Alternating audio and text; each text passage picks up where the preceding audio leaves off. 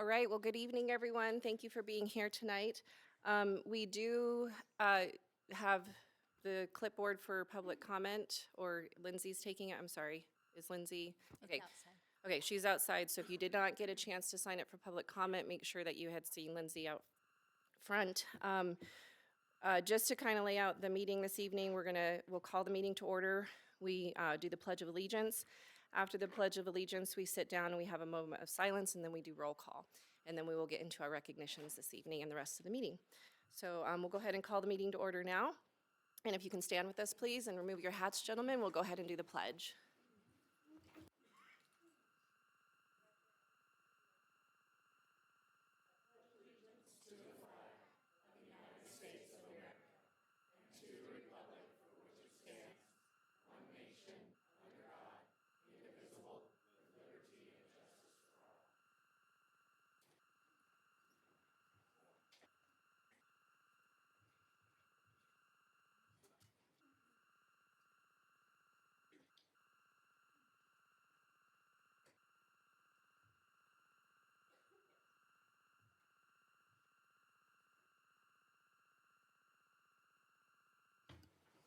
All right, thank you very much.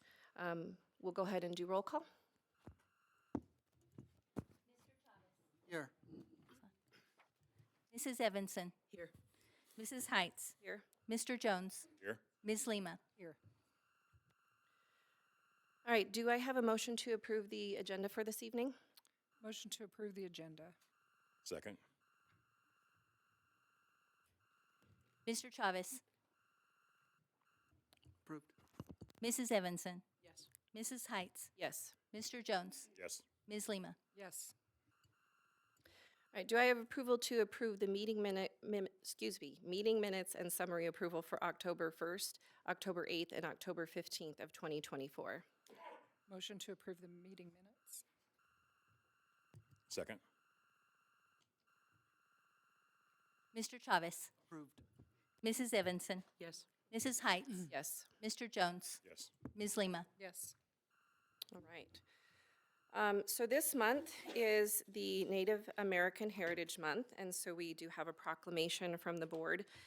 So whereas Native American Heritage Month is an opportunity to recognize the history, culture, traditions, and contributions of Native Americans who were the original inhabitants of the land and continue to play a vital role in shaping our nation's heritage and future. And whereas the Native American community enriches our local, state, and national identity through their achievements in education, art, science, public service, agriculture, and many other fields. And whereas District 51 is committed to fostering a culture of respect, belonging, and understanding by recognizing the unique perspectives and valuable contributions of Native American students, families, and staff within our schools and community.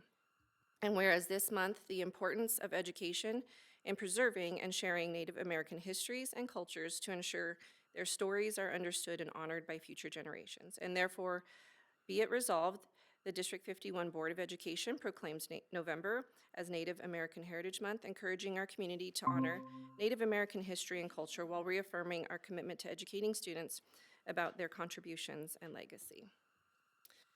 All right, and now we will go into our recognitions. So first up, we have the CHASA second place state golf winners.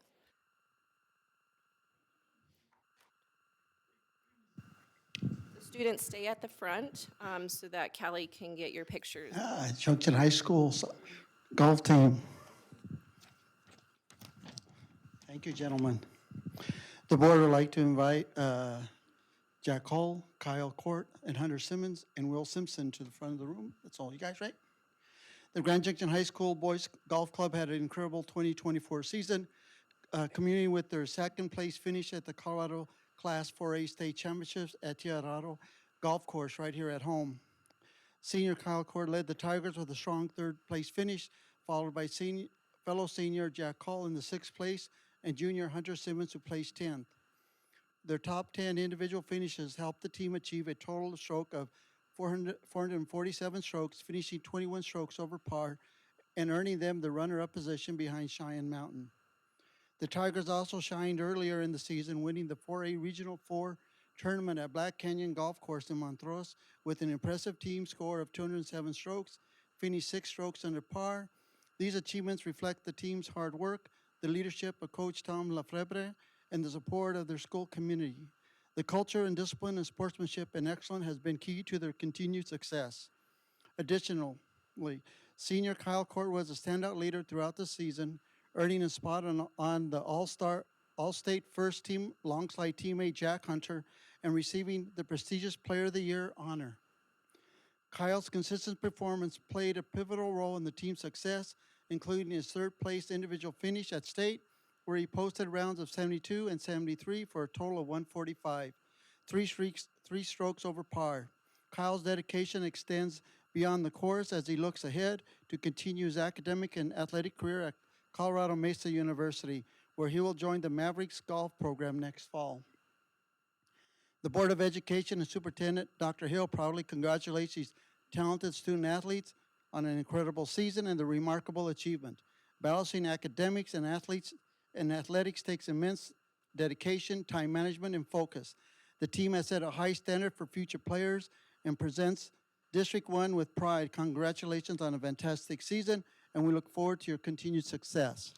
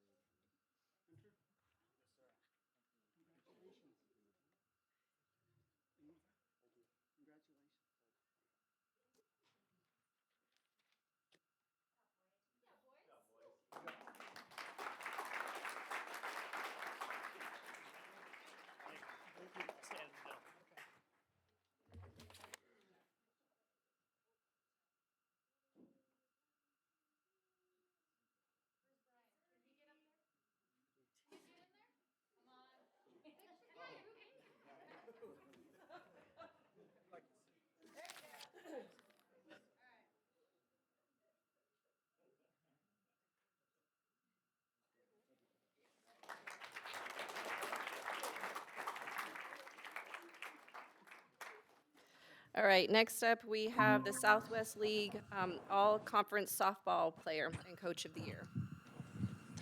The board would like to invite Grand Junction High School junior Jackson Clark and Fruita Monument High School head softball coach Adam Diaz to the front of the room.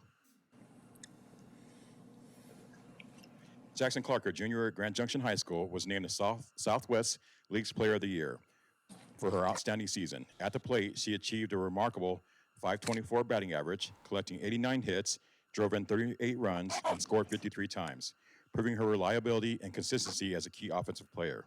Defensively, Jackson showcased her versatility, maintaining a .946 fielding percentage and stepping up pitcher when needed. Over 2 varsity seasons, she has posted a 5.73 ERA across 29 games, demonstrating her ability to perform under pressure. Jackson's talent, leadership, and work ethic were vital to the Tigers' success season, making her a force to be reckoned with in her high school softball career.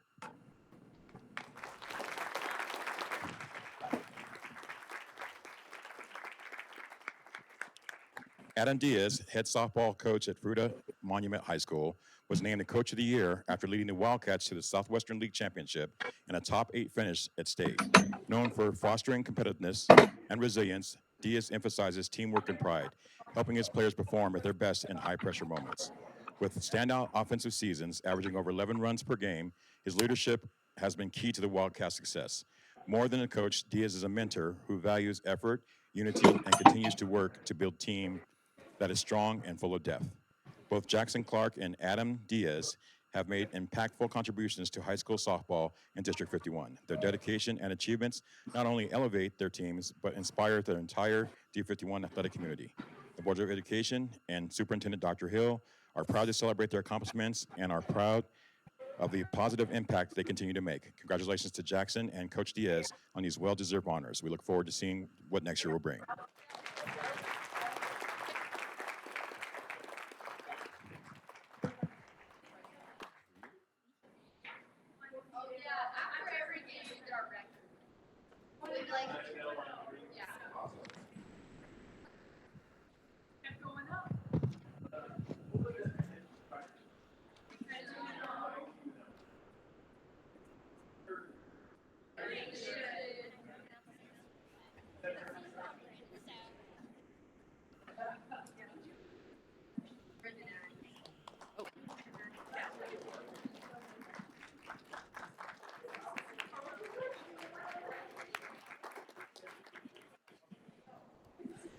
All right, next up, we have the FFA National Individual and Team Winners.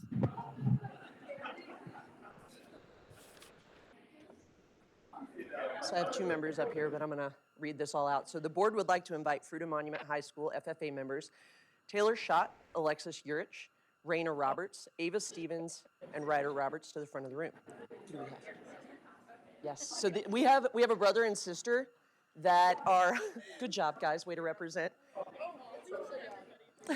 There you go. Nice to meet you. So Raina and Ryder are off at college right now, so Taylor will be accepting the awards for those two.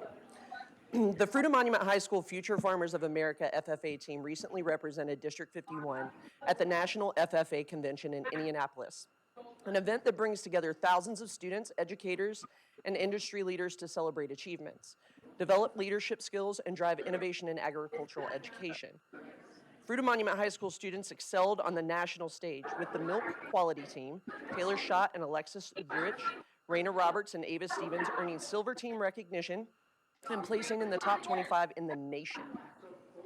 Their expertise in some interesting stuff, milk and cheese identification, defect detection, mastitis testing, and dairy industry knowledge demonstrated their passion for ensuring consumer safety and quality. Individually, Taylor Schott and Alexis Urich both received silver honors, while Raina Roberts and Ava Stevens earned individual bronze honors for their outstanding performance. Additionally, Ryder Roberts was awarded the American FFA degree, an honor achieved by only the top 1% of FFA members nationwide. Ryder is the 21st recipient in the 82nd year history of District 51's FFA program. This award reflects extraordinary dedication requiring significant community service, financial investment, and active participation at the state and national levels. Ryder also represented Colorado as a national FFA officer candidate, advancing to the highly competitive interview stage. The Board of Education and Superintendent Dr. Hill would like to congratulate these students on their achievements. They've showcased their high standards of excellence in District 51 and highlighted the important role of agricultural education in shaping future leaders of our community and beyond. Congratulations, guys.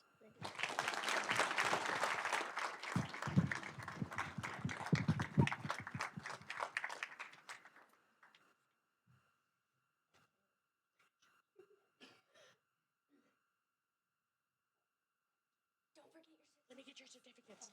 Ava. Thanks. Congratulations. Thank you. All right, and then Alexis is not. Can I give you hers? Yeah, we'll just hand them all out. Thank you. Congratulations.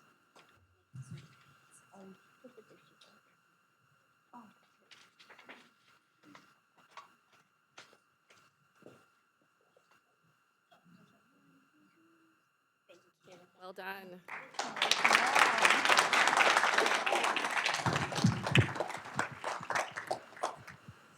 No worries. The Board of Education would like to invite Mesa View Elementary Principal Stacy Cohen to join us at the front of the room.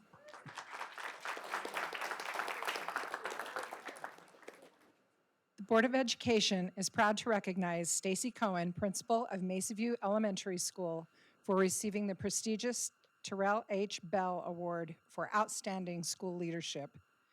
This national honor is awarded to exceptional leaders who demonstrate dedication to their schools, communities, and student success, and Principal Cohen wholeheartedly embodies these qualities. Under Stacy's leadership, Mesa View Elementary has become a model of excellence, recently earning recognition as a national blue ribbon school. Her commitment to fostering a culture of growth, collaboration, and high expectations has inspired her staff and students to achieve continued success. Stacy's ability to lead with compassion and vision has not only elevated her school, but has also made her a shining example of what strong, effective leadership looks like within D51. The Terrell H. Bell Award highlights the vital role of principals in creating thriving schools, and Stacy's selection as one of the recipients speaks volumes about her impact. It is a testament to her relentless dedication and unwavering belief that every student can. The Board of Education and Superintendent Dr. Hill are excited to recognize Principal Cohen for this amazing accomplishment, We are proud to have her represent our district on a national stage and proud to have her as a member of our D51 family. Congratulations on this incredible, well-deserved achievement.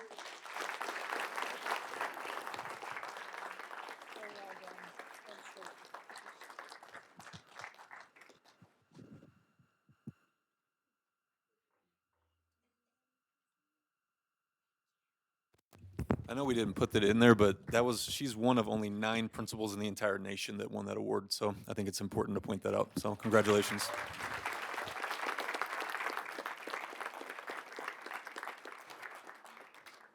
All right, thank you, everyone. So unless you're really wanting to stay for the rest of the board meeting, those of you that were here for recognitions, we'll give you a couple of minutes to go ahead and leave.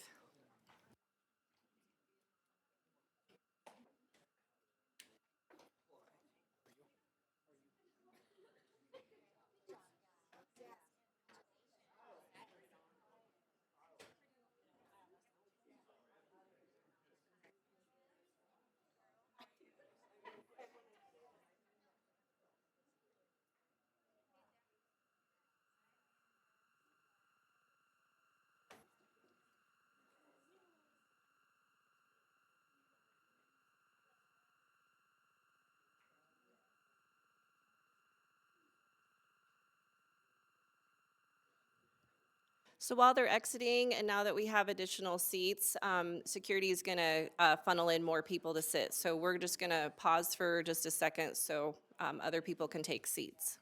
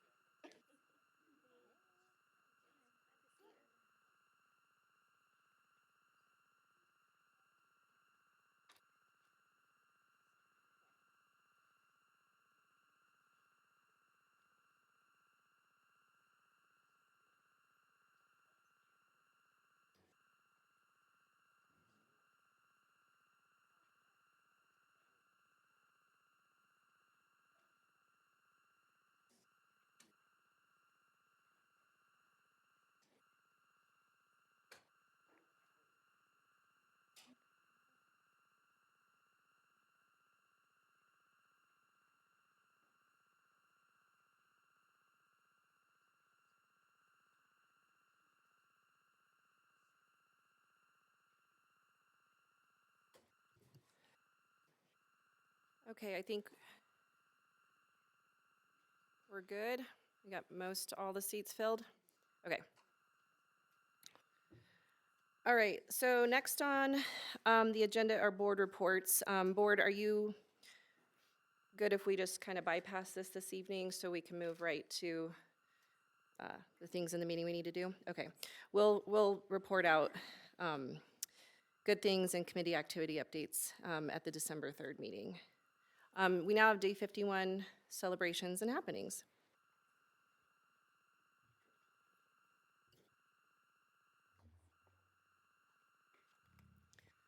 Hi, Board. I'm Sierra Colson, Marketing and Communications Specialist for D51 Schools, here to share with you the District 51 happenings and celebrations. So starting with our Golden Apple, Adam Aiden, a paraprofessional at Mesa View Elementary, was nominated not only for being an incredible paraprofessional, but also for being a true champion for our kids. He goes above and beyond, taking on extra duties to connect with students and even joining them at recess for some fun and play. His dedication to seeing the best in every single one of our students makes a huge impact. Thank you, Adam, for everything you do. You're truly appreciated. This past Saturday, over 300 4th through 8th grade students competed in the first LEGO League Challenge qualifier tournament at Fruita Monument High School. They used their STEM skills to design, build, and program robots to tackle challenges inspired by this year's submerged theme. A big thank you to Chevron for being such engaged and supportive community partners and for your generous support through the District 51 Foundation, which made it possible for 42 district teams to participate in this tournament. Nothing says sweet quite like every teacher and staff member at School District 51 receiving a box of Enstrom's famous toffee. That's over 3,500 pounds in toffee. Thank you to Enstrom and the Simons family for this generous donation and for your continued support of our schools, teachers, staff, and students. This week, first graders across the district are receiving a special gift from our local Rotary clubs. 3 brand new books for each student to take home. These generous donations help spark the love of reading and provide our young learners with the tools they need to succeed. Thank you to all the Rotary clubs in our community for your incredible generosity and support of our students.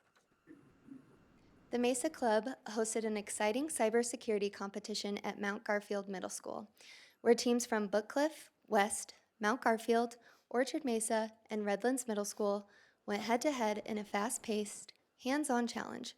Each team had 1 to 2 members acting as computers and 1 to 2 as routers, tasked with sending and decoding encrypted messages provided by the judges, simulating the roles of these key components in a network.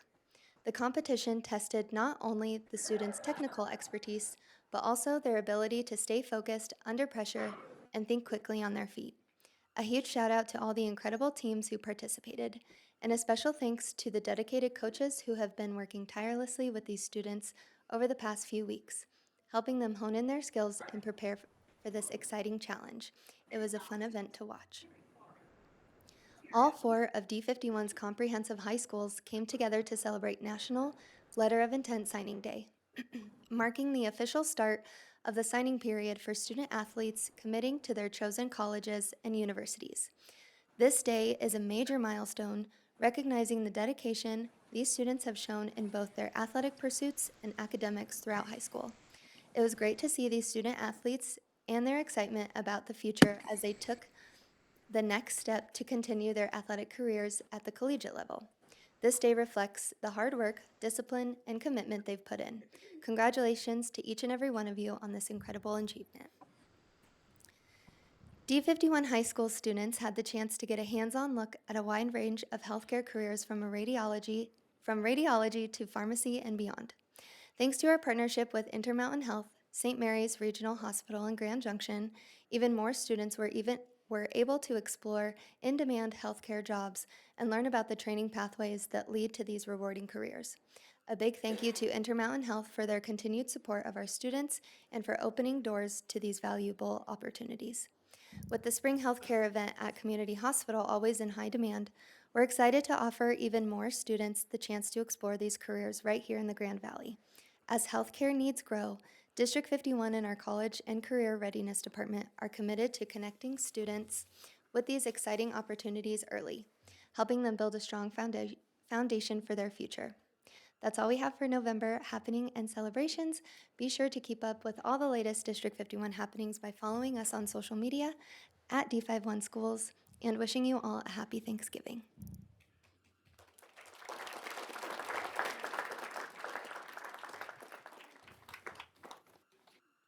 All right, thank you.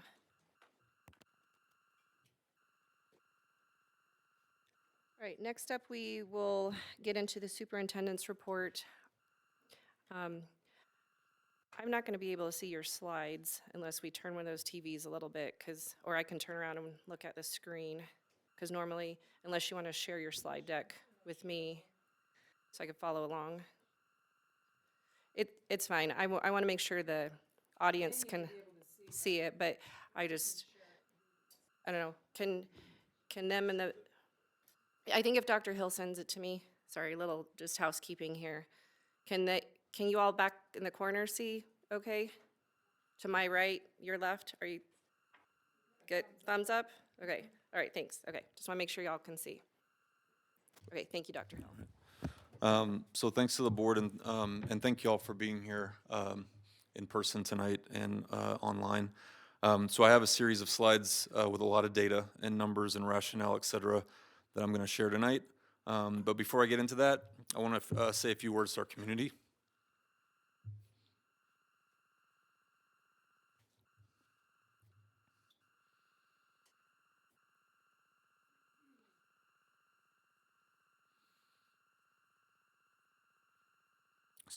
Sorry.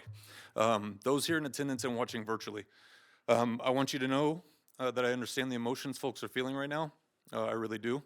The pain, frustrations, I get it, and I understand it because we share in those feelings with you. No one wants to be in a situation where they are having to close schools. Regardless of how well you cross the T's and dot the I's, this will never be easy. It will never be the preference, and it will never feel good, and it will never be perfect. You feel that way, I feel that way, I know this board feels that way too. Regardless of what you may have thought walking into this meeting, that is the truth. I didn't become a teacher and a leader in public education because I want to close schools. No one wants to be in the situation we are in, but it is the situation we find ourselves in as a community, and it's not any one person's doing. I mentioned the words community and we because that's what we are. We are a community, and when one part of our community hurts, we all hurt. I know that many of y'all are hurting right now, and I wish I could change that. It hurts me to think that I've contributed to that hurt. I can't control the circumstances we find ourselves in, but I can, as your neighbor, empathize with your situation. We all can. Because all of these facts and figures I'll present are people, behind all these facts and figures I'll present are people, kids, teachers, staff, administrators, families. And while the presentation may seem cold in the sense that it is focused on the data, I want you to know that we understand the people behind the data, and we understand the impact these decisions have on the people behind the data. So as I present this information, I want to ask two things from our community, here and online, and you can take them or leave them. One, I hope for just a little bit that you'll lower your armor you may have walked in here with, take a deep breath, and truly be open to hearing, processing, and trying to understand the data that is behind the presentation. I'm not asking you to like it, but I'm asking you to try and better understand it so that we can all approach the situation with the same background knowledge and a better understanding. And two, whether it be tonight, tomorrow, or the next day, I ask that we think about our words. Words have meaning and they have power. Words can build others up, and words can break people down. And at the end of the day, we're all members of the same community that we all love. I'm sorry.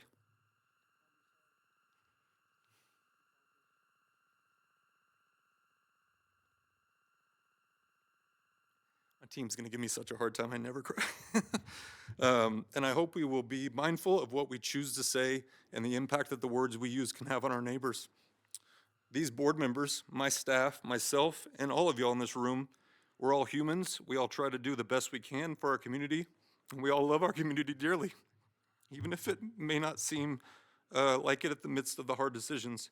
I want to encourage all of us to be tough on the problem, but not on the people.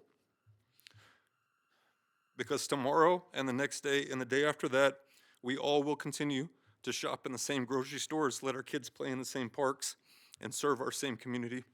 And I hope that while we process these emotions, that we are feeling, that we don't let them get the best of us, and that we don't use it as an opportunity to break one another down.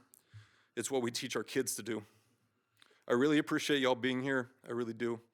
I appreciate the love you have for your school communities, for our school communities, and I hope you know that we will continue to love and appreciate one another tomorrow, regardless of what decisions might be made here this evening.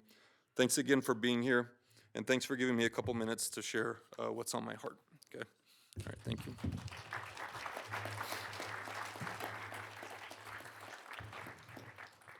I apologize. Okay, we've got a lot of slides, and so I'm gonna try to go through these, and I'm gonna pause along the way if board members have questions. So some of this information is gonna be information that y'all have already seen, but I know we have some folks that haven't, haven't been a part of a lot of these conversations, so we wanna take some time to make sure everybody understands where we're at. So if we're talking about elementary declining enrollment, obviously, we had a EDEC committee that we put together, and this was the problem statement. I want to remind folks of that problem statement. So current declining student enrollment negatively impacts D51 resources and infrastructure. The impact limits D51's ability to assemble the critical resources infrastructure to adequately support and implement the strategic plan. And we desire to reallocate resources to create safe, successful classrooms for students and staff. So that was the goal with the problem statement for the EDEC.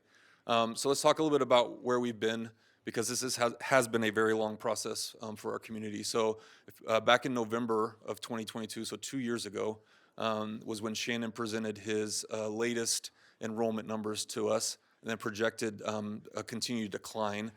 December of that year, we presented that information to the board, and then board members agreed that we would explore different options, including school closures. Obviously, East Middle School was closed that March, and the board charged the district staff to create a committee to address declining enrollment at the elementary level. So we pushed pause on elementary, and we focused on the East closure. The board voted 5-0 to approve that resolution to explore pathways that were presented by the Declining Enrollment Committee in October 2023. So we put that committee together. They met, and I'll talk a little bit about that later. And then in October, the board voted to move forward with those 5 pathways, one of them being closures. Obviously, this last December, a little less than a year ago, we closed Fruita 8-9. And then in February of this current year, I made the decision to delay the elementary school closures because of the timing. Doing a closure in the spring is really hard on really everything.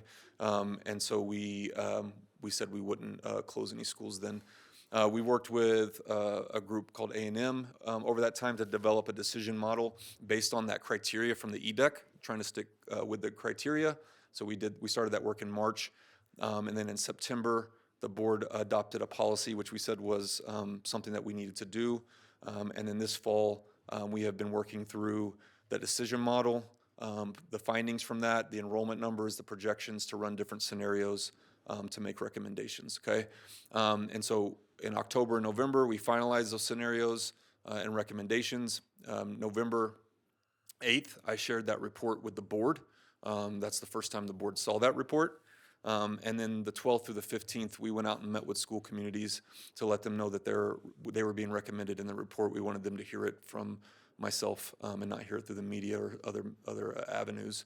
And then on the 15th, we released the report to the public with the recommendations.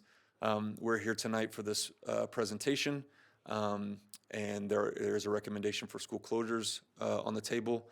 And then, depending on what happens, if there's a decision that's made, we'll finalize boundaries in December. We'll engage with families at the impacted schools throughout December.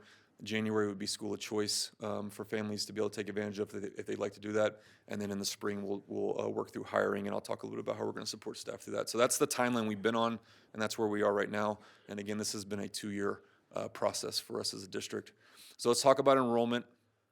Everybody, I think, at this point realizes that we have been declining in students over the last few years, since 2019. We've lost over 2,000 students, and I say we've lost, we have less students within our county, and we've also declined as a district.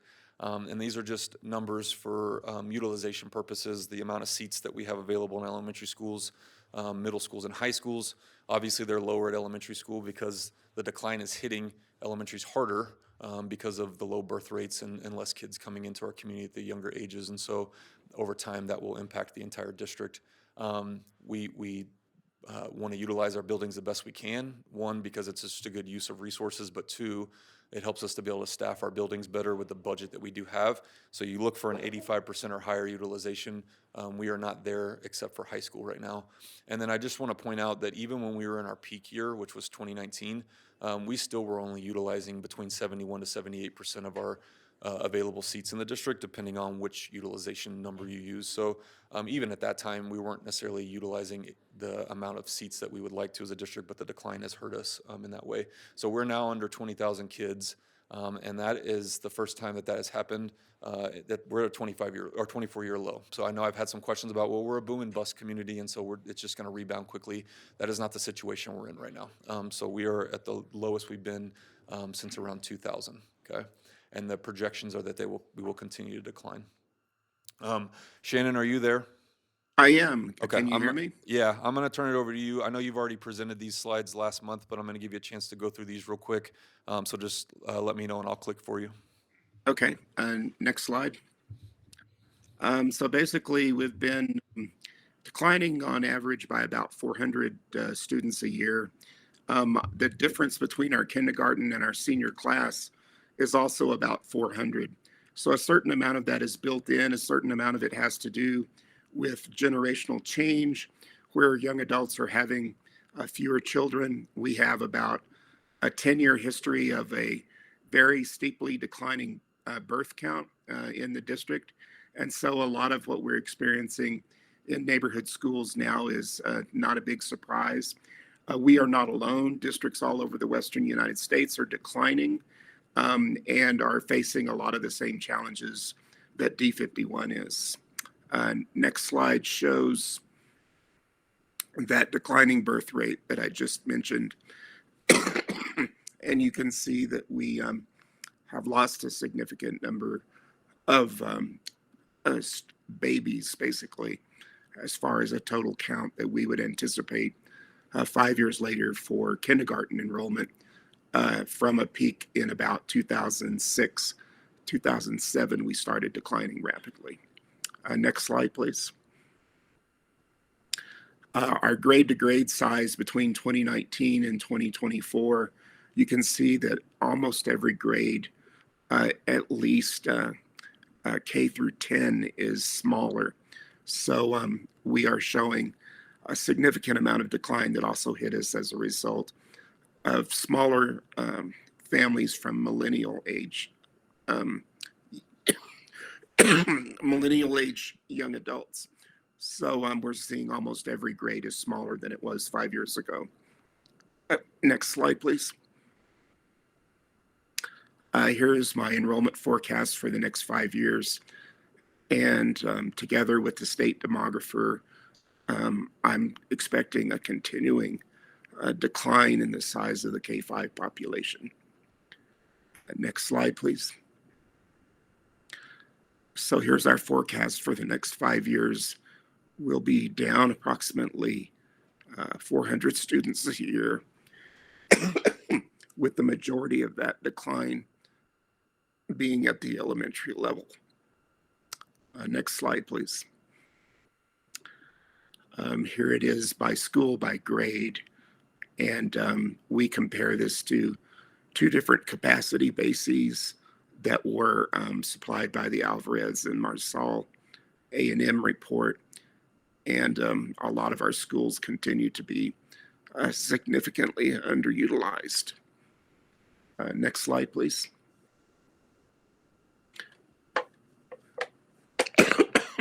Here's our 2025 forecast for secondary schools, and you can see that we're doing better. We're more efficient at the secondary level. Most of our underutilization is currently concentrated at elementary. Next slide, please. Here is an 8-year forecast. We, together with the state demographer's office, expect this trend to continue for at least the next 8 to 10 years as family size stabilize in the Western United States. Most demographers that are looking at school enrollment all over the country are also forecasting a continual decline, even on top of significant new housing growth We do monitor new housing growth all over the district, and we're just not, excuse me, getting significant amounts of new children from new housing. Next slide, please. Here's the same data for secondary schools, and you can see our utilization numbers are a little bit higher, and we're doing a little bit better at the secondary level. But we expect to continue to decline at a lot of our secondary schools. Next slide, please. So, and I'm going to walk through these slides. These are the state demographer's slides, and she wasn't able to join us virtually. Shannon, real quick, just because I know we'll probably pause throughout if there's questions. I know there was a question about the projections, especially for the Redlands area. I know there's been some questions around Redlands 360, and are we expecting a lot of kids to come from that area? And I know before you had said that you thought we might be able to yield a lot of students from that area, but you've changed in your projections there. And I know they're all projections, but can you maybe speak a little bit to those current numbers that you have and how you came to those? So we were working closely with La Plata Development, the developer of the Redlands 360 project, and had some pretty good phasing data that was performing fairly well. Unfortunately, 80% of the units in that development are priced over $600,000 per unit.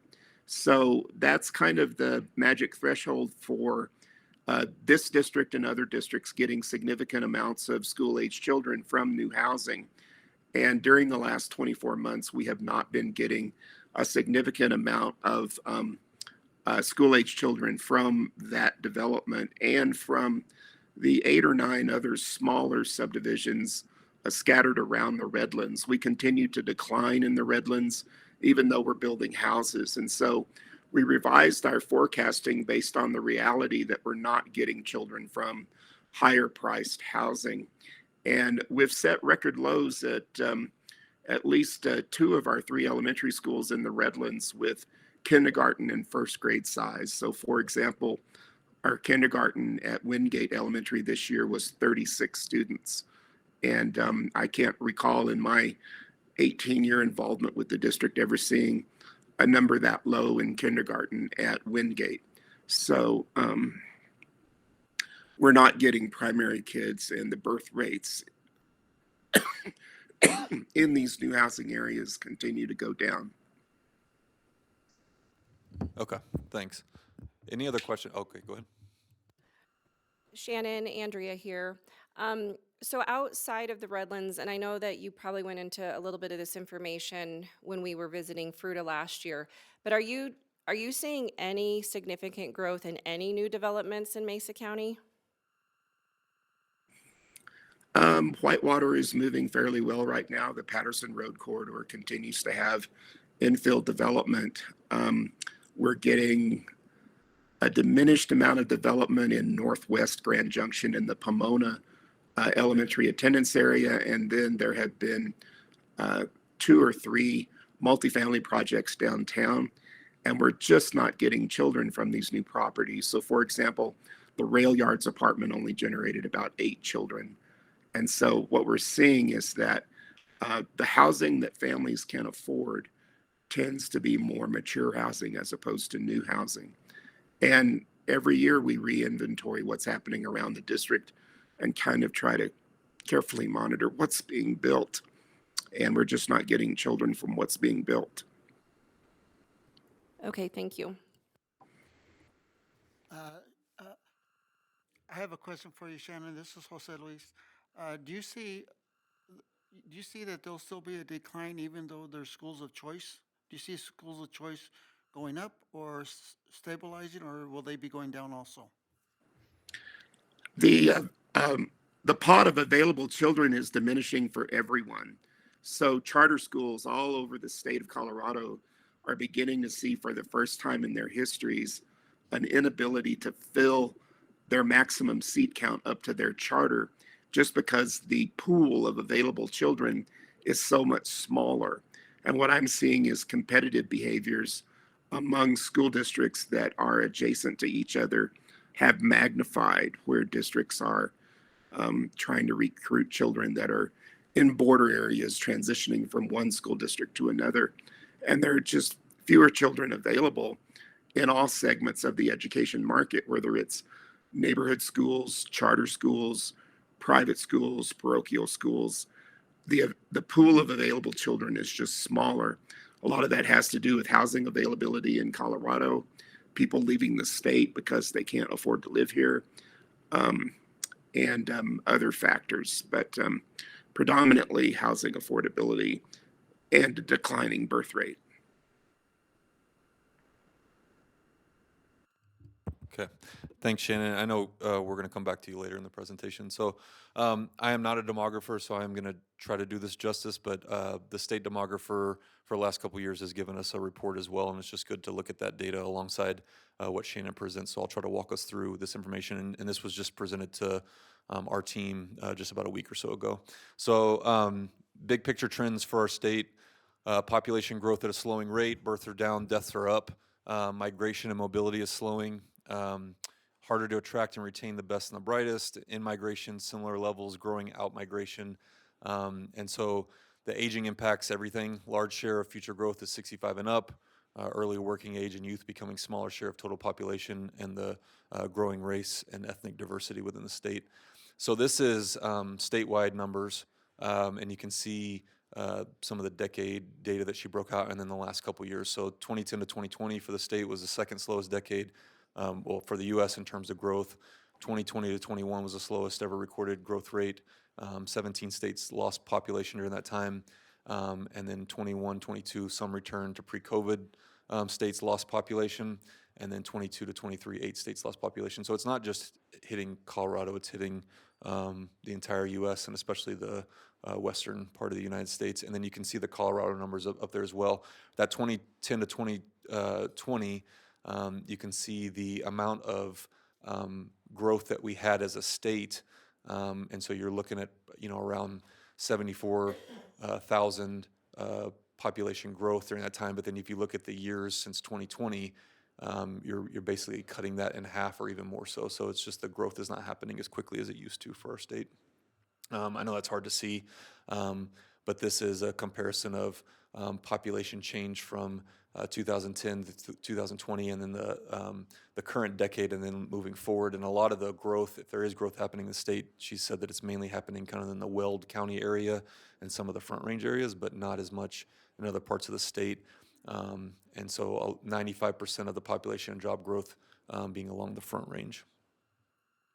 This is Colorado's population change over time, and so you can see the natural increase is the blue, and then the net migration on top of that. And so as Shannon mentioned, with birth rates going down, we're seeing the natural increase dropping as well over time, and then also the net migration dropping as well. And we'll talk about age groups in a second.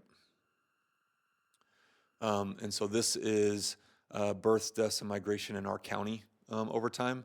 And so as I mentioned before, the births are down, deaths went up, and then that net migration, you can see the trend line over that as well. And then you can see the difference in births from 2008 in our county to 2023, that drop as well. So again, births down in the U.S. compared to a peak in 2007. Population under 18 has declined by over 1 million over the decade. Again, 27 states lost population under 18. In Colorado, births are down 8,000 compared to a peak in 2007. And so, again, it's happening across our state. It's not just Mesa County. This is something that we've shared before, but it's comparing the 2000 to 2010 decade and then 2010 to 2020. And this is migration by age. And you can see that the last decade, the 2010 to 2020, a high percentage of the in-migration to our community was in the 55 and up age group, and not as much in the younger age group. And so while we are seeing growth in our community, and I think that's why it's maybe been confusing to some folks, is, well, we're growing as a community and we have more people moving here. They're not necessarily of the age of bringing kids with them traditionally. And then again, Elizabeth would talk a lot if she was here about how much jobs drive that growth or not. And so this is Colorado new jobs and net migration projections over, or where we've been and where we're headed into the future.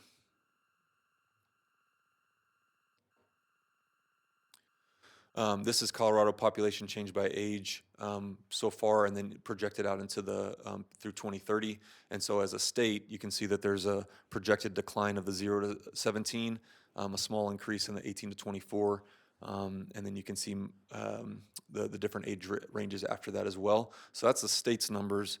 But when you look at Mesa County, we're projected at a decline in both the 0 to 17 and the 18 to 24 over through 2030. So we are projecting to decline in those areas and the 45 to 64, but we do have some growth in the other age ranges.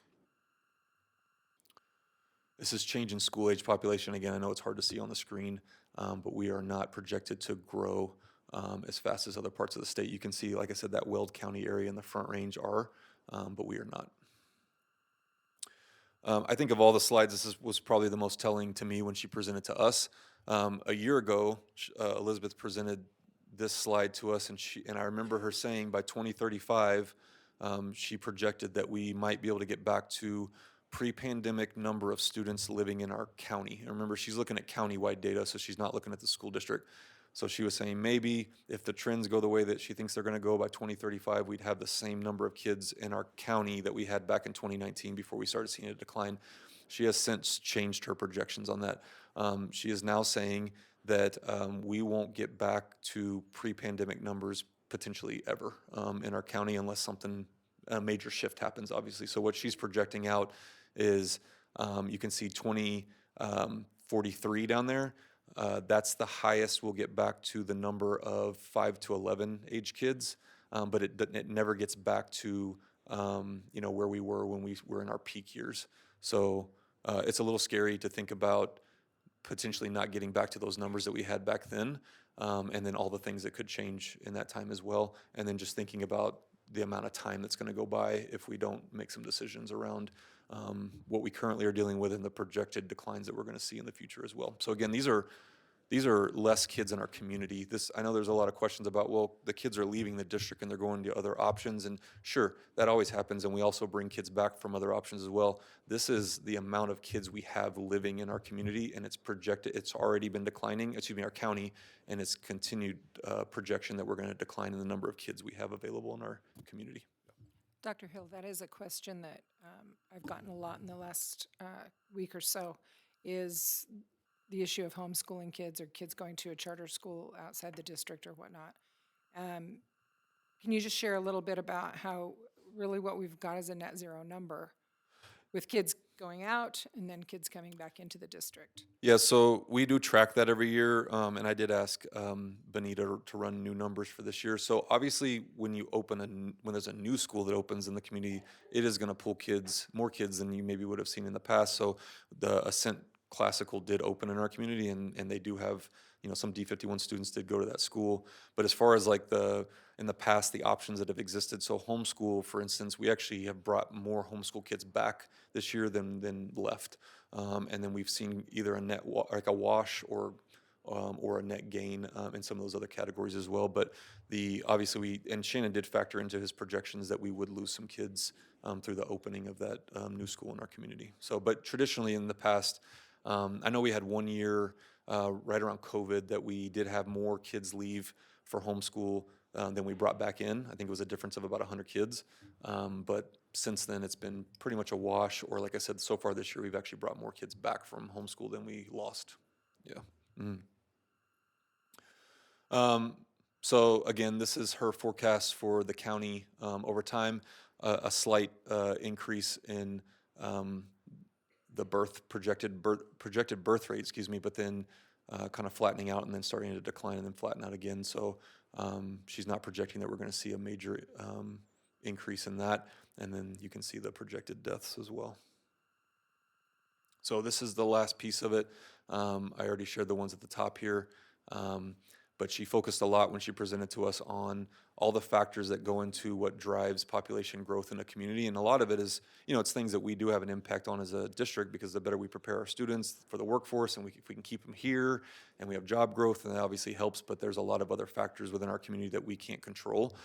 Things like the labor force, job growth, affordability, things like that are going to decide whether or not we bring in more families to our community or not. So that was the state's demographer's presentation. This is back last year when we were presenting. I just wanted to highlight that also, Mesa County also looks at these numbers, and it's just more of a confirmation that they're seeing the same thing, obviously. So this is from last year. I do want to highlight that because they came and presented to us. But if you remember back when they presented to us, they highlighted the births being down, decreasing birth rate for the last 15 years. And then the contributing factors that they mentioned were greater access to birth control, and then the inward migration of older adults, like I mentioned before, contributing to that. And then this, again, it's kind of hard to see on the screen in front of us, but you look at Colorado versus Mesa County on the net migration by age group, and you can see the 0 to 44 versus the 45 and up in our community. We're just getting the proportion of adults 45 and older moving to Mesa County is significantly different from the rest of the state. So we're seeing that growth, but it's coming from an older population. And then this was their natural increase in net migration in Mesa County over time as well, which matches what Shannon presented as well. Okay. And then over time, this percentage of the population by age group in Mesa County, older adults are making up a greater and greater share of the population within our community, which has an impact on us. Okay, so that's all the projections and the information that y'all have seen. So talking a little bit about why does that matter? What does it mean for us as a school district? What are the financial and staffing implications? So I've shared this a lot, especially if you heard my presentations during the election season. But we are funded on a per pupil basis. So the state sets the amount that we get per kid, and then the amount of kids that we have, we get money from the state on a per pupil basis. So when you lose students or you decline in students, that is a loss of per pupil funding for our school district.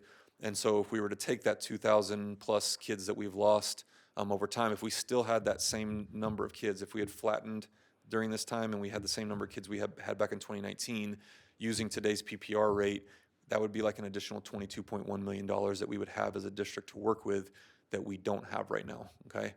So it's obviously had a financial impact on us as a school district. And then I've talked before about this, that we just as a state rank pretty low when it comes to school funding. And then we rank 174th out of 178 school districts on a per pupil basis. And I know we had questions during the campaign season of like, well, how do we make that, my property taxes are going up. So that means that the school district's getting more money, right? Like our property taxes keep going up, you're gonna get more money. And really, I've told people to think of it like a pie. The size of the pie, which is our funding from the state, it's set at the state level. We don't get to influence that. And just because our property taxes go up as a community does not mean the pie gets bigger for us. We don't necessarily get a benefit from that. What changes is what percentage of that pie is coming from local taxes and what's being backfilled by the state. So as our property taxes have gone up as a community and we've all felt that impact, it didn't mean that we got more money as a district. It meant that the state backfilled less funding and the local share increased. And so I think that's also important to clarify, that we have not seen an increase because of property taxes going up for us as a district. And Dr. Hill, what's the probability of that changing? I mean, we're at the bottom end of the funding scale. Yeah. I mean, what are the chances of that changing in the next, say, 5 years? So the way I kind of shared during, again, when I was given a lot of presentations during the Bond and Milk campaign, was really the only two ways we're going to impact that is either there's a change in the formula at the state level, which there's been some adjustments, and Mel's going to share some data in a second that's not promising, or we pass things like mill levy overrides, right? Local communities contribute more local dollars, and then those local dollars stay. So even though, and I want to be clear about this, and we talked about this during the campaign as well. So passing the mill levy override that we passed 4B this year was great. I'm super appreciative of our community for that. That did not give us any new money. That just allowed us to keep what we already had. So that 2017 mill levy override was set to sunset soon, and so what we did was we removed the sunset from that. But we're not getting new money because of that. We're getting the same amount of money that we got before, and all the costs of those things that we're paying for out of those dollars have gone up. So I just want to clarify that as well. So really the only way you're going to impact this is either there's a change at the state level, or you pass more mill levy overrides in your community and you bring in more dollars for your community there. And like I said, Mel will share a little bit about what the governor's budget's looking like for us, which is not promising. So again, that's how we staff buildings. Staffing allocations are assigned to schools based on the student counts, and so schools are able to staff the school needs within those set parameters. So there is some autonomy at the school level on what they want to use that FTE for, but there's obviously some guardrails with that. And so allocations are systemic staffing equivalents, which consider the number of hours worked and the average cost of position. So we staff our buildings based on the number of kids in the buildings. And so just to give an example, and I know I shared this last month, but the reason why we even looked at a closure to begin with East. So at that time, if you were to go back in time, initially with the pre-consolidation or pre-closure for staffing for middle schools, we were projected to be overstaffed 22.8 positions in the middle schools, right? And then you can see where the other overages were at that time. And so the average classroom SSE for a school, so teachers classified as support for a middle school, was about 26.5. So you're talking close to a whole middle school's worth of staffing that we were overstaffing at the time. And 7 of the 8 middle schools at the time were overstaffed based on projected student counts ranging anywhere from 2% to 23%. So we were having the same issue we're seeing at the elementary schools we were having at the middle school at that time. And then due to prior reductions and use of temporary funding, addressing that level of overage while maintaining all buildings would have required cuts to academic programs and student supports. And at the time, if you remember, we were hearing from middle school principals saying, I'm having to cut tech ed and other programs because we're not staffed to be able to offer those. So we were hitting a breaking point with middle schools. And so when we closed East, which obviously was not an easy decision to make, but what it did was it recouped about $1.3 million worth of reoccurring costs that we were spending at that time. And then also in addition to East Middle School savings for SSC were reduced at other schools not directly impacted by the closure for about $300,000. So you're talking about $1.6 million of the $1.9 million of unfunded positions. So it was a reduction of a school. The students went to new schools that were better utilized then. We staffed those buildings accordingly, but then we weren't using dollars for these reoccurring costs, and we could put those monies back into other needs in our district, like salary increases for teachers and things like that. In addition to salary increases, it also allows us to keep programming. Right, yeah. And that to me was a really big deal, to make sure that we can continue to keep high-level programming in our schools, not just kind of a bare bones school system. Right. And at the time, this is old, obviously, but at the time, I think this is just showing that by closing the school and then moving students into other schools, instead of reducing FTE at buildings, we were actually giving staff to buildings because they had an increase in students. So we've gotten that question too, where you're going to stick a bunch of kids into schools and then you're not going to give them any more staff, and the class sizes are going to blow up. You staff the buildings for the number of kids that you have. So if there's an increase in kids, then you increase the staffing in the building moving forward, okay? And then when we closed Fruit 8-9, it was a similar situation, right? In that area, we had a decline that was happening over time. We were overstaffing by 9 FTE in those secondary schools out there, and it was projected to continue to be an issue. And so if you're at the time, the average salary with benefits for a teaching position, which is what we use for 1 FTE, was around $90,000. And if you multiply that out, you're talking close to $800,000 worth of overages in that Fruita secondary schools, and that wasn't sustainable. And so we were using some ESSER funds and some other things to try to subsidize that, but knowing those dollars were going to run out, we had to make a decision out there as well. And so based on those projections and the declines we were already seeing, we were projecting that was going to grow the following year as well if we didn't do something. And so subsidizing those projected declines, the decline in enrollment and subsidizing those positions due to that, that number was going to grow to about $1.2 million in unfunded positions from the $800,000. And so we knew we needed to do something. So after the closure of 8-9, which again, these are never easy decisions, but moving to a traditional 6th through 8th and a 9th through 12th out there, we recouped about $2.1 million in those unfunded positions that, again, we could put back into people and programs in our school district. And then we've been able to do a lot with our dollars over the last few years, and I appreciate the work that's happened throughout the district to make this happen.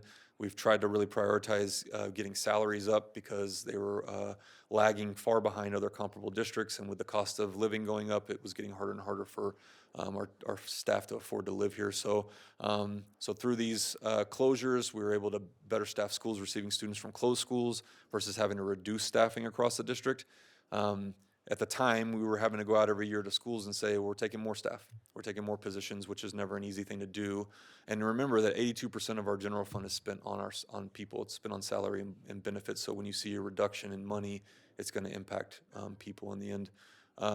So by not spending money on subsidizing unfunded positions at the middle school and high school levels, with a smart use of those one-time dollars, we have made a reduction also of about $1.3 million of central office staffing, plus the application of new dollars from the state towards better teacher pay. We were able to prioritize competitive teacher salaries for our staff. And so starting teacher salaries, we got it up to $50,000, a little over $50,000. That's a 33% increase since 2020. Still behind other comparable districts, but at least we're in a better position. We moved to steps and lanes. And so we were able to, through that process, see an average teacher salary increase of close to 40% over that time, because we're paying staff for continuing education, which is good. So we've been able to do that as well. And then I just want to highlight the work of our CFO and their team to build up our reserves. An organization our size, you should have about 3 months worth of payroll in reserves for situations when you need to dip into that, but those are one-time expenses, right? And so we had at one point just about 5% in our reserves, and we've been able to build that up to get to a healthy level, which is good. So we have now met the objective of maintaining at least 3 months of payroll, which is a positive for us. And so if we need to use those dollars, we can, which, as example, we did that this year. We had to dip into reserves because we didn't close elementary schools, and we funded those unfunded positions at the elementary level, but we can't keep doing that. So that's important to highlight as well. So why does all this matter? So current staffing, we are currently overstaffed by 30.5 FTE as a district, and 26.7 of that FTE is coming at the elementary level. Okay, so those are staff in our buildings that we don't necessarily have the kids for currently, but we're still maintaining as we were going through this process. And we're projected to decline in student enrollment by 482 students next year, with 277 of that happening at the elementary level. So that number is just going to grow.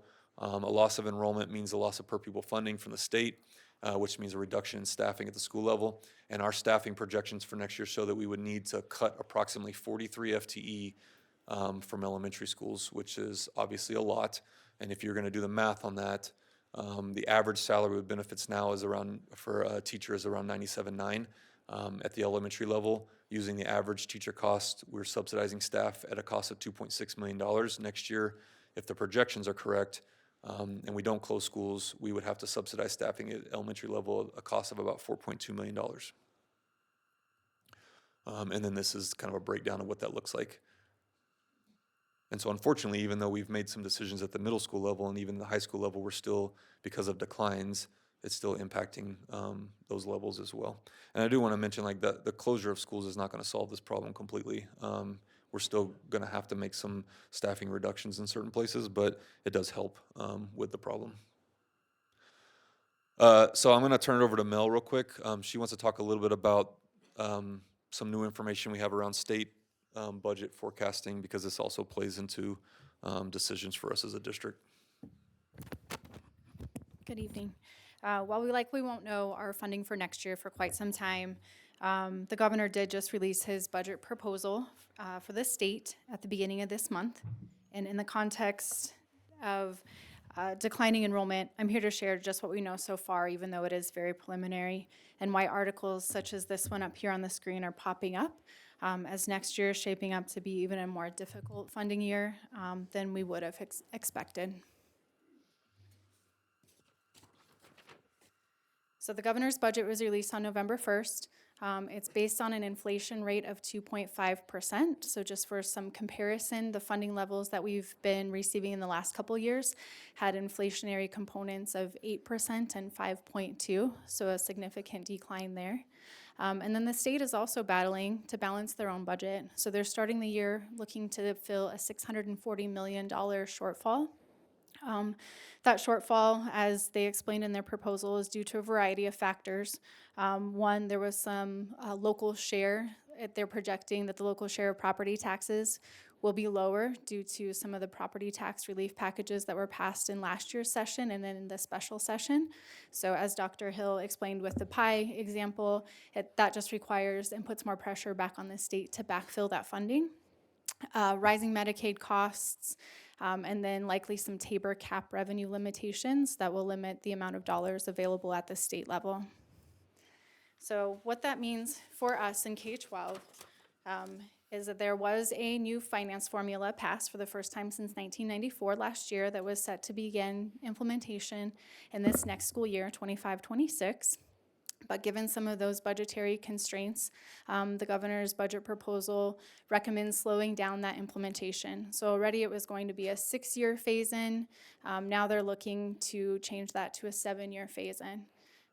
However, something that wouldn't be phased in is the elimination of funding for average student counts, which would end entirely beginning in next year in 25-26. Our current funding formula has long provided a 5-year average student count. We've relied on that heavily during this time of declining enrollment, and we already knew that the new formula passed last year would have allowed for up to a 4-year average student count, so that was already going to be a hit.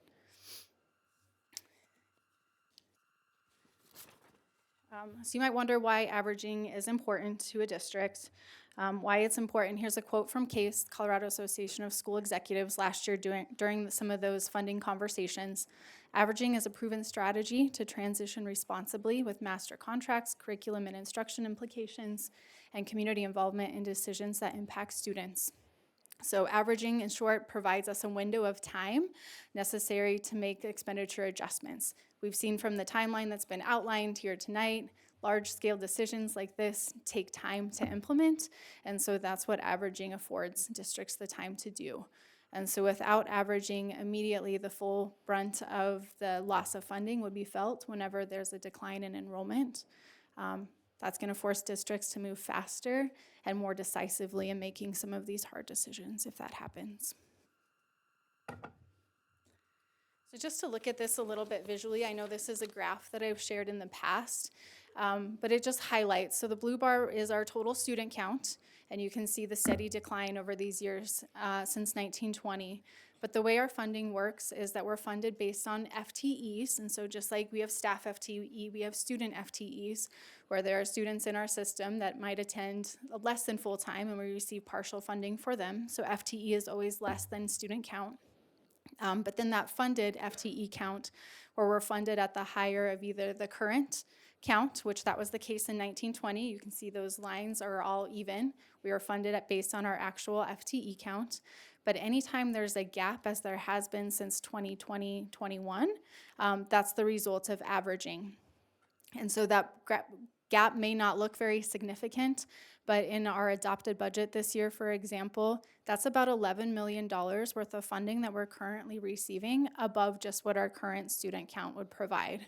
And so it's been very important, but you can see the sharp decline then if that averaging window is closed entirely next year in 25-26, where that's about an 8.4% reduction to our funded FTE count just right off the bat.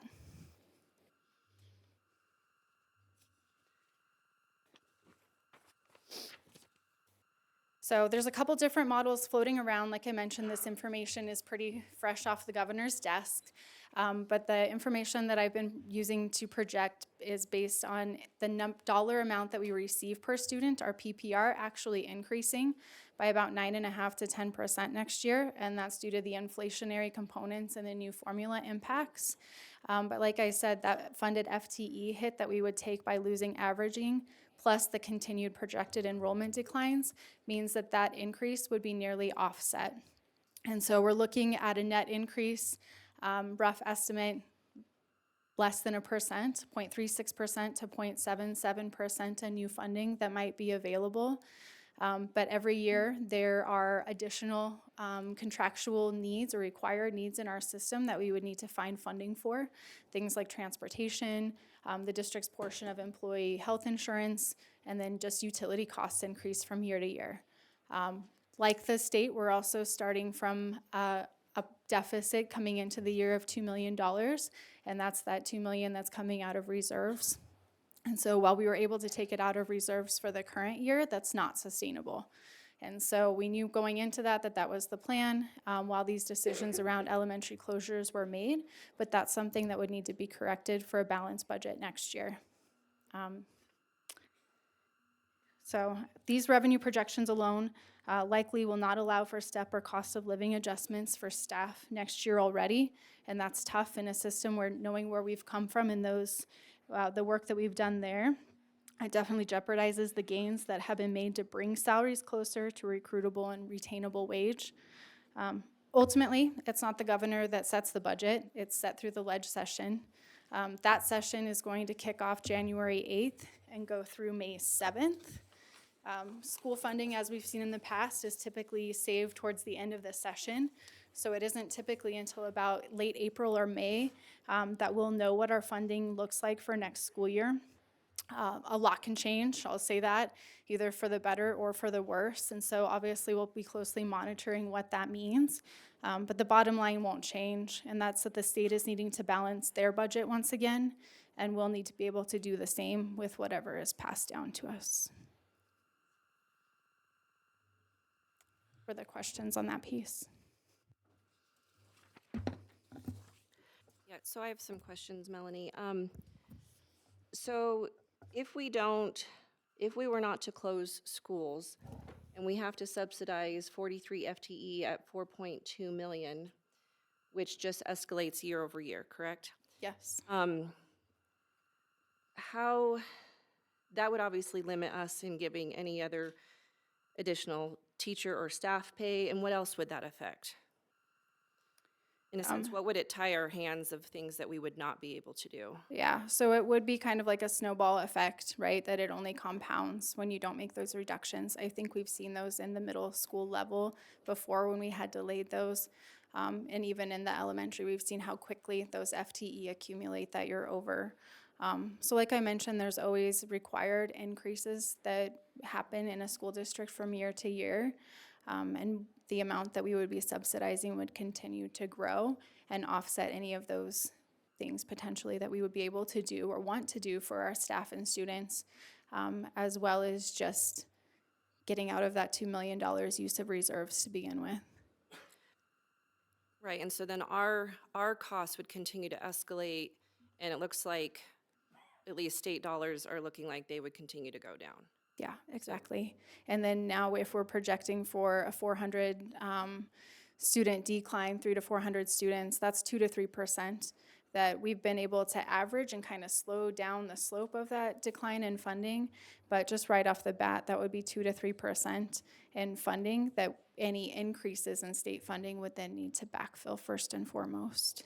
Okay, and so then if we went back to our community and asked for a mill levy override to offset the entire cost if we did not close schools, what does that look like? What does that ask look like? And what would that cost our taxpayers as far as additional property tax?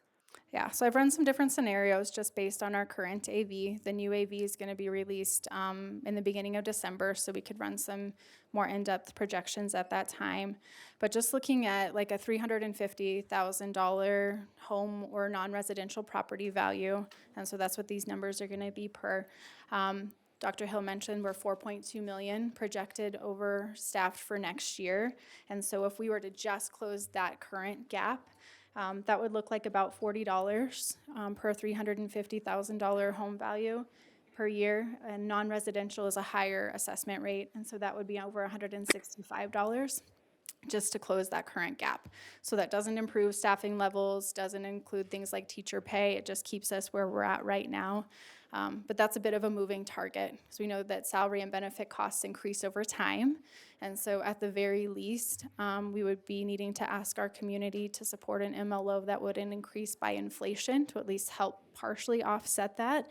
Currently, we only have one MLO that does that. The other two are for a flat amount. So that would fill the current gap, but not the increasing gap in future years. If we would likely need to go back to our community as the declines continue.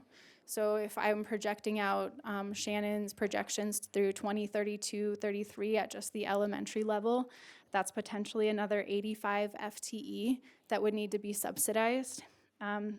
So in today's dollars, that could easily be another 8.3 million on top of that 4.2. So very quickly, we could be looking at $12.5 million that we would be asking our community support just to continue doing exactly what we're doing right now. And so that, for instance, $12.5 million would be almost $120 per $350,000 home value, and almost $500 for non-residential and commercial for that same $350,000 value. And that doesn't actually, so that keeps us where we are, but that doesn't actually produce more dollars to put resources back into schools, right? That would just help us kind of stay at the level we're at. Yep. But for instance, when Dr. Hill was speaking about at the middle school level, when we had to, when principals were cutting tech ed or interventionists or whatever, so none of those things would be added back into the schools at that mill levy amount. So if we wanted that, we'd have to ask for even more. Right, and I think that's a tough sell. I mean, typically when we're going to a community, we're asking them for additional dollars in order to provide something better, something more for students. But this would just keep us where we're at right now. Okay. Thank you, that's helpful. Thank you.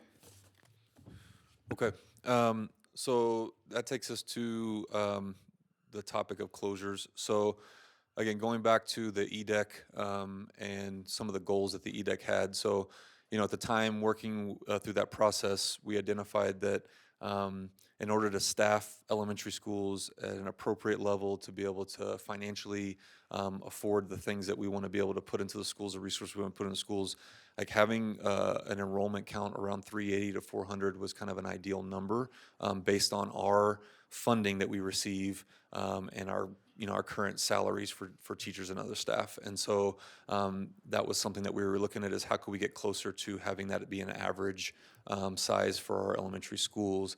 And you can see the numbers on the screen there that based on enrollment projections for the upcoming school year, the amount of schools that we actually have at those different levels, 3 schools being above 400, 14 being between 300 and 400, 6 being between 200 and 300, and then 2 schools being below 200. And so when we went through this process, principals shared a lot about the importance of consistent staffing, having to kind of do cuts one year and then maybe you get something back or you don't. It just makes it really hard. Also, it hurts with hiring and retention of staff in their schools. And so this has become a challenge over time. And over the last few years, due to limited resources with declining enrollment, it's just become a compounding issue.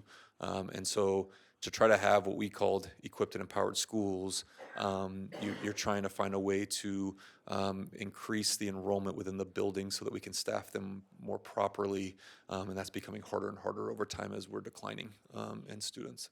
And I want to point out, closures alone is not going to be able to solve this for us. It just was the most viable pathway that the EDEC identified through the process. So the recommendation is to move closer to a right sizing of the district by closing elementary schools now so that we can better utilize and staff the remaining schools in the future. So again, like we talked about with East and Fruit 8-9, you're relocating students from a closed school through a boundary change and boosting enrollment at the receiving schools. You add staff into those receiving schools as opposed to reducing the numbers of staff there. We would still need to reduce FTE at the elementary school level, so I want to be clear about that. These closures don't solve the entire problem at the elementary level, and based on projections, we'd still have to reduce about 16 in the schools that aren't impacted by this, because there are not the students there to warrant those staff. But the closures would help with not having to reduce that even more, like the numbers that we shared a while ago. And so, but the schools that receive students would see an increase in FTE as opposed to a reduction of FTE.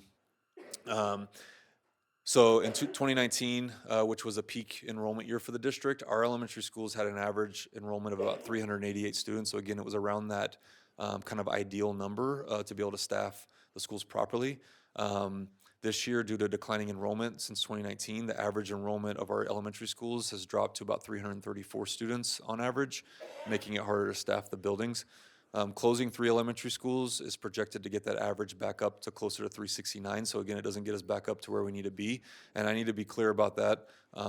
Closing 4 elementary schools or even 5 would help to get us closer to that ideal number. But we ran the numbers and we were worried that if we closed more than 3 that we would have to go through a reduction in force, and we did not want to lay off teachers through this process. So the recommended amount of closures at this time was 3, knowing that that is not going to get us to the numbers that we need as a district. So we're still going to have to make some reductions of staffing FTE in other schools along the way. And we're going to have to continue to keep an eye on this over time, obviously. So let's talk about the individual schools. I do want to separate out, because Nisley is not a recommendation made because of the EDEC criteria. I know I shared all this in the report, but the closure recommendation for Nisley is a recommendation outside of the elementary declining enrollment process. It still follows the policy that the board passed, because within that policy, we mentioned that schools could also be closed for other reasons, including academic underperformance.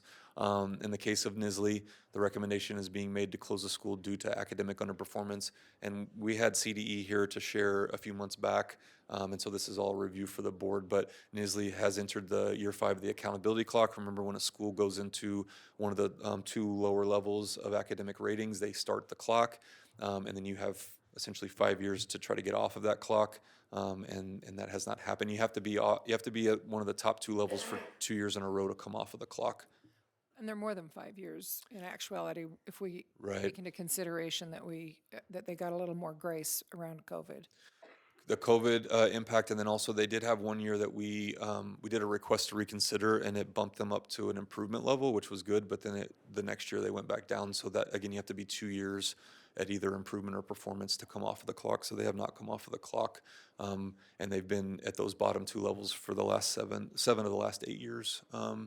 And so we did have a review panel that comes in. That's what they do as part of this process. They took 2 days to do a site visit last year, and they analyzed the school, did interviews, and they have these different options that they make recommendations to the school district for. One of those is a closure. The panel evaluates 6 criteria, including leadership, infrastructure, personnel readiness, engagement with external support, potential impact of state investment, and the necessity for the school or district to remain open. And capacity levels are rated from not effective to effective. So Nisley scored in the bottom 2 academic levels on their school performance framework, like I said, for the last 7 of the last 8 years. And then within those ratings that the review panel gave, all but 1 area was in the lower levels. So even within that review that they received, it was not necessarily a positive review for the school. I do want to point out that the state made a recommendation to go with, I think it was an innovation school, or I can't remember what it was, but I've made it clear last meeting and in the report as well, the state is rarely ever going to recommend a closure for a school, because they're not going to be the ones that actually want to make that recommendation. And with the context that we find ourselves in, that is why we're making the recommendation for Nisley to close during this time, because that is one of the pathways that is an option through the state. So again, the state's panel report following the site visit assessed all those areas, and the school received that early developing rating in leadership, infrastructure, personnel readiness to implement improvements and capacity to engage with external partners, and not effective regarding the likelihood of positive returns on state investments in the current structure. And so the recommendation for closure was made. I thought I had it on here, but maybe I didn't. We've also just, the amount that we've invested as far as Easy Dollars and Title I dollars over the years as well to try to help boost academic performance there, but it just has not resulted in getting them off of the accountability clock, which is why we're having this conversation right now. Okay. So again, I won't go through all of this, but it's all in the report. And there's other factors that come into play here too, with the turnover rate at the school. That's really hard to keep momentum going when you're having an average turnover rate of about half or 50% every year. And so the one area within the report that we definitely wanted to highlight and make sure that we take care of moving forward was the students who are served by Nisley Elementary School, and making sure that we provide the supports that the students need for whatever school that they would be attending the following year. And Shannon will go through some of those potential boundary changes, but the students would be reboundaried into Fruitvale or Orchard Avenue Elementary School. And so that's what it says here, basically. Orchard Avenue is a performance rated school. Fruitvale is the second highest rating with improvement. Right, because at the state level, if we're shuttering a school that's not performance or in the turnaround, excuse me, our responsibility is to make sure those students are going to higher performing schools, correct? For One of the- there's stipulations on if you take students from a low performing school, and I think if a certain percentage of the students end up going to another school, then it impacts the accountability rating for the school. But I'm looking at Jen to make sure.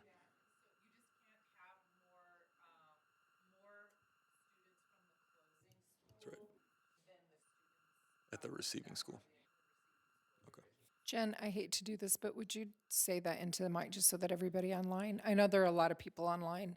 I can just repeat it unless you have more that you're going to share. Yeah. So the comment was that you just can't have more students from the closing school going into the receiving school than you have students at the receiving school. So you couldn't put, I'm just making up numbers, 300 kids from the closing school into a school that only had 100 kids.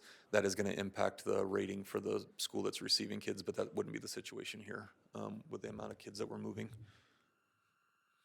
And then just to kind of highlight, again, this didn't factor into the decision, but it's obviously it's a part of the equation that if we're gonna not have a school open, just taking a look at some of the deficiencies that the building had as well. And so there were, the school was, I think, rated a C, which is better than some schools within our district, but there are definitely issues that we would need to take care of if we were going to reuse this building for something else within the district, or if we were not, then we can talk about that as well as far as what we might do with property moving forward to help with other needs in the district. So that recommendation, again, is separate from the EDEC criteria. So getting into the committee, and I'll go through this pretty quickly, but a reminder, we put a committee together because the board asked for a committee to look at elementary declining enrollment, and we did that. That committee was made up of teachers, administrators, family members from our community members, members of senior leadership. We had some Board of Education members on there, and then we also had folks that were facilitating these meetings as well. So we had a group of diverse stakeholders in this process.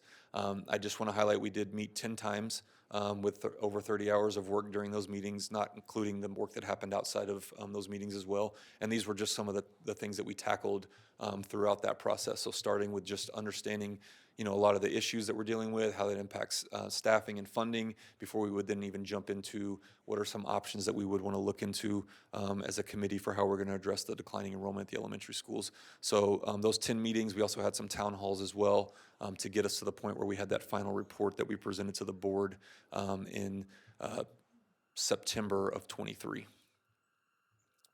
What came out of this process was 5 pathways. So pathway 1, which was overwhelmingly the most viable pathway from the EDEC committee, was school closures. And so that was one pathway. We already mentioned a while ago, mill levy is something else that was mentioned. We had to secure the dollars we already had first, so that's why we passed 4B this year. But again, that does not give us any new money. But there was a question if down the road, are we going to have to do an additional mill levy, and that's something we'll have to talk about. We have also, tried to increase different options and programs within the district that we do have. The question around there was, can we attract families back?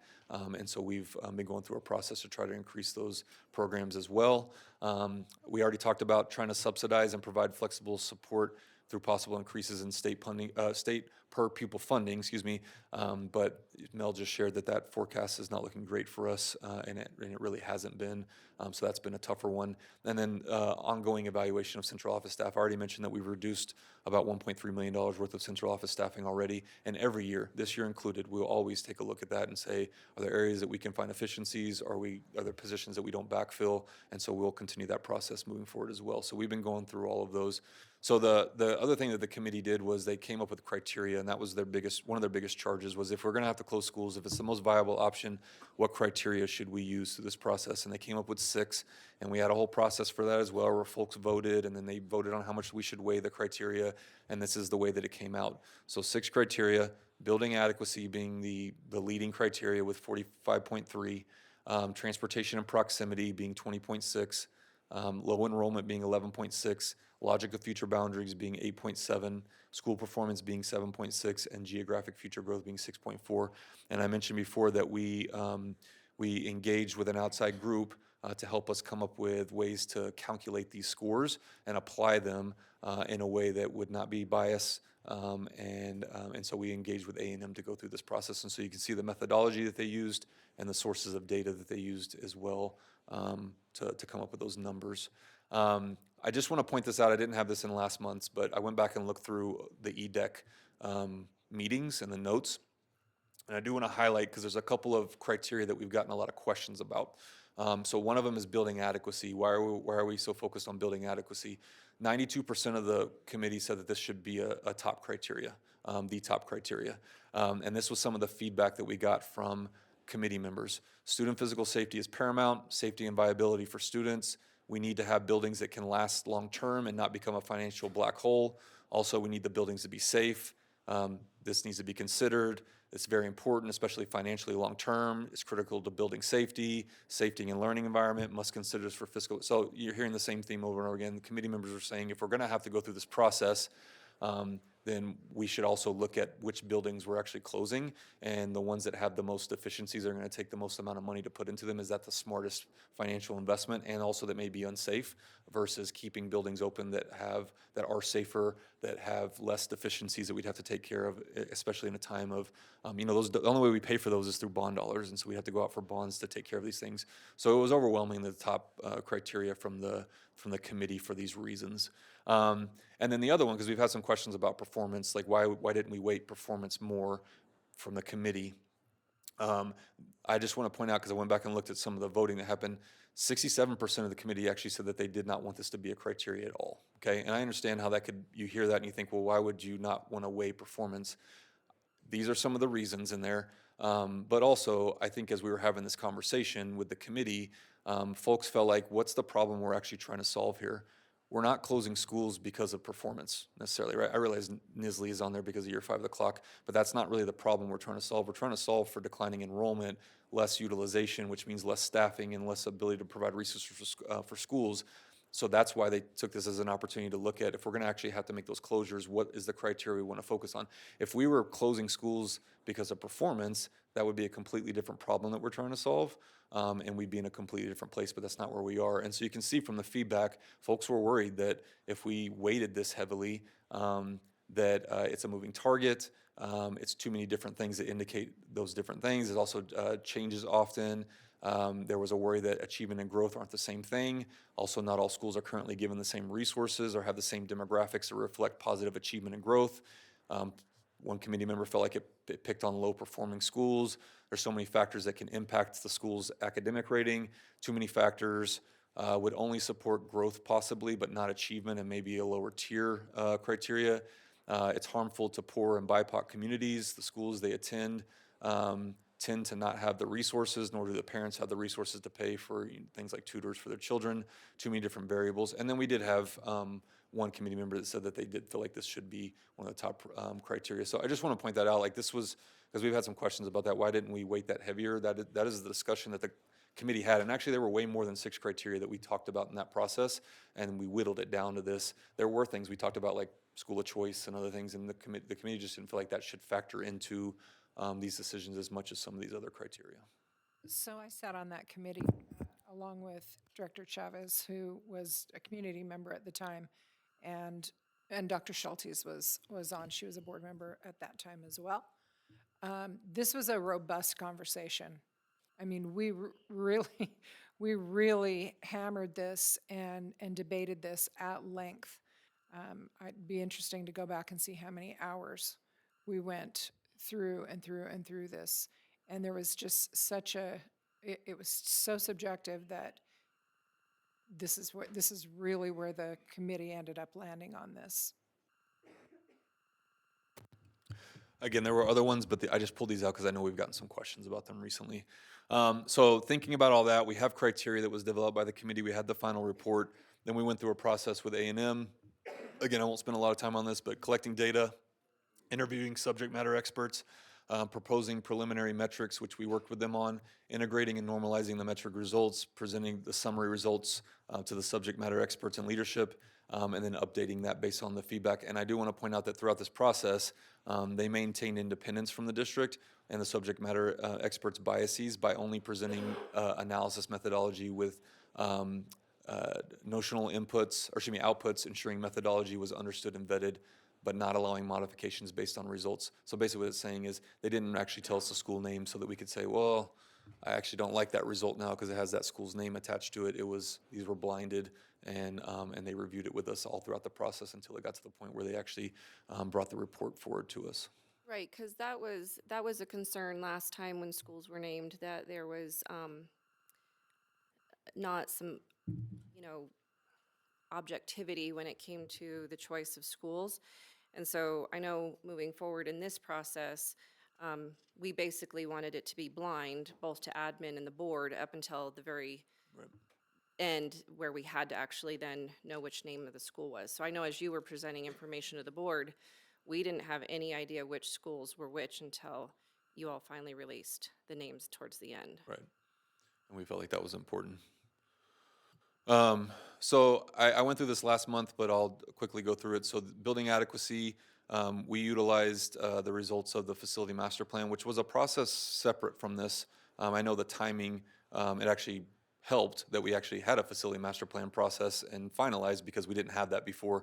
So if we're gonna have to make decisions around this, you want the most up-to-date data. And so that's a combination of looking at building condition and then also adequacy of the building.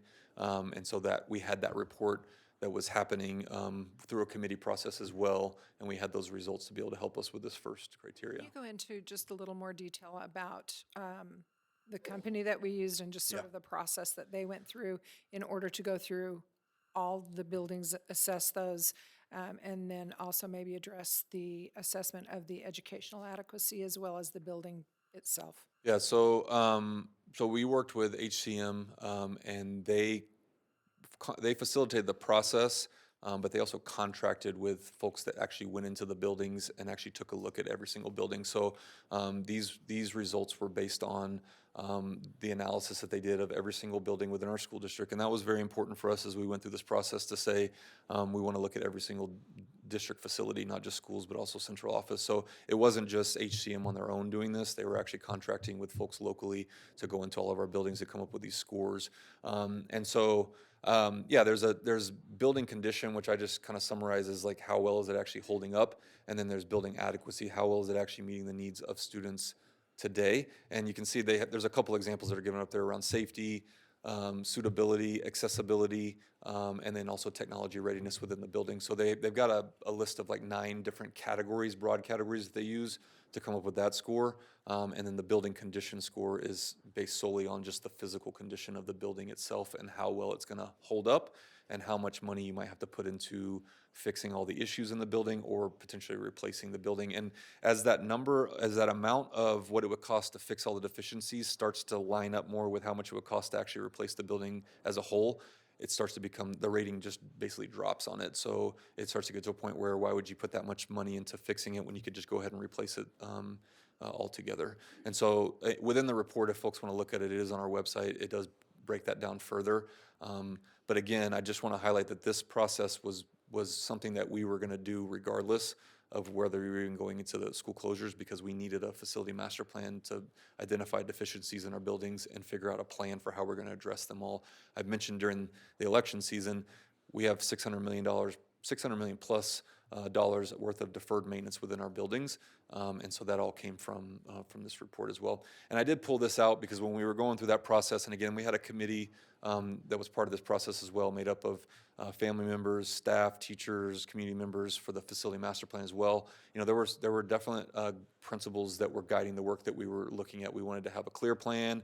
We wanted it to be something that we could update regularly. Safety was a big concern from the Facility Master Plan Committee. They wanted spaces that were flexible, change, and could adjust for changing enrollments.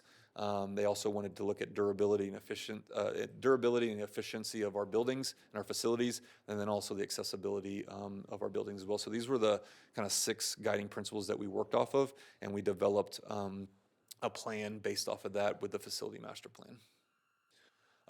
So that's the first criteria. Again, it was weighted with 45.3% was building adequacy. The second one was transportation proximity, and the way that was calculated was looking at 50% of it was the average mileage increase by student if you were to close a school, and then 50% of it was the average percent distance change by student as well. And so they have a database that they pulled from to be able to run those numbers for every school.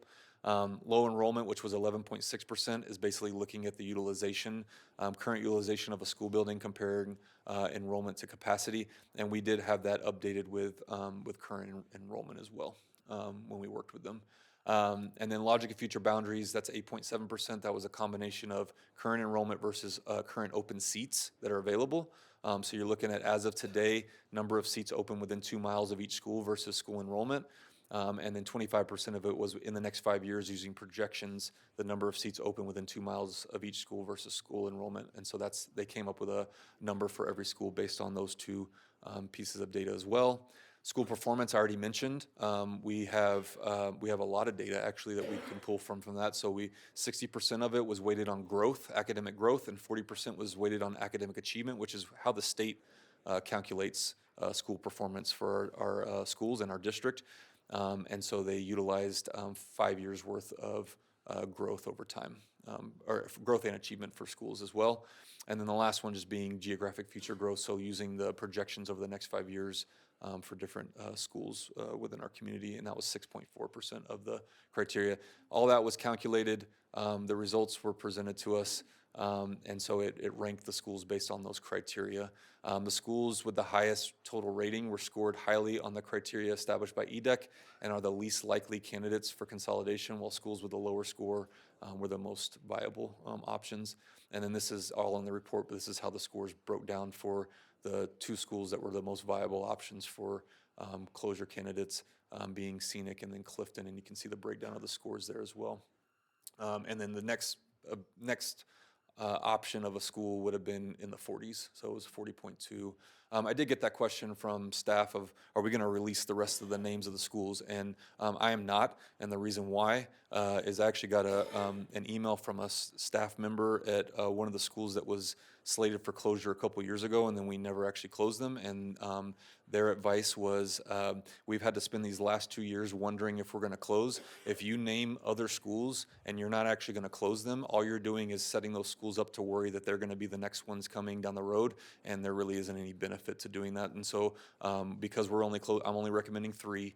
I recommended Nisley because of the separate year 5 of the accountability clock process. I'm only recommending these 2 schools moving forward, but I did want to share that there was a gap between these schools and the next viable option as well. So real quick, for Scenic, this is all in the report, but the score that it received, a 28.1, is rated as an F in the facility master plan. It has a capacity of 304 students. Its current enrollment is 241. Currently 144 students are attending who live in the school's attendance boundary, 25 on transfer and 72 school of choice. It also currently has 27 students who live in that area but choice and option out. So these are just some factors with the number of kids in the area. It has seen an increase in student enrollment this year, but that has, after recent declines, but that has mainly come from school of choice in the transfer process. So it hasn't necessarily meant that there was an increase in students in the attendance boundary in that area. It's coming from school of choice and transfer students. And then, as Shannon already mentioned, there's a projected decline in enrollment moving forward for that area. This is a lot on the screen, but we've had some questions about what all needs to be taken care of in the building, and there are a lot of needs within the building. Everything from site safety, structural needs, accessibility, plumbing. You know, one of the biggest costs would be having to put an elevator in the school. It's not ADA compliant. And there's just other issues as well. And I know that we've gotten a lot of feedback about the the open concept and how folks like that, but from a safety and security standpoint, it does become an issue. And so that's something that was factored into it as well, that if you're going to create a safer learning environment, you're going to have to invest money into setting the school up in that way. So this is just, and again, we can share all this, but these are just some of the items from the report that were major issues within the building that we would need to take care of if the building was to remain open. And again, it's a building that is max capacity a little over 300 students, which when you're talking about before having a school that's closer to 380 to 400 is actually ideal for our staffing formula. And so you're never actually going to be able to get there with the current school capacity. The closure of Scenic would require a boundary change, and Shannon will go into some of these in a second, but current Scenic students would be reboundary to Broadway or Wingate. And so, and those are obviously two great schools, two high-performing schools as well. And so, and then the students who currently are enrolled there who don't reside within the boundaries would either be rezoned back to their neighborhood school, or they could go through the school of choice process if they were looking for a different school as well. And then Clifton was the second most viable option for closure, scoring a 33.8. Again, they received a D from their facility master plan. They have a capacity of 492. Their current enrollment's 305, and then you can see the numbers of students that are there on transfer or school of choice, and then the students that transfer school of choice out. And they've seen a decrease in student enrollment over time. And they're projected to see a decrease as well, with the currently projected enrollment of less than 300 students as early as 2027. So that obviously factored into the criteria with a projected decline in enrollment.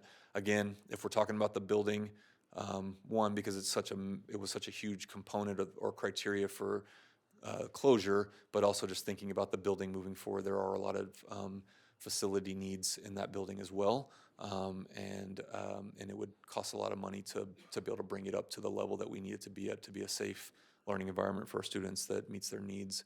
So this is just some of the issues that would need to be taken care of in the building. Again, I'm happy to share this, and we can put it on, we'll put this all on the website after the meeting, obviously, as well. And then if we closed Clifton, there's a couple different scenarios that Shannon will review. Again, the board's not asked to vote on any of the boundaries tonight, but just thinking it through, students would either be reboundaried into Thunder Mountain, Rocky Mountain, and then potentially some students to Chatfield as well. We did have a conversation at one point about Taylor Elementary, but there's just some concerns with accessibility for families to be able to get out to the Palisade area if they don't have transportation, and so we backed off of that one. So financial and staffing impacts of closures. So this is something that I shared, similar to what I shared before about with the middle school when we closed East. So I just want to highlight, if we were to go forward with closures and use the boundary recommendations that I've shared with the board, this is the difference in what you would see in the student count currently, and then the change in students you would see at the schools that are being impacted. So for example, Broadway, 261 students currently, they'd see a 36 student increase. They originally were going to be overstaffed by 1.2. They actually would be getting an additional 1.5 FTE, which would be a 2.77 change between those two.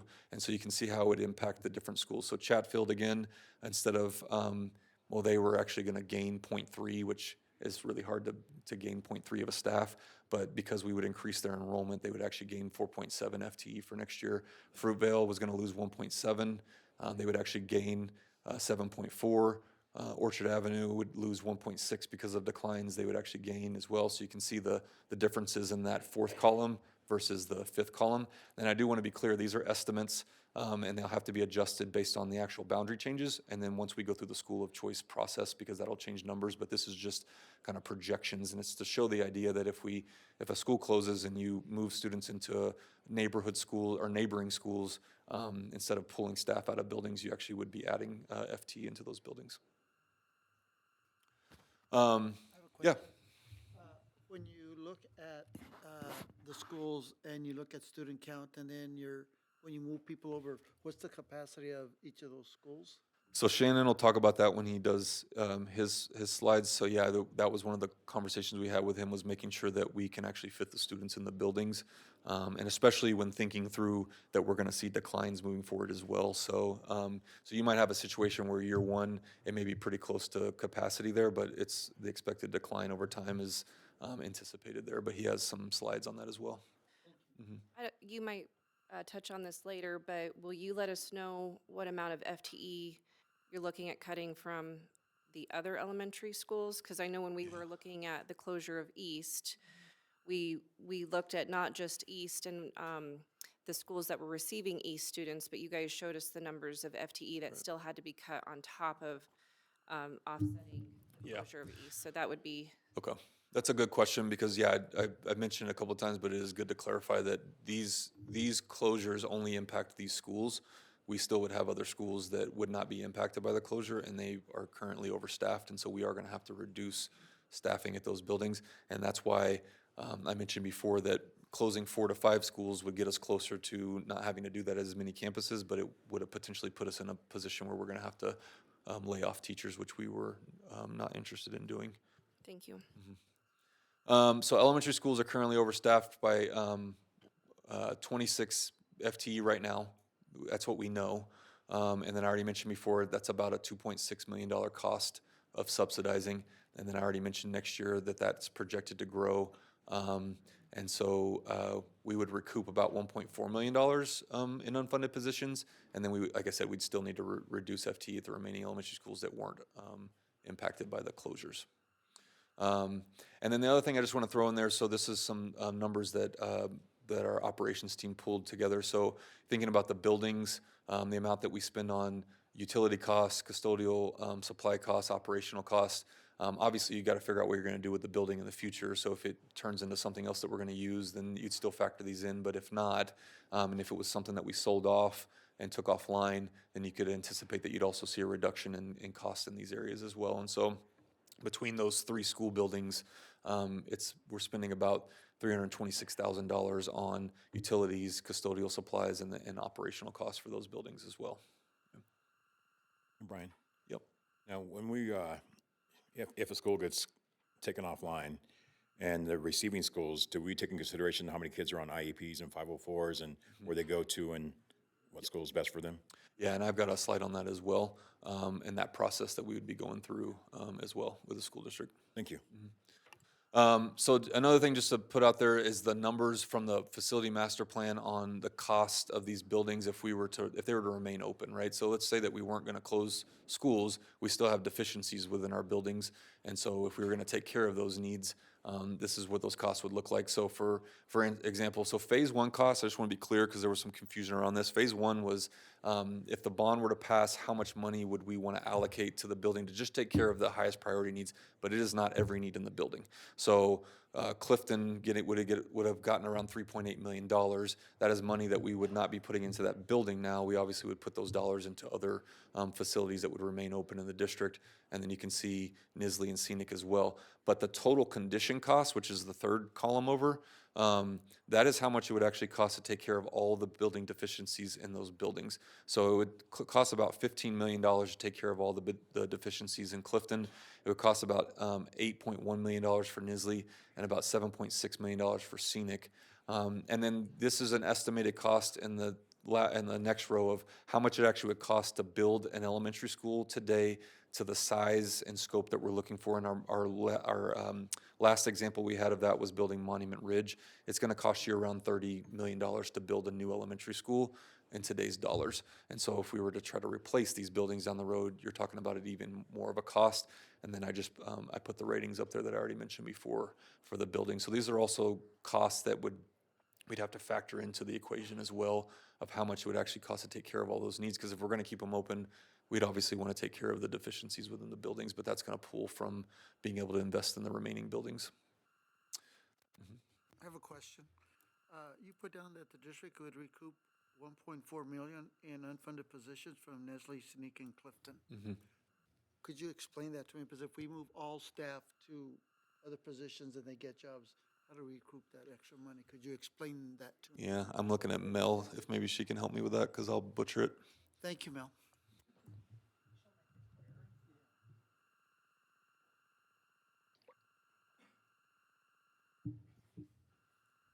All right, so again, just to start out with, I guess, the reason for the recommendation of 3 schools versus more is that every year there's natural attrition that takes place in our school district where people retire, resign, move, etc. And so there will be more positions we anticipate than will be needed, even with the people that may be displaced here through this process. But just about how the staffing model works. So there is a ratio, it's 14.4015 to be exact for the elementary level of when you move students, that number of FTE is moved, but not all of the FTE will be needed at those receiving schools. And so certainly classrooms will be staffed, so there'll be teaching positions, para positions, but what ends up happening is some of the other positions, such as a principal, obviously we'll need fewer of those, and assistant principals, counselors, office support staff. Some of that ends up being the savings, but we would hope, of course, that other positions would open up for the staff there within the district. Does that help? It does. Thank you so much. You're welcome. I promise I'm almost done. So scenarios, Shannon, are you still there? I am still here. Okay, so I'm going to turn it over to Shannon. This is, again, all in the report that was put out last Friday, but he's going to walk through some potential scenarios for the boundary changes. And again, it's not a decision the board would make tonight, but it's something we'd have to factor in for December. So Shannon, just let me know when you want me to switch slides.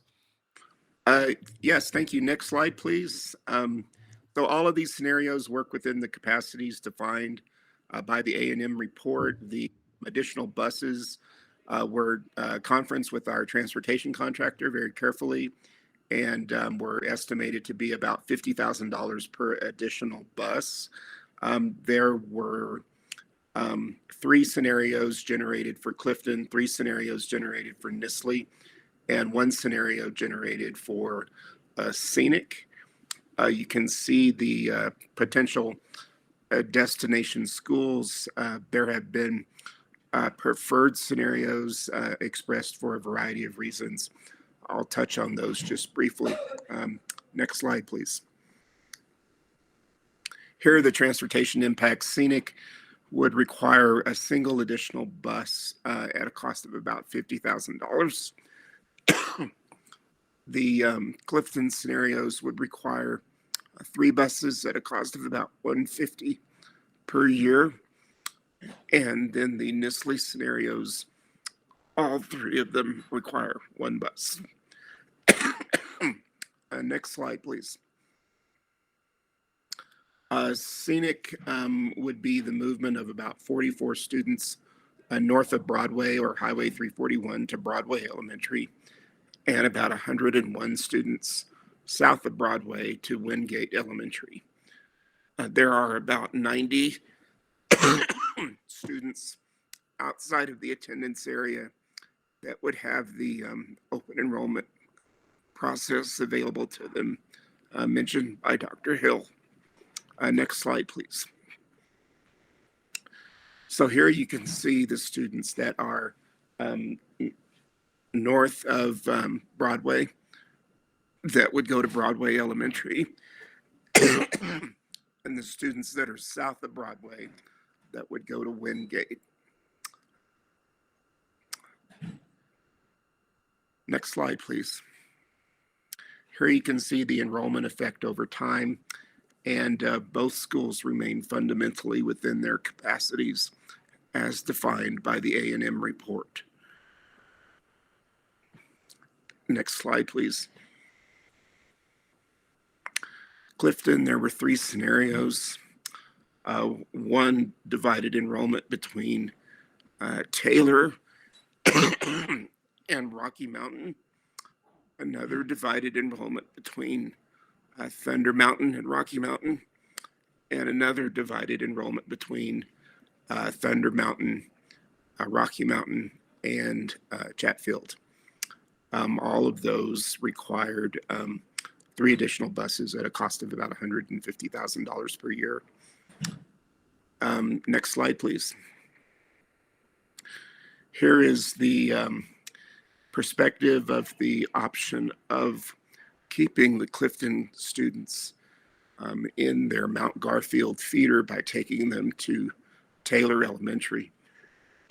But you can see that's about 5 or 6 miles along Highway 6, which would be a major change in community of interest. Next slide, please.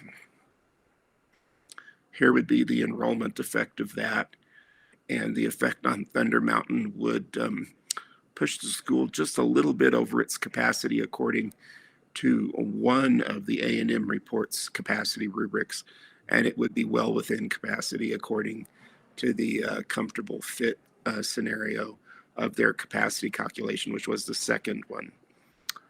Next slide, please. Clifton scenario 2, which is, again, Taylor and Rocky Mountain. Both schools remain more or less within capacity. Next scenario. Here is the idea of taking the students that live south of E1/2 and dividing those between Chatfield and Rocky Mountain, and that better balances enrollment among the 3 schools that would be affected. On the next slide, you can see the enrollment effects of that. Again, Thunder Mountain, according to one of the A&M report's capacity rubrics, is over capacity. And then according to the second capacity rubric, they're well under. So we believe that the students that would be divided would fit into all 3 schools using this boundary scenario. Next scenario, please. Nisley, there were 3 of these identified. Basically, it's a division between Orchard Avenue and Fruitvale alone, or including Taupe in the change. So the first one shows, next slide, please, shows the division between Nisley moving the majority of the students around the school in north of Patterson Road to Orchard Avenue, and then taking the remainder to Fruitvale. The next slide shows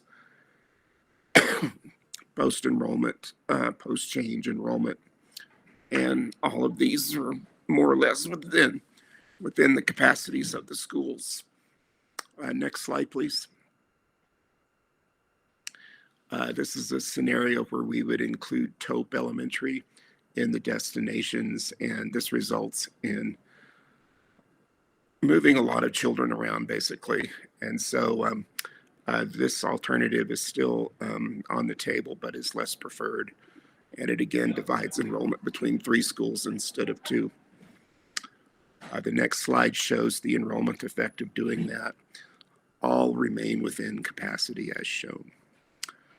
The next slide shows the third scenario, which takes a different approach to dividing among Orchard Avenue, Taupe, and Nisley, with a group of students immediately west of Orchard Avenue going to Taupe. So there would be some students that aren't affected by the closure would actually have a boundary change associated with the change.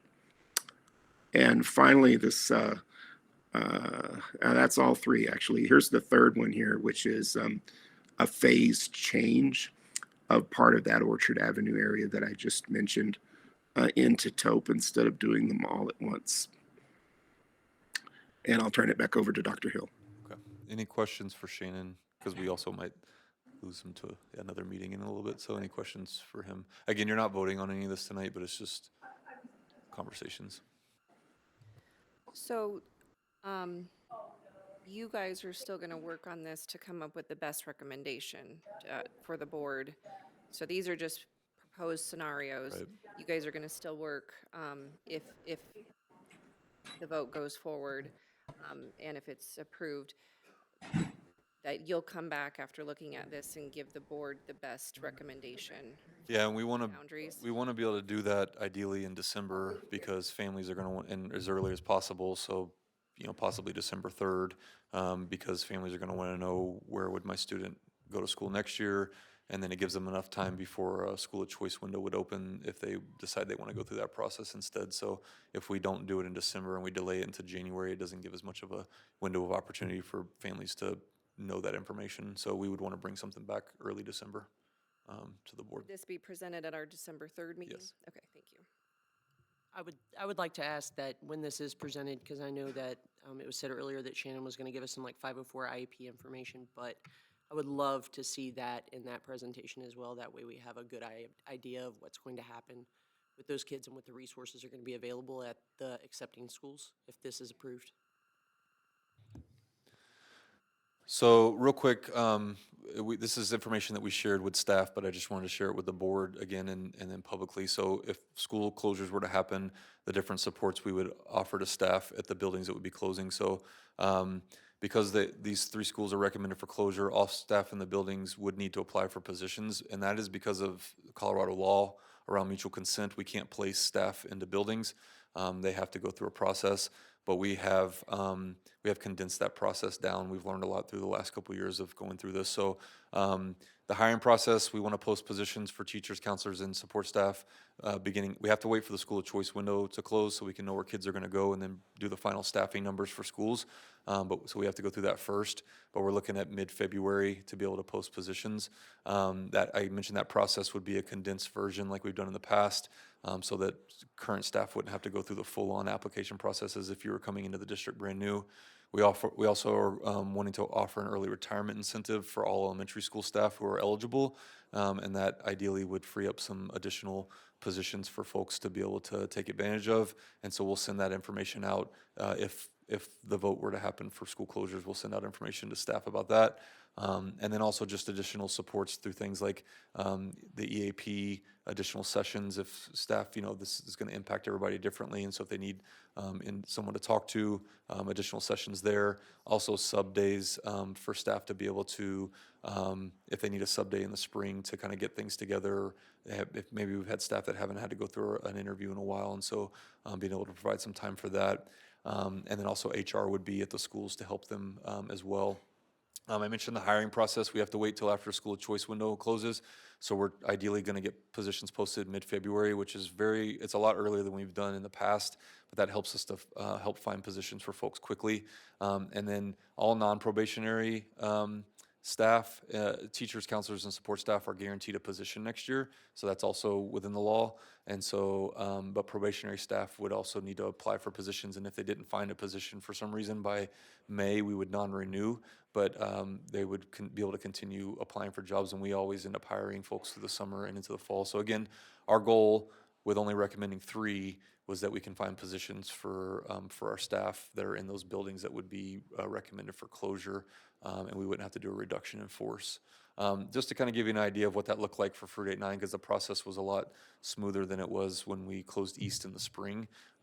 This is the percentage of folks from the school that were rehired, that were temporarily placed, that resigned and that retired, and we non-renewed nobody through that process for the licensed staff, which is a good thing.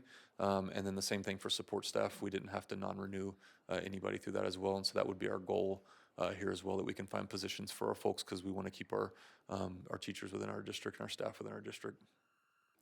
And then some of these things we talked about a while ago, but so once boundaries are finalized, if school closures are voted on and boundaries are finalized, we'll communicate with families, informing them where the new school boundary would be. We would talk about transportation options being communicated with families. We've hosted events and opportunities for the receiving schools to reach out and welcome the new students and families into their schools, things like school tours and things like that. Also, we haven't done this in the past, but we've talked about for those families that are on school of choice or transfer, and they would be either going back to their neighborhood school or they could go through the choice process again. We want to be able to provide a list to the principals of the neighborhood schools to be able to reach out to those families and say, I understand, school closed, you live within our boundaries, we'd love to have you come see the school. And again, families have choice in that if they don't want to, but it would be an opportunity to connect with their neighborhood school. But everybody picks school of choice and transfer for different reasons, so it's going to depend on the family. And then we obviously would have those school of choice and transfer opportunities in the spring and fall like we always do. I do want to highlight that every year we apply for EASY grant dollars to support schools, especially schools that are Title I or are looking at academic improvement, but there's also a pathway now for getting dollars to support families through school closures and students and families. And so we've applied for that. And if we get that funding, we'd be working with some folks to help support that transition for families in the spring and into the fall as well. And there would be actual dollars there to help with that. And then also, we want to make sure we're supporting families, especially families whose native language is other than English, from our Department of Access, Opportunity, and Family Partnerships, doing different outreach to talk about what those boundaries are going to look like, where the students will be going, and kind of walking them through the process as well, so that we don't have language barriers through that process as well. So we've talked about some ideas for going out into the community and talking to families there. There was a question about students that are receiving different services. So we already have meetings scheduled with Homeward Bound. I know that was a question before of how are we supporting the students at Nisley. And so we have a meeting set up. I know Jen and the team are meeting with them and other community support services as well to talk about how we can best support students through this transition. Student services department's primary focus would be on supporting students through the IEPs, through the CLDE department, ALPs, behavior, attendance. So whatever those the services the students are receiving, we want to continue to have those services provided to students moving forward. So once closures are announced, student services team will coordinate closely with both the closing and receiving schools case managers to ensure the continuity of support for students with existing plans. And then throughout the spring semester, student services will facilitate the matriculation and transition planning to prepare for shifts at closing, receiving, and supporting schools. And then again, once those closures are announced, our special education department will determine who's going where, either by boundary or by programming. And the case managers will work with the receiving teams and the parents to make introductions and begin those communications so that there's a smooth transition. And then other things, just welcoming messages from receiving principals to all schools first, so that special education feels general education first, so they're receiving not just communication from the special education department, from the schools themselves. And that SPED team will develop protocols for communication and steps on this. And then the goal here is there shouldn't be new goals, and the provision of services should not be interrupted by these changes. And that's the goal for the department supporting students and families through this. And so real quick, looking ahead, I mentioned this last month. I mentioned Shannon's projections, so we're projected to continue to decline. It's impacting us in a lot of different ways. And so we're trying to make decisions now, knowing that further declines are coming down the road, and trying to balance the amount of closures versus wanting to take care of staff and our families and students at the same time as well. I mentioned this before, but these are the themes that we've kept at the center of all this work, trying to put kids first through this process, knowing that as you're declining enrollment, you're declining in resources, it is going to have a negative impact on students, and it has for us. Monitoring those trends, because this is a national problem, making sure that we're making decisions early enough and we're not waiting until it gets so bad that we're having to make some drastic decisions. Identifying those sources of savings through this process and being able to put that money back into our schools. Having an objective approach was very important for us, obviously. And then I just want to highlight there is a cost of waiting if we don't make decisions. The problem just continues to get worse for us as a school district. And again, as much as I would love to say that it's going to change tomorrow, it's just not, and that's the way the projections are going. And so we're trying to keep these things at the forefront. So I'll just close with saying that is everything that I need to share. I'm open to answering any questions from the board. I do want to end this how I ended the presentation last month. We are where we are, and this is where we are, and it's definitely not ideal. The declining enrollment problem, unfortunately, is not going away. We've been processing this issue as a community for 2 years. We've tried to be responsive to the wishes of the board and the community, take some time, slow down, create a process, stick to the process, make decisions, and move forward in a supportive way. The journey has not been perfect, and the process will never be perfect. I fear that if we delay decisions, as tough as they may be, that we're going to put our kids and our community in a worse situation, because inaction is inaction, and it's a decision. And inaction is not what's right for our district. We need to make some decisions, as tough as they may be, when we need to move forward as a community. I love our district and our community. I know everyone here and online does as well, and I know the board does too. My job and our job is to do what's best for the district as a whole, and so we need to keep that as a focus.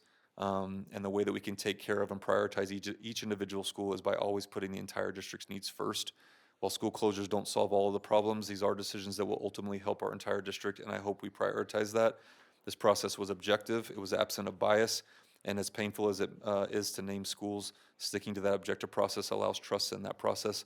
These are the data, these are the recommendations, and I hope that I've helped folks understand how we got here and where we're headed. I'll end the presentation and remarks by reiterating how much I love our entire community, and I look forward to us continuing to work together to serve our students the best way we can in these trying times. Thanks, and then I'll open up if there's any additional questions from the board.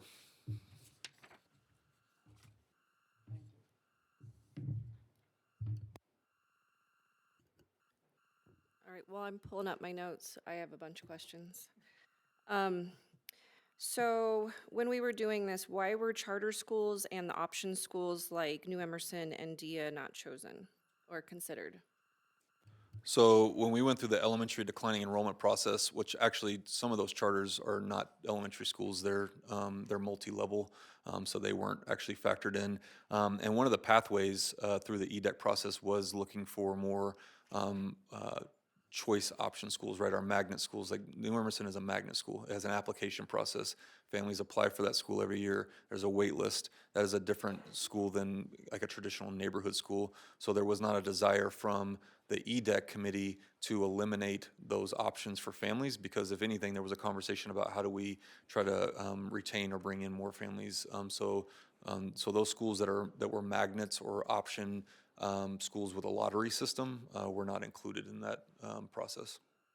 Well, and with charters, they have their own governing boards, right? They So do. we actually have some rules on what we can and cannot do to, I guess, for lack of a better term, swooping in and just closing charter schools. Right, and then there's obviously a renewal process every few years, and so we go through that. So yeah, we do have contracts with all those, with all our in-district charter schools, with expectations tied to that. And you're right, they do have their own governing boards as well. Okay, sorry, I have all my notes here.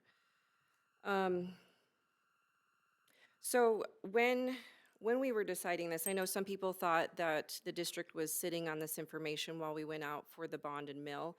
Can you kind of, I know you touched on it briefly early on, but there's been a lot of slides. So why did we not get the information until after the election? Well, a big reason for that was wanting to get the most accurate enrollment count numbers, and so you have to wait until October count is done to get those numbers to make any adjustments that we needed to the application of the criteria. But then also just running these scenarios with Shannon, it takes time to figure out what the best options are before we would make any recommendation to the board. So yeah, I mean, it's unfortunate. There's a lot of rumors out there. There was no delaying things because of a bond. Actually, that wouldn't even make any sense because if the bond were to fail, that would impact the entire district and all schools within the district. So no, this is just the timing that of the way things happened. I wanted to actually get it to y'all sooner, but the soonest I could get it to y'all, I think I put on there was November 8th, or I can't remember the exact date. That was the earliest we were able to get the information to the board to have some time to review. So, but it was waiting on some pertinent data. And what is the process with the October count? Like, what does the district have to go through and then submit those numbers and then get information back from the state? Yeah, and again, I'm going to butcher this too, so Mel. Sorry, Mel. You should just probably have a permanent seat up here with us. There you go. So the October count process, there's an official count day that's at the beginning of October, depending on how the days fall. And so that takes place every year. And then within that, there's actually a count window on both sides of that count day where we can still receive funding even if a student was absent on that particular count day if they've established attendance.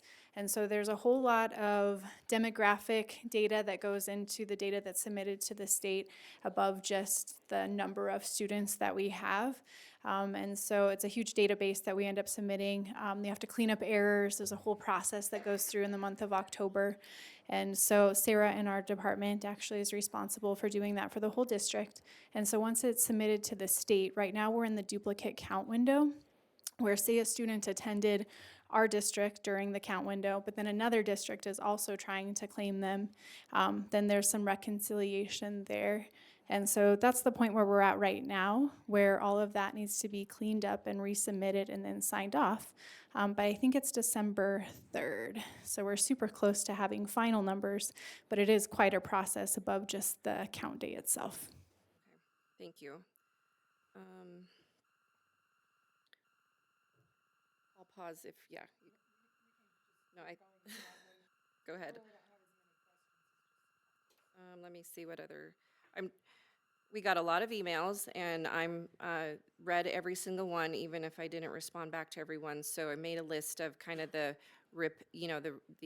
duplicate questions that we got from a lot of our community members. I'll go with one, Andrea, while you get each other's. Yeah, go ahead, I'm still looking. So there were several comments made regarding what we're going to do with the buildings or our vacant land that the district is sitting on. There is maybe some connectivity between the Wildwood property or being near scenic.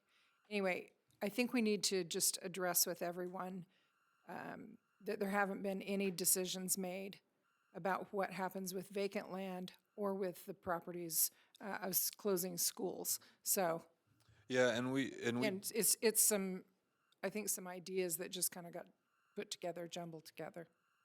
yeah, Wildwood. So Wildwood property was purchased. I can't remember. It was like 15 years ago or more. So, I think the idea back when that was purchased was that potentially putting in a high school in the area, and obviously that hasn't panned out. And so we have had that property for a while, and we have other pieces of property as well in the district. And so we've charged Clint and his team to do an assessment of, working with Shannon as well and looking at are any of these properties actually going to potentially need to be used by the district in the future, and if not, put them on the market and sell them. And we've actually done that with some pieces of property already.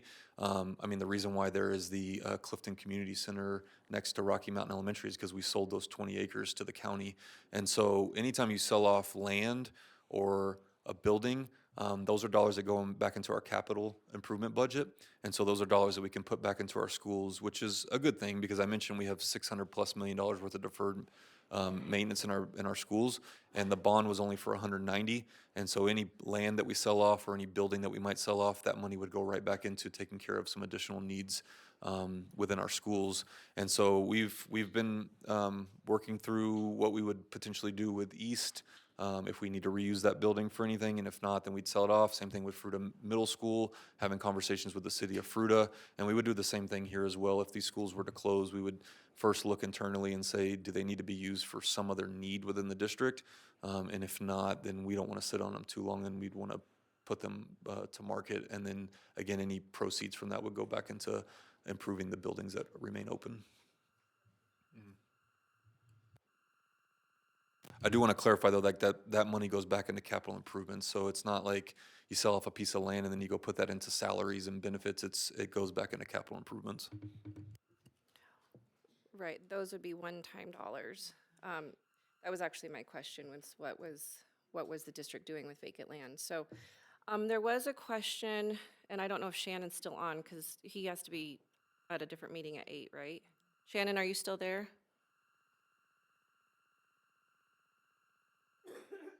Maybe not. Okay, he might have left. Okay, well, one question, and maybe Dr. Hill, I don't know if after reviewing the information. So in the demographic data in the reports that was presented, I think it was hard to locate the specific either child per unit or children per unit that Shannon used to calculate future growth, both in Wingate and Broadway and scenic attendance areas. So I think it's specific to the Redlands 360 and other developments. So I can't recollect, I know, that's definitely a Shannon question. Yeah, that is outside of my wheelhouse. Okay, We can't well, answer that. all right, we'll see if we can find that out, or maybe we can shoot that off to him and see if we can get that answered. You had it as point 2? Okay, I thought, He had it as point 2. as point 2. 2 adults, point 2 children. Okay, thank you. Okay.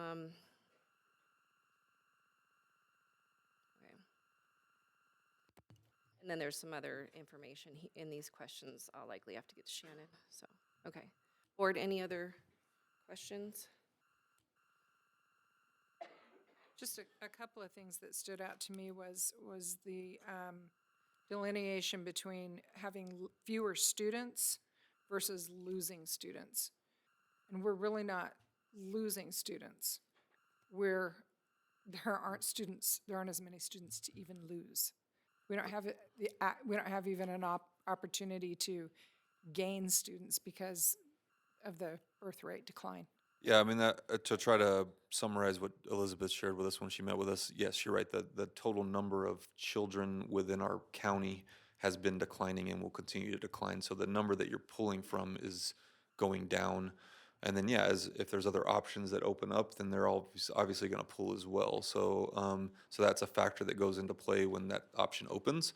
But yeah, we can't bank on the number of the projection is that the number of students living within our county is going to continue to decline over time, and so we're going to have less students to be able to try to attract back to our schools if they did leave for some reason. And you mentioned before that it usually ends up being a wash most of the time between the students who leave and come back to us.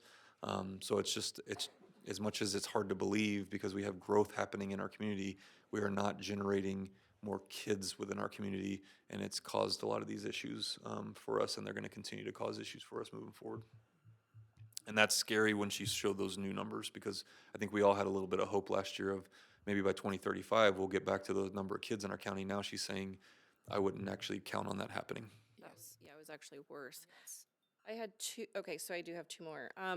So a lot of emails we got were regarding like the specific building. So, I really appreciate, like the scenic community said that a bunch of them could get together and do things to improve the building.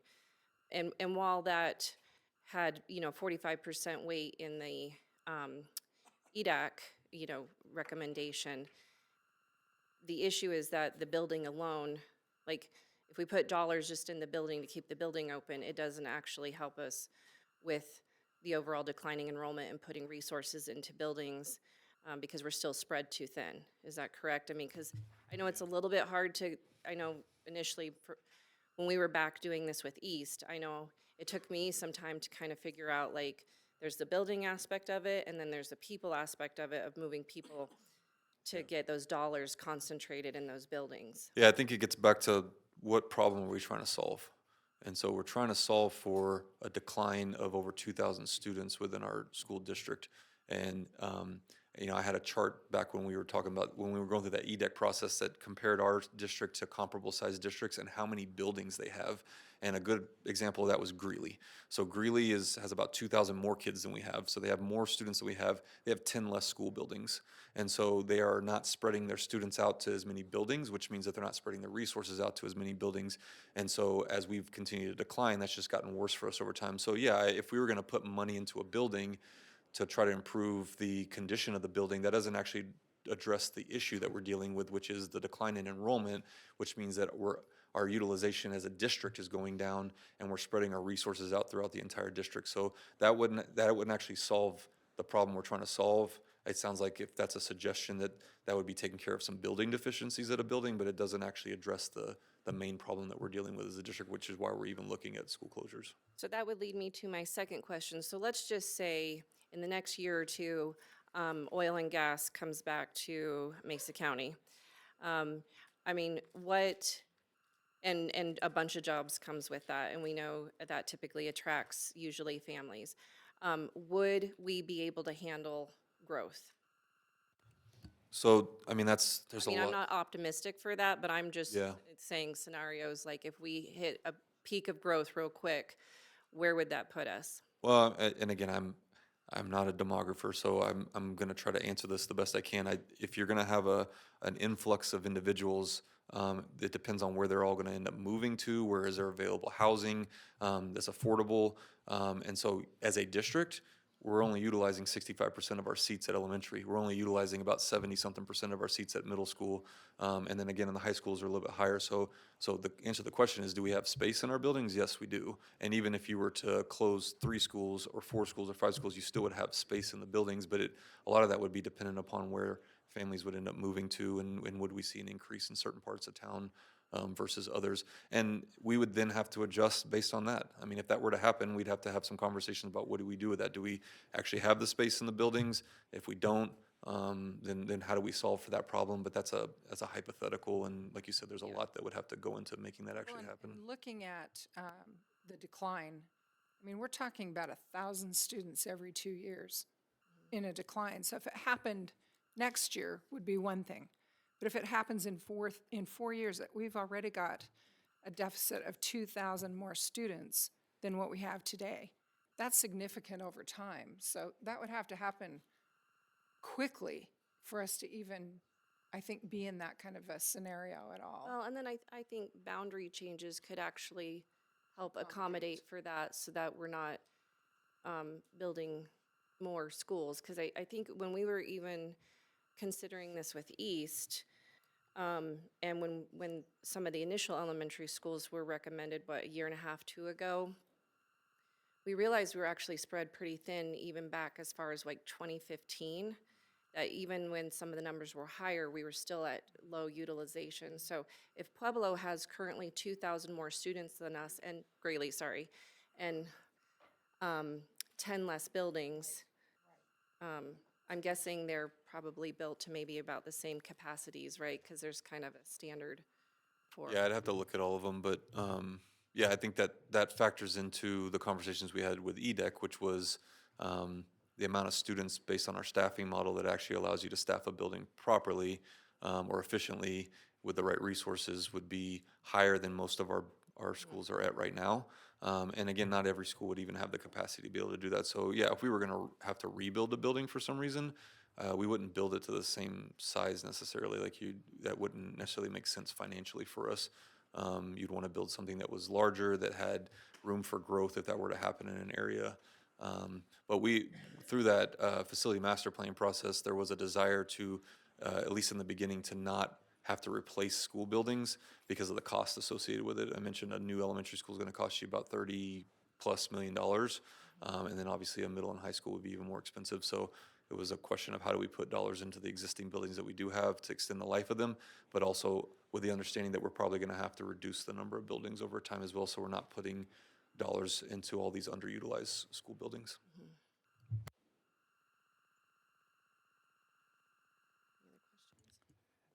And No, if- I just had, and if- oh, I'm sorry, I Jose was gonna- Luis.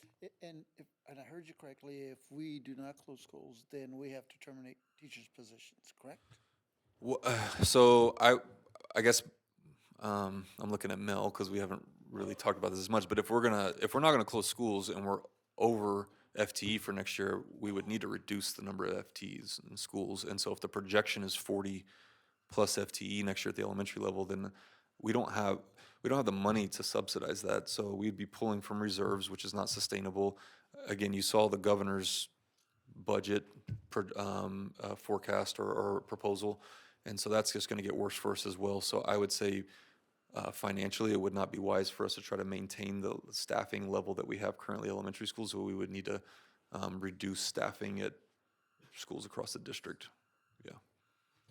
So the other thing that was brought up in a couple of, several of the emails was talking about cutting upper administration costs. And I would just like to point out, and Mel, maybe you can even shed a little more light on this than what I'll go over, but we have made those reductions. We have not backfilled positions to the tune of about $1.3 million annually. And if I'm understanding, Mel, that is at 2019 costs.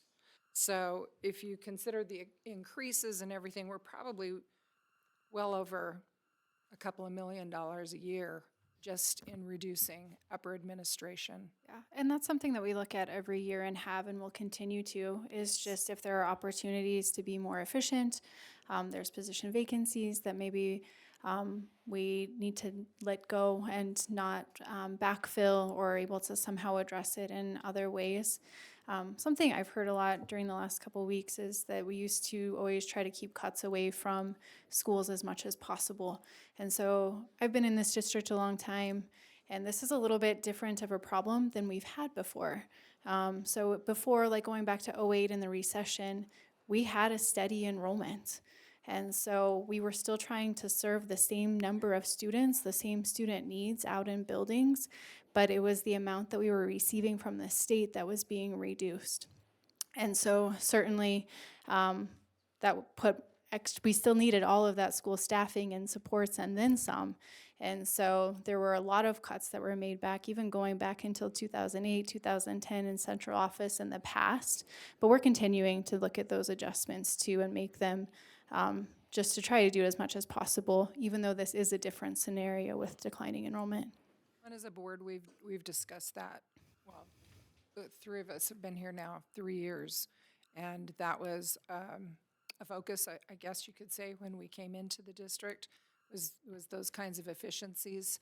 And we still look to the district staff to find those efficiencies and move on them when it's prudent. Yep, exactly. Well, and we also decreased upper admin level salary too, because before they were given the same percentage increase across the board. And we looked at that a few years ago and adjusted some of that on the highest salary levels as well to try to help move some of those dollars into other spaces as well. We also, I mean, I just remind the board, we did an independent audit of the different departments and staffing categories as well, and there were not, the results of that was not that we were overstaffing at those areas. If anything, we were actually understaffed compared to other districts our size. So, yeah, it's definitely, like Mel said, it's something we look at every year, and we will continue to try to find efficiencies, but you also don't want to gut yourself to the point where you can't actually provide the supports that are needed throughout the district as well. And you can't central office cut your way out of this problem either.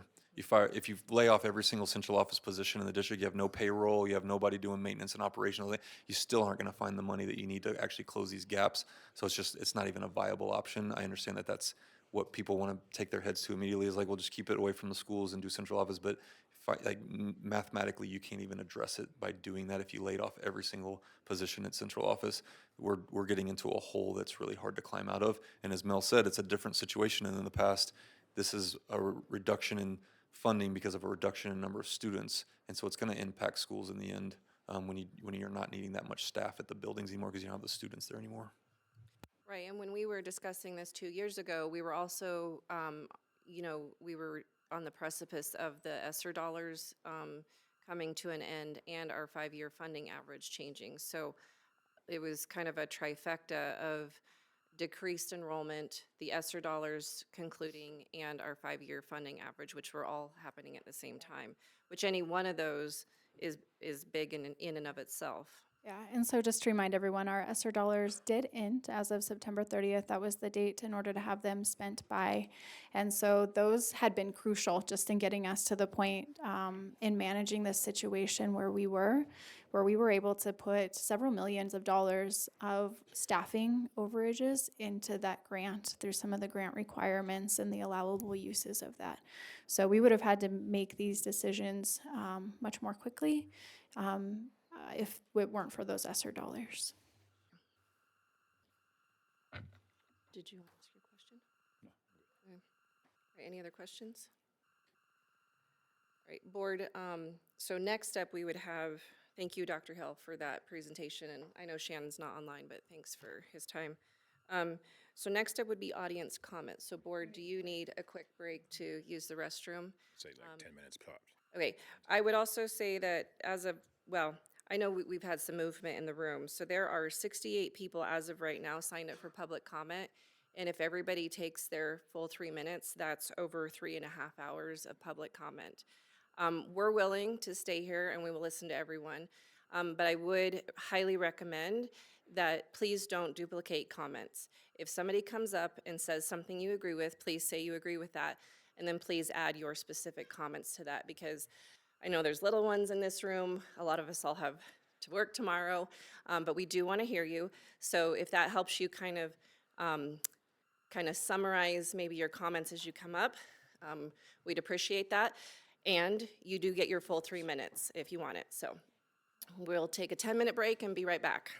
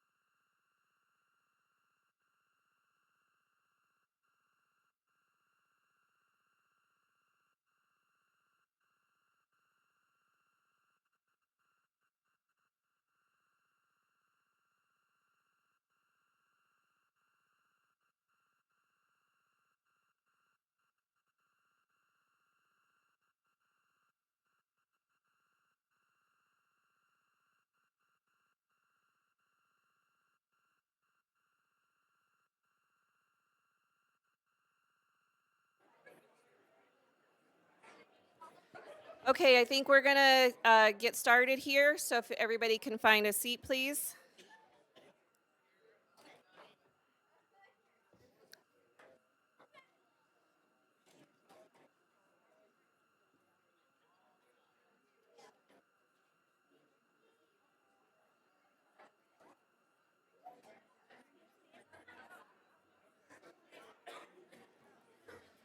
Okay, we're gonna get started with public comment. Yep, thank you. All right. All right, so just a few sort of housekeeping and just reminders. So Director Jones will be calling names. We're going to do a few more people on deck. Normally what we do is call the first person and then we'll say who's on deck so that you're ready to kind of make your way forward. He'll probably call 2 to 3 people in just so you know where you are. So be ready when the person is done at public comment and just go ahead and start making your way forward. Please make sure you sit in the middle chair there and speak clearly into the microphone. So we have a lot of people watching online. There is a clock right there in front of you, so it will be counting down. At 30 seconds of time that you have left, you'll hear a longer tone. So that's giving you the indication that you have 30 seconds to wrap up. And then there's a longer, even longer tone when your time is concluded. And because we have so many people that want to give public comment tonight, we will have to cut you off at the 3 minutes. Please just keep that in mind. 3 minutes goes by a lot faster too than you realize. Also, please be mindful of your neighbors. They may be trying to listen to public comment. So if you want to have a side conversation, we just ask that you step out into the lobby just so everyone can hear what is being said. We also ask that you are respectful to the people coming up and giving public comment. It can be intimidating. And if you don't agree with what they're saying, please don't, no booing or anything of that sort.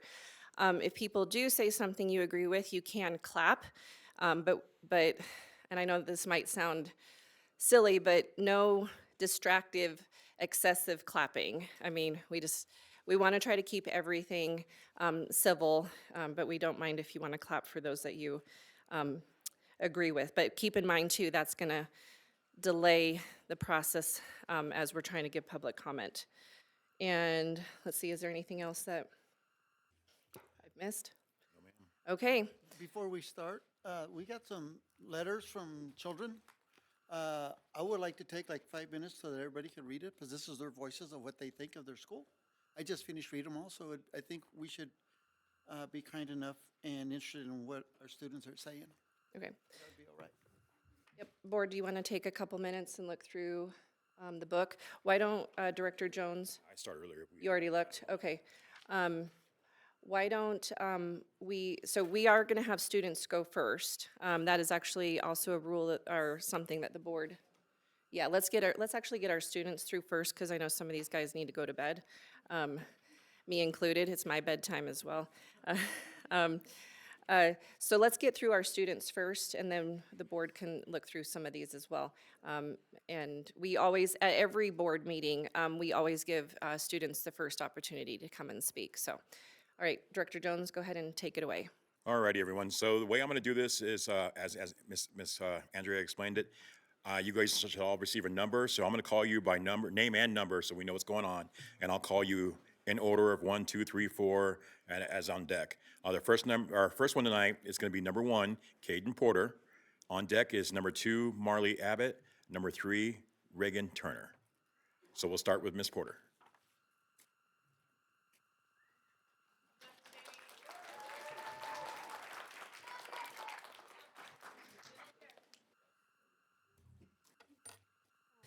So Ms. Porter, if you look right in front of you, I'm going to hit this timer right here, and you should see it going off. Do you see it? That's your time limit. Good evening. My name is Kaden Porter. I'm a 4th grader at Cedar Elementary.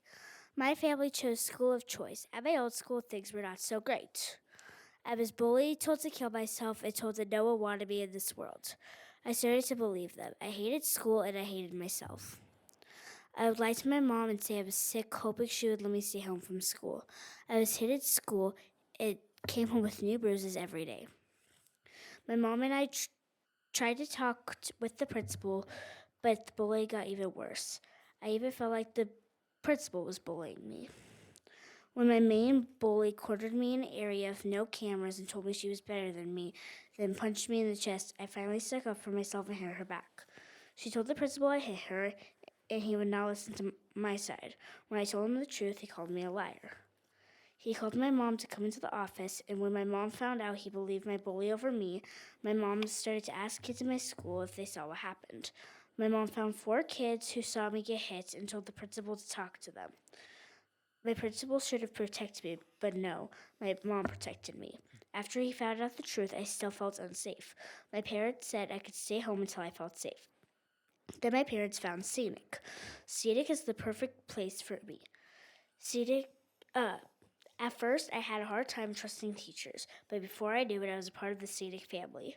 I was excited to go to school again. I felt included by everyone, and I did not have to worry about getting hurt. Scenic has become my safe place. I talk to Miss Scott a lot, and she really listens to me. My teachers have become people I can rely on and trust no matter what. If Scenic closes, I'm scared what will happen at another school. I have built a family here at Scenic. I never knew school could be like this. I'm a Scenic Fox. Please do not take away the safest place for us to be. Thank you for listening.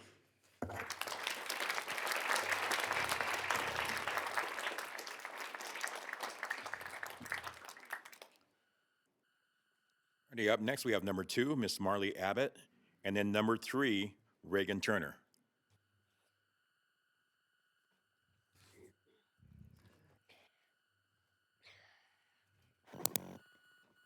Hi, my name is Marley. I'm a 3rd grade student at Scenic Elementary. You shouldn't shut down my school because I like an open concept school. An open concept school helps us learn how to focus with distractions. Scenic's education is at another level. When kids mess up, our teachers just show us what we did wrong. And they do not get mad at us. If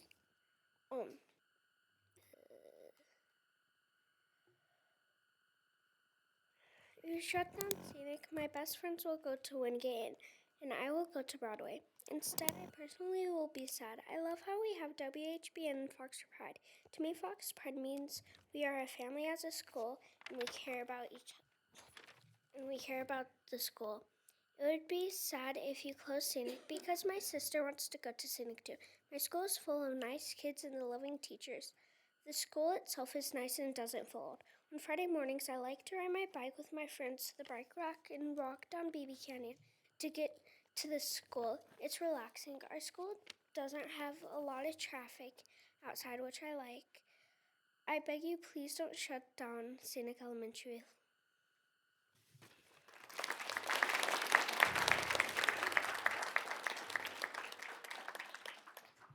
Up next, we have number 3, Miss Reagan Turner, and on deck, number 4, Olive Lawson.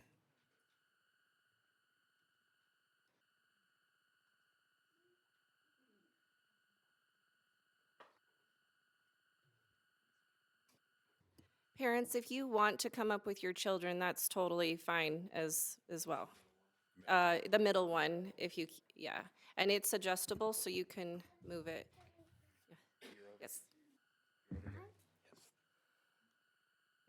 You can even stand if that, there you go. There you go. Good evening. My name is Reagan Turner. I just turned 7 years old, and I am in 2nd grade at Scenic Elementary School. I came to Scenic last year from Holy Family Catholic School, and Scenic is a school of choice. I love Scenic. When I came to Scenic after Christmas last year, I was behind in reading, but now I have the skills and confidence to read for you all. I pray that you will all come together and save my school. WHBN. Work hard and be nice.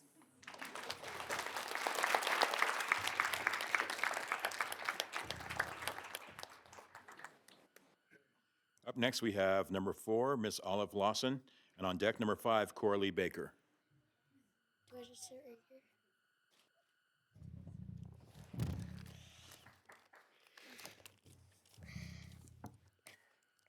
Hello, my name is Olive, and I'm in Miss Gallagher's 4th grade class. I've been going to Scenic Elementary since 1st grade. I love going to Scenic. Some of my favorite things about Scenic are the teachers. They are nice and make learning fun. I really hope that I can be in Miss DeRose's 5th grade class next year. Another one of my favorite things about Scenic are the students. They are all my friends and fun to learn with. At our school, we get to interact with kids in other grades, and this has made me so many more friends. I'm grateful for all the opportunities that Scenic has given me, like choir, band, cardio club, and yearbook club. I have learned to work hard and be nice. Scenic is like home and everyone is like family. Please don't take that away from us. Thank you for listening.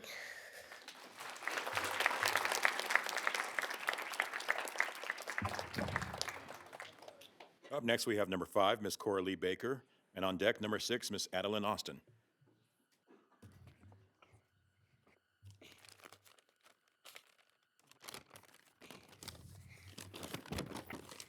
Hello, my name is Coralie Baco. I have been going to Scenic for 3 years. I'm in 2nd grade. I love Scenic Elementary.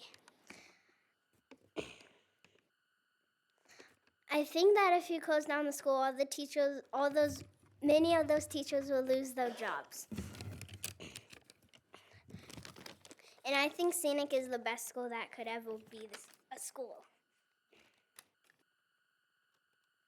I would like to add that I love Slushy Day, and we pull pop tickets. We are the top school of elementary. What will be the top school now? Scenic is the best school ever.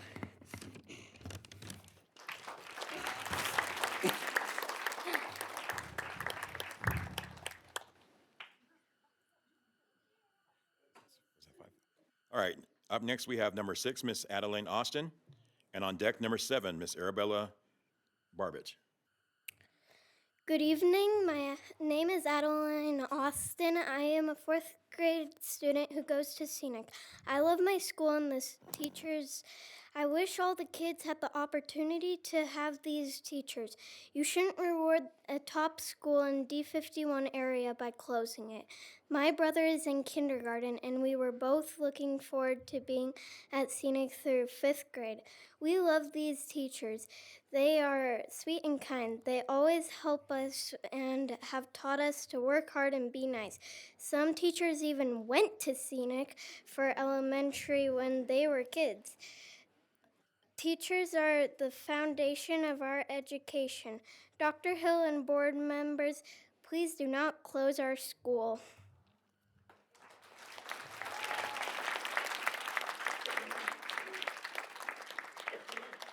Alrighty, up next, we have number 7, Miss Arabella Barbich. On deck, number 8, Miss Moses Cruz.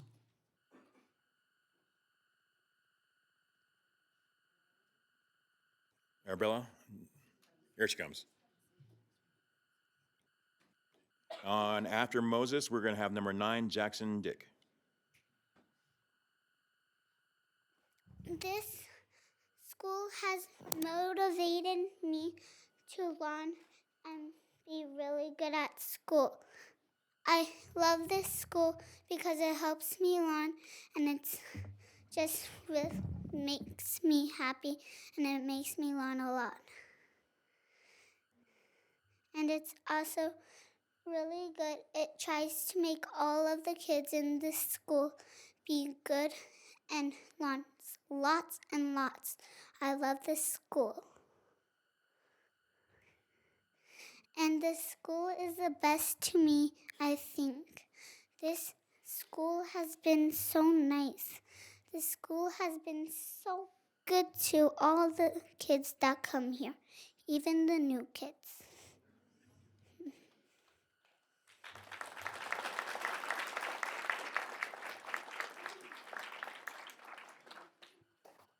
Alrighty, up next, we have Moses Cruz. On deck, we have Jackson Dick. And then our last student will be Lucille Rosenblum.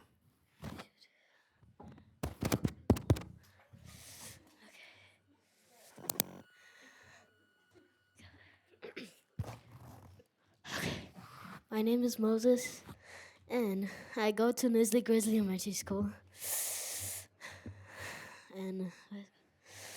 And I will miss my friends and my teachers, and I like my school, and it's helps me to do everything, and it helps me to learn, write, read, math, and everything. And I get to play with my friends at recess time, and I love my teachers, Miss Blinkblink, Miss Castro, Miss Andrews. They're at least my favorite teachers. I'll miss them. I'll remember them. I will not forget them. I'll never forget them. I'll keep them in my brain. And I love how they teach me, my friends, and they're at least my best friends. And I like how they teach me. They take care of us. They let us be nice to everyone. And they let us be happy. And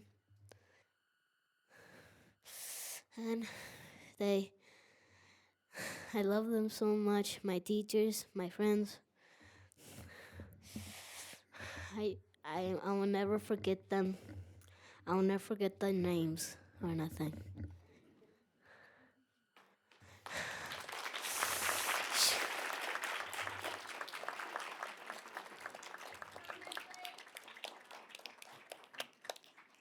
Up next, we have number 9, Jackson Dick, and number 10, Lucille Rosenblum is our final student. We're waiting on Jackson. Jackson's up now. Oh, he left? Okay. Board, I'd like to, sorry for the interruption. I'd like to waive my spot to speak so my daughter can speak for me. She has something to say since there's a missing. That's okay? I'm good with that. Her name's Presley Weaver. Good luck, Presley.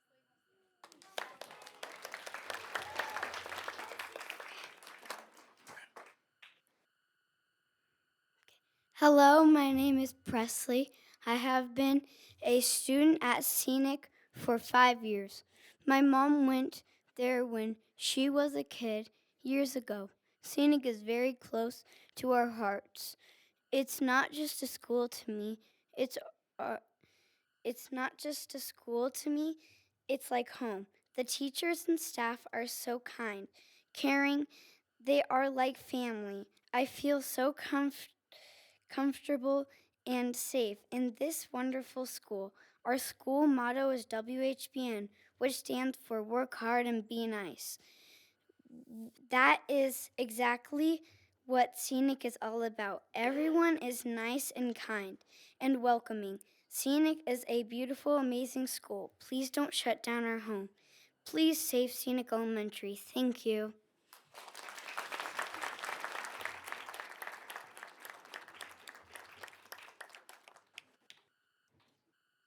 All right. Next up is Miss Lucille Rosenblum, and our first speaker, number 1, will be Kayla Meyer.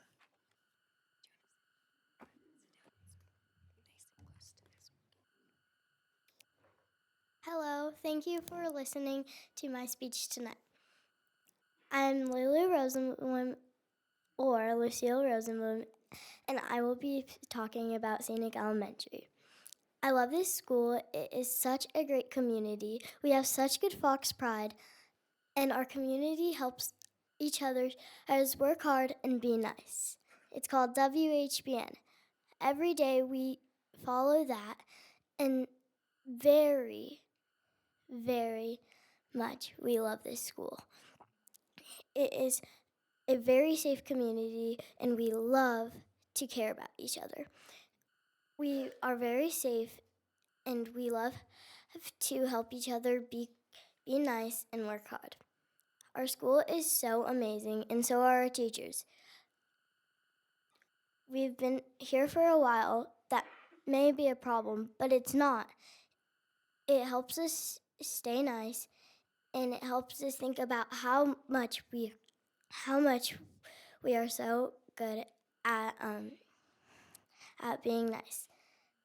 Thank you very much for listening today.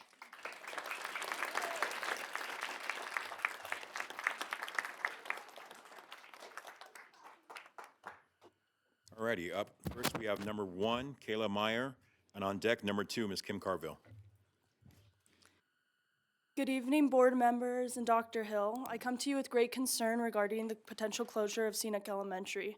I started my educational career back in 2008, and in 2009, I was held back. The same year, I was informed that Scenic was recommended for closure. So even though that I'm graduated, I've experienced firsthand of what these students are going through, so I'm here to be their voice. When I got held back, I knew there would be challenges, not only losing my friends, but potentially my teachers as well. My teachers believed in me and helped me see my true potential by introducing me to programs that helped me catch up with my peers, as well as having teachers tutor me during the summer. Without the support of the teachers of Scenic Elementary that I see sitting in this room today, I would not be attending CMU on a full-ride academic scholarship for the nursing program. To this day, the academic and personal lessons instilled in me by the Scenic Elementary School staff I still use today at university. If Scenic closed back then, I would not be where I am today. I have the great honor of sending my nephew, Steven, to kindergarten this year. He was very shy and antisocial, but within the months, he had grown excited to go to school and eager to meet his new friends and teachers. With the potential closure, he had grown scared and anxious to go to school recently, with the fear that everything he could ever known would be taken away with a vote. With this closure, we will not only be displacing Scenic kids, but also School of Choice kids and overflow schools. This closure could change kids' perspective on the school's motivation and trust. We trusted that the closure at Fruta 8-9 was in the best interest of students, but in my opinion, that was a mistake. As a community, we were informed that there would be enough room for students and other teaching opportunities for staff. Yet when I talk to underclassmen and hear all the setbacks from struggling kids that teachers are overwhelmed with to learning in modulars because we in fact did not have enough room, which in my opinion is not the best learning environment. After all, there would be no school without students, so I put my trust in the board and Dr. Hill to make that decision with the students' best interests being made a priority. After all, they are our future and deserve the same opportunity that was given to me when Scenic was voted to stay open. As my old principal, Mr. Doug Levinson, once said, WHBN, work hard and be nice. Thank you for your time.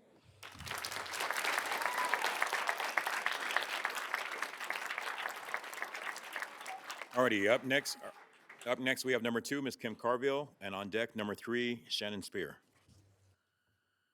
Good evening. My name is Kim Carville, and I sit before you this evening as a parent of 2 students attending Scenic Elementary. I had a speech that I worked on for a few days, typed it out, practiced, and as I sat here tonight, I decided, and I was going to try not to cry, but those sweet kiddos getting up here got to all of us. I decided to just speak from the heart. Scenic Elementary is like no other school in this district. I'm a former district employee. I worked as a school counselor for 15 years in this district, so I have worked in other elementary schools, larger schools with large class sizes, overflowing lunchrooms, not enough resources. And so I can speak from experience that our small community at Scenic is the reason that our students succeed, not only academically, but emotionally as well. They feel loved. They feel one-on-one attention every single day that they are at school, every single minute. Both of my sons require additional interventions, small group instruction, you name it, Scenic has figured out a way to provide it for our students. It was mentioned earlier in the meeting that we have had to get rid of the extras in our school district because of lack of funding. In our school, we have found out how to serve every student above and beyond without the extras. Our principal, Mrs. Scott, has led our school and our staff to a place where it feels like home, it feels like a family, and it is a devastating idea to all of us that it won't be there next year. So I am asking you to keep an open mind as you hear from quite a few of my scenic family this evening. We have ideas, we have creativity, we have possible solutions, and we are asking for more time. Dr. Hill, you said earlier that you had been processing this decision for 2 years. We wish that we had the luxury of processing this decision for 2 years. We have had 6 days. 6 days ago, this was dropped in our lap. We have felt a lack of communication, a lack of transparency from this board and from the district as we have gone into panic mode. But as we've gone into panic mode, it has only brought us closer and brought us stronger. Like I said, I'm asking you to just keep an open mind and actually listen to the possibilities that we have come up with in 6 short days.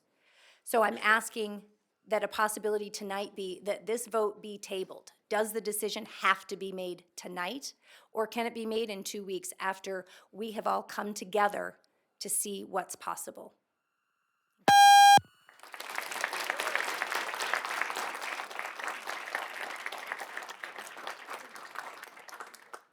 All right, up next, we have Ms. Shannon Spear, and on deck, number 4, Ms. Sarah DeSandro.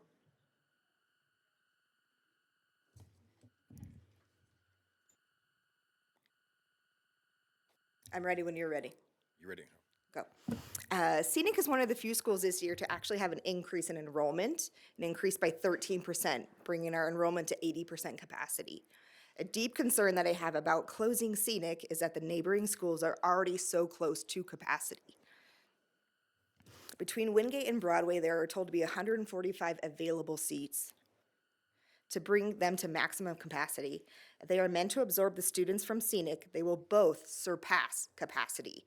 There are 2 areas in town which are both severely underutilized, and they also have ugly, outdated buildings. One being Fruita, the other being Orchard Mesa. Both are under 50% utilized. Even by eliminating the 93 school of choice children Scenic serves, that leaves a minimum of 178 students for 145 spots. 33 of our school of choice students are already zoned for Broadway or Wingate. Where are we planning on putting all of these students? Can you answer what size are these classrooms going to be? If you're not able to answer that question, I would argue that this is not in the students' best interest to vote without knowing the very real repercussions of said closures. Those very same students that you are meant to serve and advocate for. Max capacity classes create situations where children are no longer going to have as many resources, individual time with teachers, or effective learning environment. By condensing these particular schools, we would be overwhelming our teachers by asking them to do more with even less. Studies have shown that overcrowding has a negative impact on academic achievement. It negatively impacts a teacher's effectiveness in a classroom, leaving behind children academically, especially those that are already considered at risk. Overcrowded classrooms are linked to bullying and a downturn in the mental health and safety of our students. The mission statement of the district directly goes against all of these scenarios. Class size aside, physically, where are we putting these children? If outbuildings are the consensus, I would argue the safety of those are inadequate. They create a lack of community by segregating our students, and they are not an effective or responsible use of funds. Another point is the extra amount of traffic this would create to both schools as a hindrance to not only drivers but to children alike. Have you ever been to Broadway at a drop-off or a pickup? It is atrocious. There are cars backed up onto Broadway and all the way out to the roundabout. It's very difficult to maneuver through the parking lot, so people go around the residential area. One child has already been hit by a car this year. Extra traffic makes our kids at even higher risk for that. Scenic Elementary has given my children an education that's literally second to none in this district. It should not be considered for closure, as there are several other options available that are not being talked about. Thank you for your time.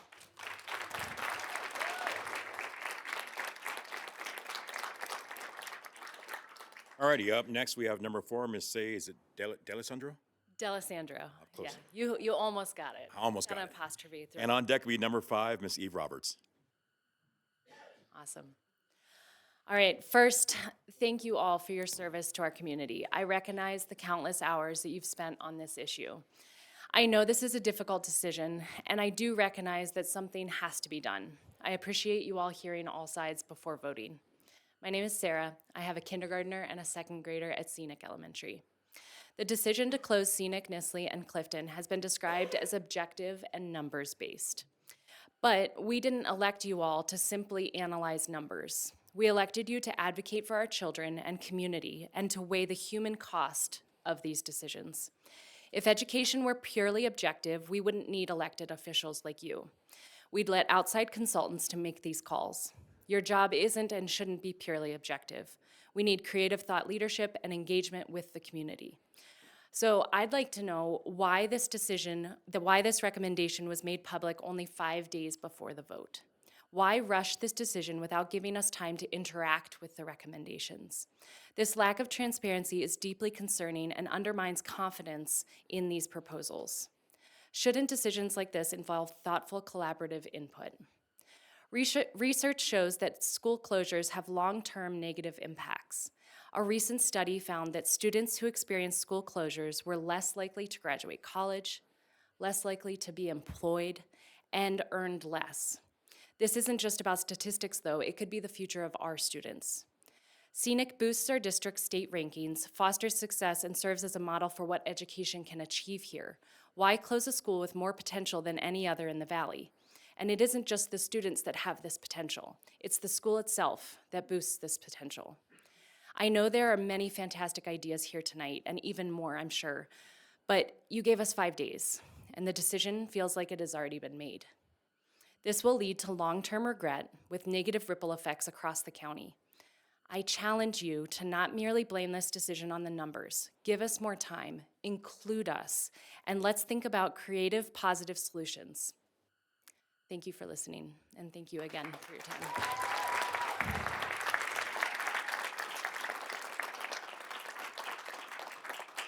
Alrighty, up next we have Miss Eve Roberts, and on deck we have number 6, Chad Roberts.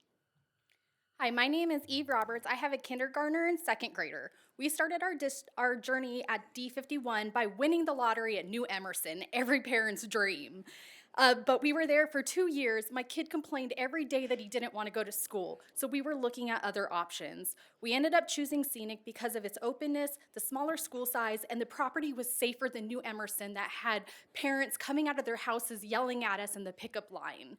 If we had to do it all over again, I wish we would have started at Scenic because my kid loves it and wants to go to school every day. There is something unique about that school that you guys need to be replicating. Online, which is the majority of businesses and buyers coming into this town are looking at stats online. Google it. On the #1 page of Google, Scenic ranks #1. Greatschools.org, we are the only 10 out of 10 school, and by closing it, you're gonna destroy all those statistics that the out-of-town people are seeing because it is hard to get SEO ratings on Google. We all know that. What this has all brought to me, and I guess the other thing is closing a top school too. Like as a savvy business person, why would you close a top school? We should be emulating it and finding out why it's great and taking some of those ideas and putting it into other schools. Maybe every school needs a work hard and be nice philosophy. You can learn a lot from us. What the 25-year facility master plan has shown me and why we got an F is because there is not walls. And that is just not fair. The model has been very successful. Why do we have such a high rating if the walls were such a big deal? You know, and because it doesn't fit into your traditional D51 model, we don't have wings like your models show.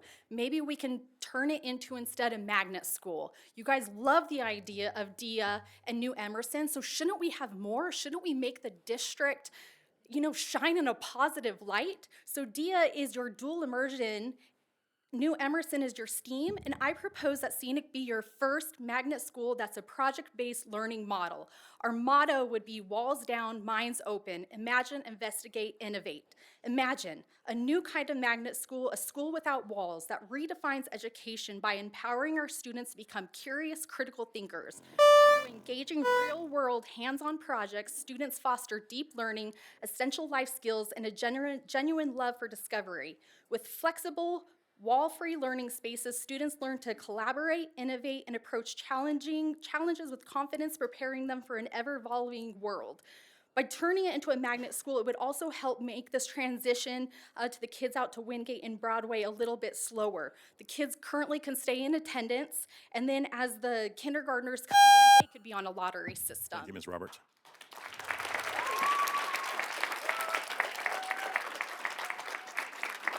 Alrighty, up now we have number 6, Chad Roberts, and on deck we have number 7, Brian Austin.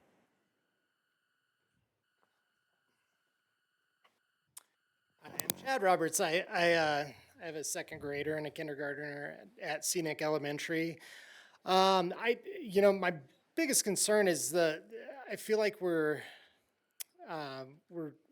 taking more of a quantity over quality decision that can lead to burnout for teachers, and which trickles down to a poor education for our kids. A recent Gallup poll stated that burnout for K through 12 teachers, including elementary school teachers, is about 44%. I just have a few questions. Does Scenic have a lower operating budget and lower cost than other schools in the district not proposed to close? Is operating cost a factor in the school closures? Why is New Emerson at 59% utilization rate when there is a waiting list to get into the school? And can the vote to close be split up rather than lumping all the schools together? I would appreciate it if we had these questions answered before there was a vote, and thank you for the time and for your service.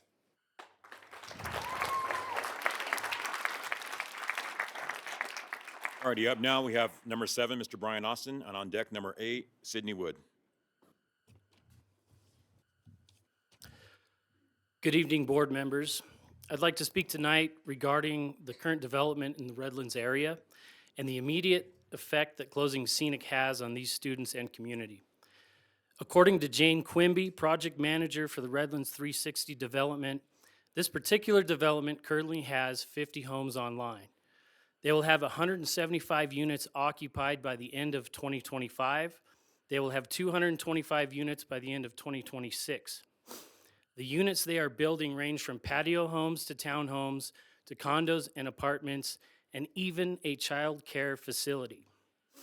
In short, they are catering to a large and diverse demographic, which will undoubtedly include hundreds of kids.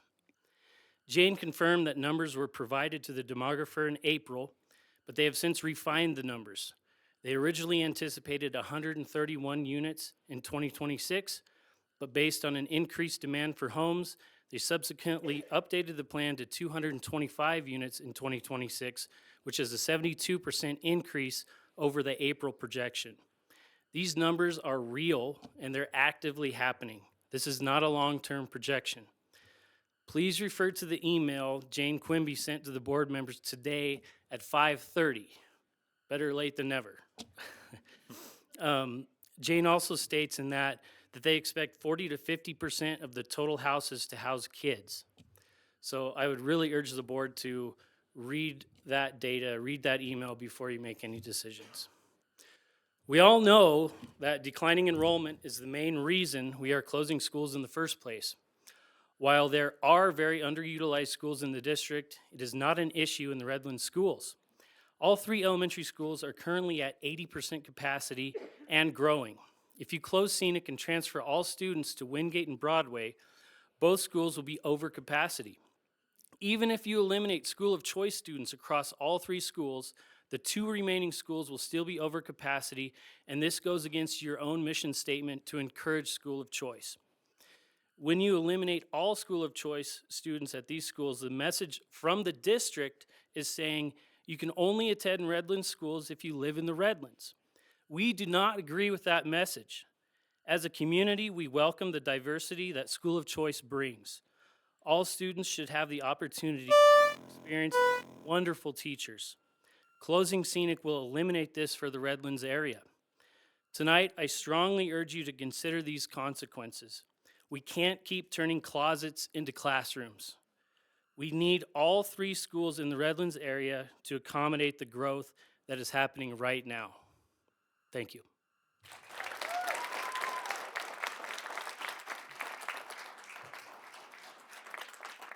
Alrighty, up now we have number 8, Ms. Sydney Wood, and on deck number 9, Jay Haraway.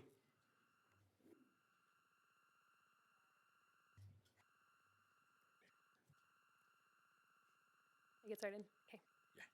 My name is Sydney Wood. I have a degree in education from Yale University, and I'm a former teacher in the Valley. I'd like to just speak from an educational policy perspective, specifically to this 380 to 400 enrollment number that is driving some of these recommendations, and why studies show that this is not a formula for strong schools. In fact, empirical evidence proves that closing small, high-performing schools, like Scenic Elementary, in favor of larger consolidated schools will have lasting negative effects on students, teachers, the district, and our community at large. I'd like to just list a few studies here. I also have a printout of 18 different studies that looked at school closures in larger consolidated schools. I have these for you if you'd like to look at them. A 2010 comprehensive study of school consolidation found that students educated in smaller schools obtained higher returns to education and completed more years of schooling. Students from states with larger schools earned significantly lower wages later in life. The direct quote from this finding said any gains from consolidation were far outweighed by the harmful effects of larger schools. A 2003 study of school size and student outcomes found a decline in achievement as elementary school size increased. A 2018 study found that student achievement is directly adversely affected by school closures. Student test scores went down when schools were consolidated. A 2006 study, this one is especially pertinent to this discussion, found that increasing the size of Indiana elementary schools by school consolidations lowered student achievement significantly, with a predictable future economic cost that, according to the researcher, far outweighed the marginal fiscal savings of closing smaller schools.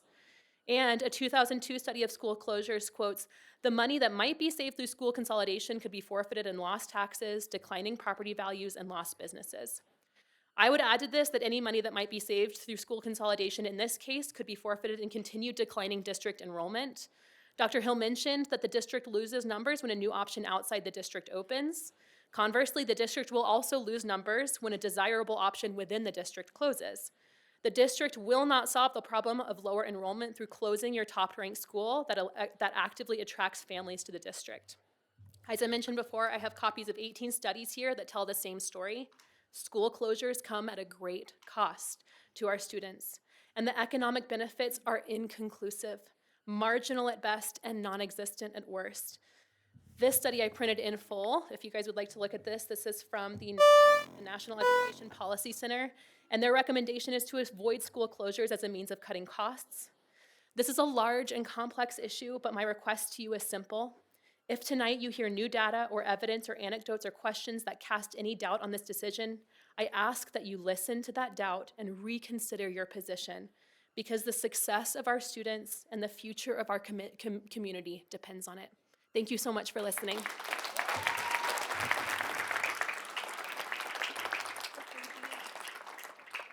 Okay, up next we have number 9, Jay Haraway, and on deck number 10, Kelsey Stanley. Good evening, Board. Thank you for hearing from me. My name is Joseph Haraway. I'm a physician in the community here. I'm in private practice. I wanted to address specifically some of the demographic data that we saw presented earlier. Number one is the aging population. With the population over 65 growing, we are going to need much more healthcare providers than we have available. We already have a physician shortage in the area. We have difficulty recruiting physicians, in part because our school district does not get great grades. So the idea of closing a high-performance school will harm recruiting not only physicians but other healthcare providers, as well as others of our best and brightest, as what you were calling people, and having difficulty retaining them. I also heard you say that we are having difficulty, that it's not within our control to provide jobs in the community, but I would argue against that. I would say it is within the school district's control to attract educated and highly paid people who would be looking for a high-performance school. I would also like to address the increasing death rate, which I can guarantee you will continue to increase if we do not attract more physicians into the area. On a personal note, I am the parent of one former scenic student and one current scenic student. We moved our sons from Holy Family Catholic School because we didn't feel they were getting everything they needed, and we were very happy to see that they have been able to achieve much more academically, socially, and that they have gotten all the resources they've needed at Scenic Elementary. So thank you for your time, and I encourage you to vote against closing Scenic Elementary.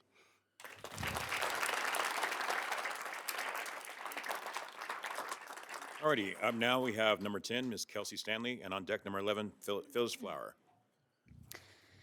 Good evening, Dr. Hill and board members. My name is Kelsey Stanley. I'm a concerned parent of a third grader and an incoming kindergartner. I'm a substitute teacher in the district and a board member on our PTO. I want to start by thanking you for your service you provide. I can't imagine the impossible decision you're facing, and I don't envy the position you're in.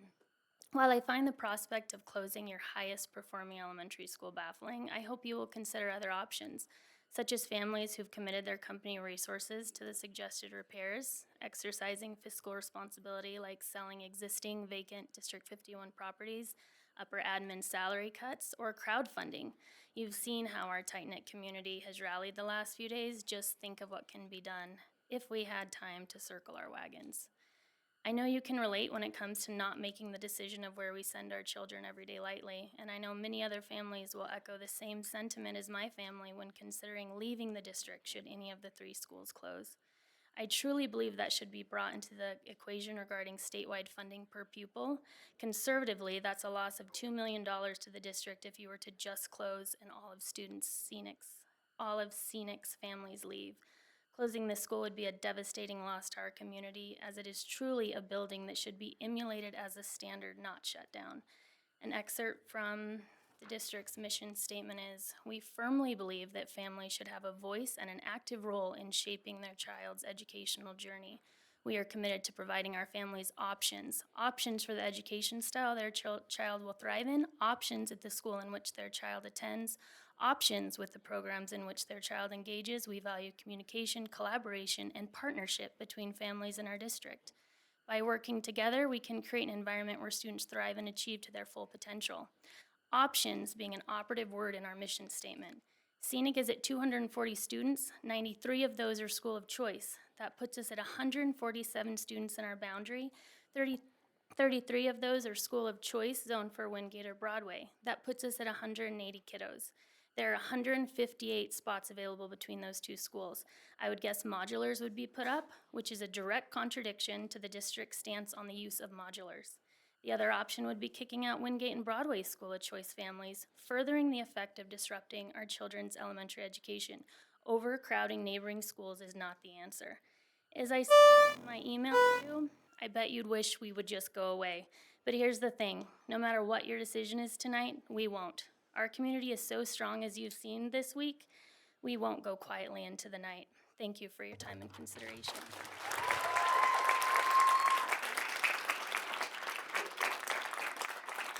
Alrighty, up now we have Miss 11, Miss Phyllis Flower, and on deck 12, Pat McBride. Good evening. Thank you for your time. I really appreciated Dr. Hill's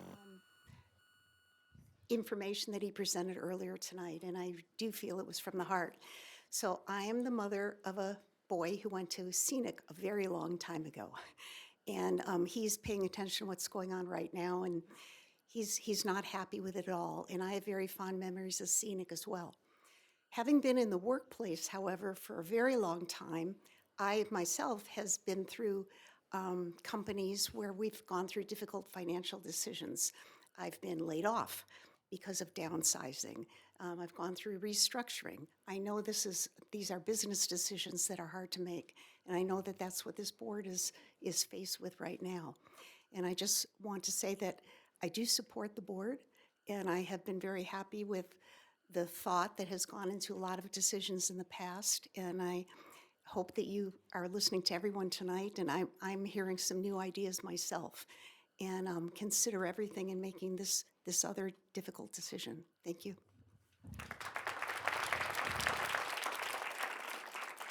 Alrighty, up now we have number 12, Miss Pat McBride, and on deck 13, Perry Cabot.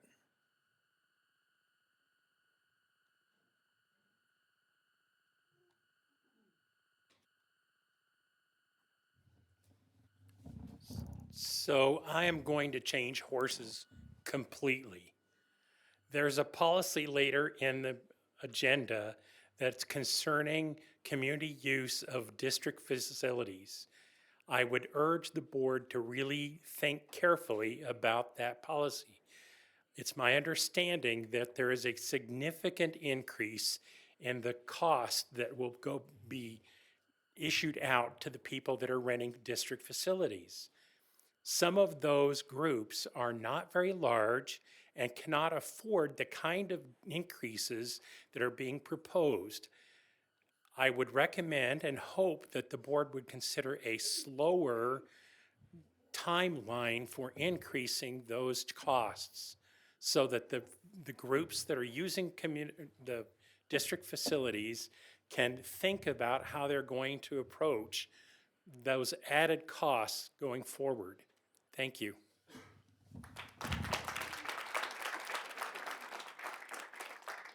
Alrighty, up next, we have number 13, Perry Cabot, and on deck, number 14, Anna Elliott. Thanks for hearing me, members of the board.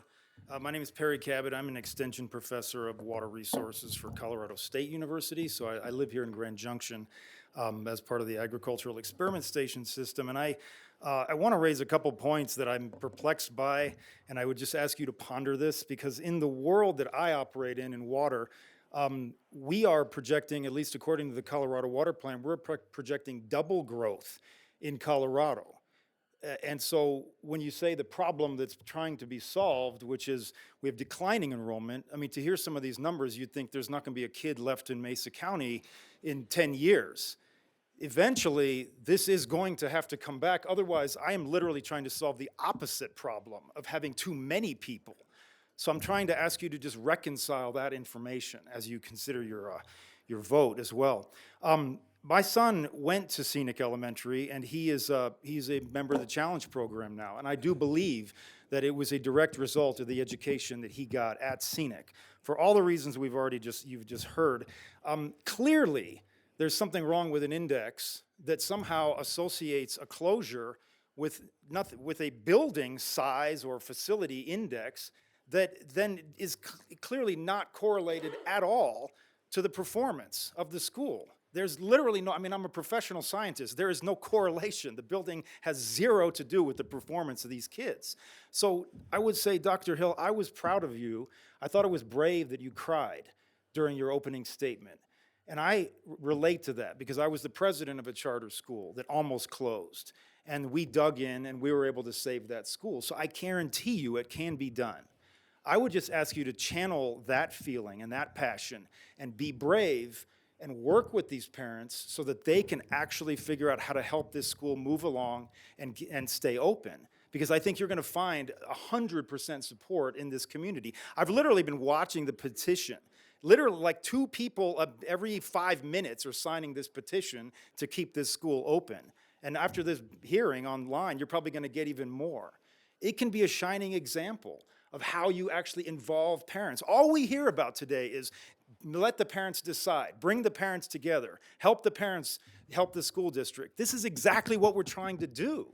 So I'm just asking you to channel that feeling and be brave.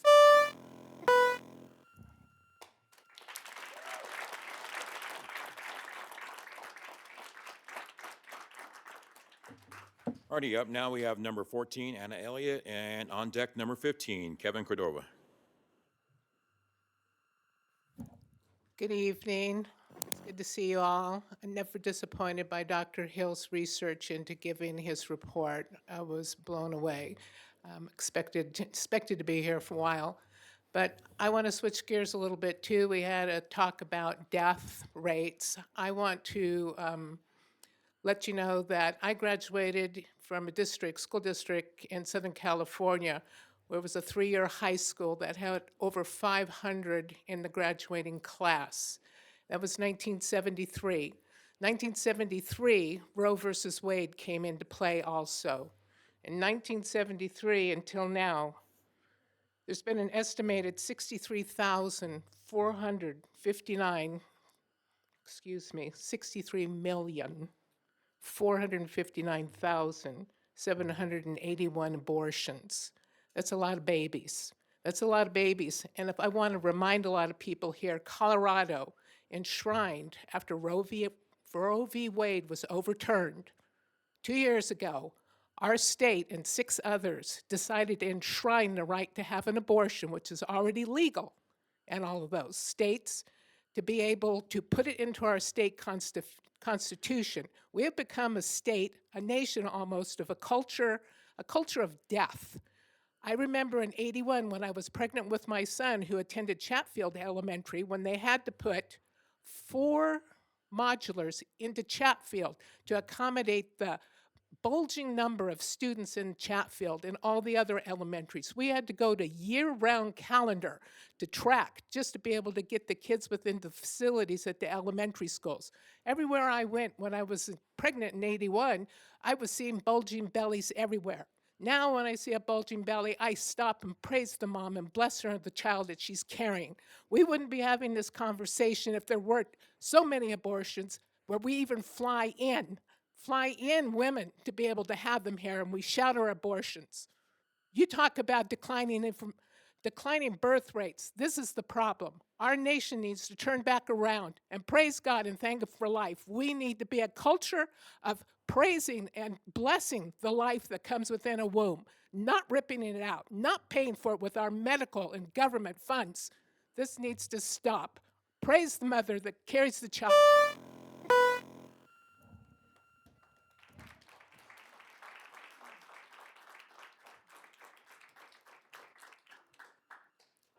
Just a reminder all that the first tone, you still have 30 seconds left, so I don't want you to feel like you have to stop at that time. Up now we have number 15, Kevin Cordova, and on deck number 16, Aaron Fiedler. I'm a little nervous, as it feels like I feel that some of the lines of questioning are leading to a decision already. But, good evening, board, and thank you for allowing me to speak tonight. My name is Kevin Cordova, and I'm here as a concerned parent to ask you to reconsider the recommendation to close Scenic Elementary. As I said, I'm a parent of 4 kids. Well, I actually just said that, but 2 of which been to Scenic students. Both of these students are delayed in some aspect or another. Having 2 that excelled through the system and 2 that are delayed, if you've never had a delayed child, I welcome you to speak to one of us. And think of being a parent without the support like we have at Scenic. That being said, after reviewing the 25-year facility plan on Dr. Hill's school closure report, I found the information and methodology used to justify Scenic closure to be questionable and inconsistent. Scenic Elementary was given a 45% condition score on the building, but when I compared it to other schools in the district, the scoring does not add up. For example, schools like Orchard Avenue, Wingate, Thunder Mountain, Appleton, and others all have higher condition budgets for repair than Scenic, yet those schools received higher condition scores, some significantly higher. Orchard Avenue, for instance, has a $1 million more in repair needs than Scenic, but was given a 64% condition score. It's worth noting that Orchard Avenue was on last year's closure recommendation, but now it's off, even though its utilization still remains low at below the 75-90% threshold. So how do we explain the sudden change? Similarly, Lincoln OM requires nearly $100,000 more in repairs than Scenic, but has a condition score of 62%. Thunder Mountain, with a repair budget 58% higher than Scenic, was given a condition score of 50%. These inconsistencies cast doubt on the accuracy and the fairness of this process. Even more concerning is the decision to close Scenic over New Emerson. Oops, I totally meant to pass that because you answered that. Okay, so let's not forget the financial investment the community made in these schools. Between Scenic, Clifton, and Nisley Elementary, the taxpayers approved $10.498 million the A bill. And I know that things had to be moved quickly, but to be fiscally responsible and allow the community to have all fairness, that those things should have been tabled till the next election before we did those and roll those out if we were going to be closing schools that we were asking for $10.459 million repairs. Thank you.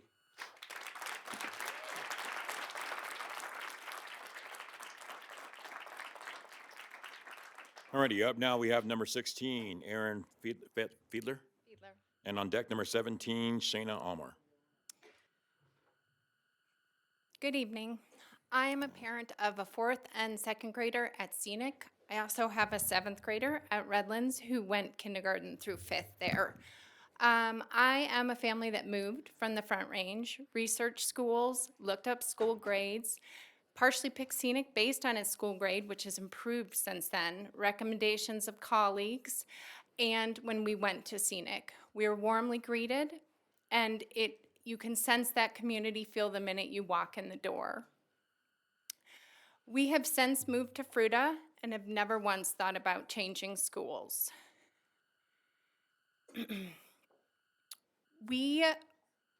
I don't know what the future's going to hold for my family and its plan if Scenic closes. I know that our choice will be taken away. Our choice for Scenic will be taken away. Our choice for Redlands School will be taken away. That will not be an option for us anymore.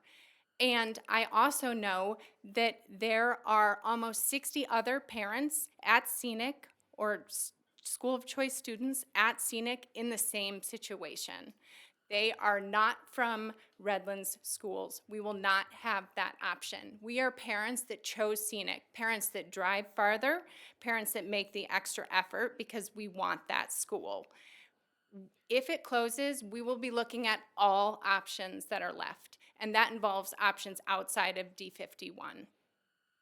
I ask you guys to just take into your consideration, if you're trying to keep numbers from declining, to remember that maybe closing a school which such high school of choice is going to lead to even more students being pulled. That's all. Thanks.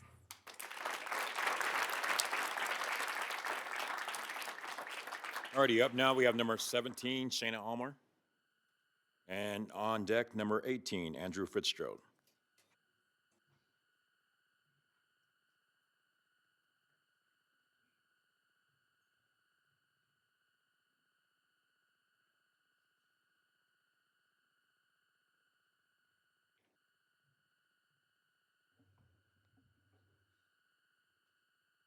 Good evening. Due to declining enrollment, you plan to close schools and are planning on packing classrooms, which at first seems to make sense to recoup money. However, the future sociological and economic implications are not considered, not just for our school and children, but the other schools, children, and our community as well.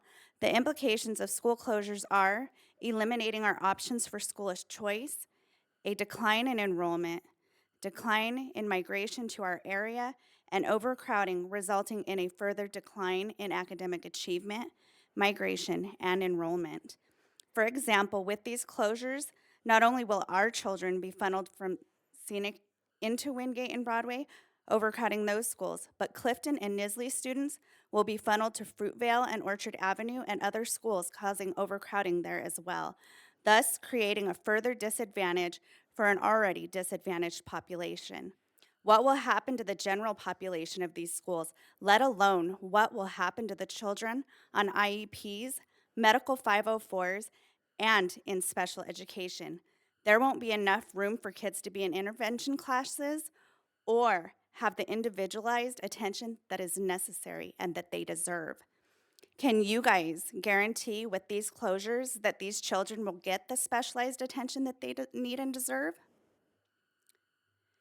We don't want super schools and overcrowding. That's why Scenic is so great, because we are able to give individualized attention they deserve.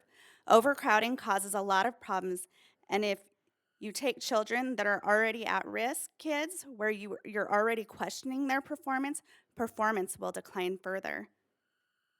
School District 51 prides themselves on school of choice. However, due to two previous school closures and rezoning, a lot of parents were already stripped of their rights to school of choice due to schools being overcrowded. Parents want to give their children the opportunity to go to schools that excel, and Scenic is one, and Redlands Middle School is another, which did not accept any school of choice this year as a result of the closures of the Fruta 8-9 and East Middle School 2 years ago. We voted you guys in to be our voice, and we are sincerely petitioning you now to be our voice and make decisions on our behalf. I, for many years, was a school of choice mother. Everybody assumes that, the Redlands schools are wealthy. Scenic is a school of diversity, 39% of school of choice. I was school of choice for many, many years. I wanted my son to see outside of our circumstances and see that he has an opportunity to be outside of poverty and our circumstances, and that he can excel. Thank you, Ms. Shana.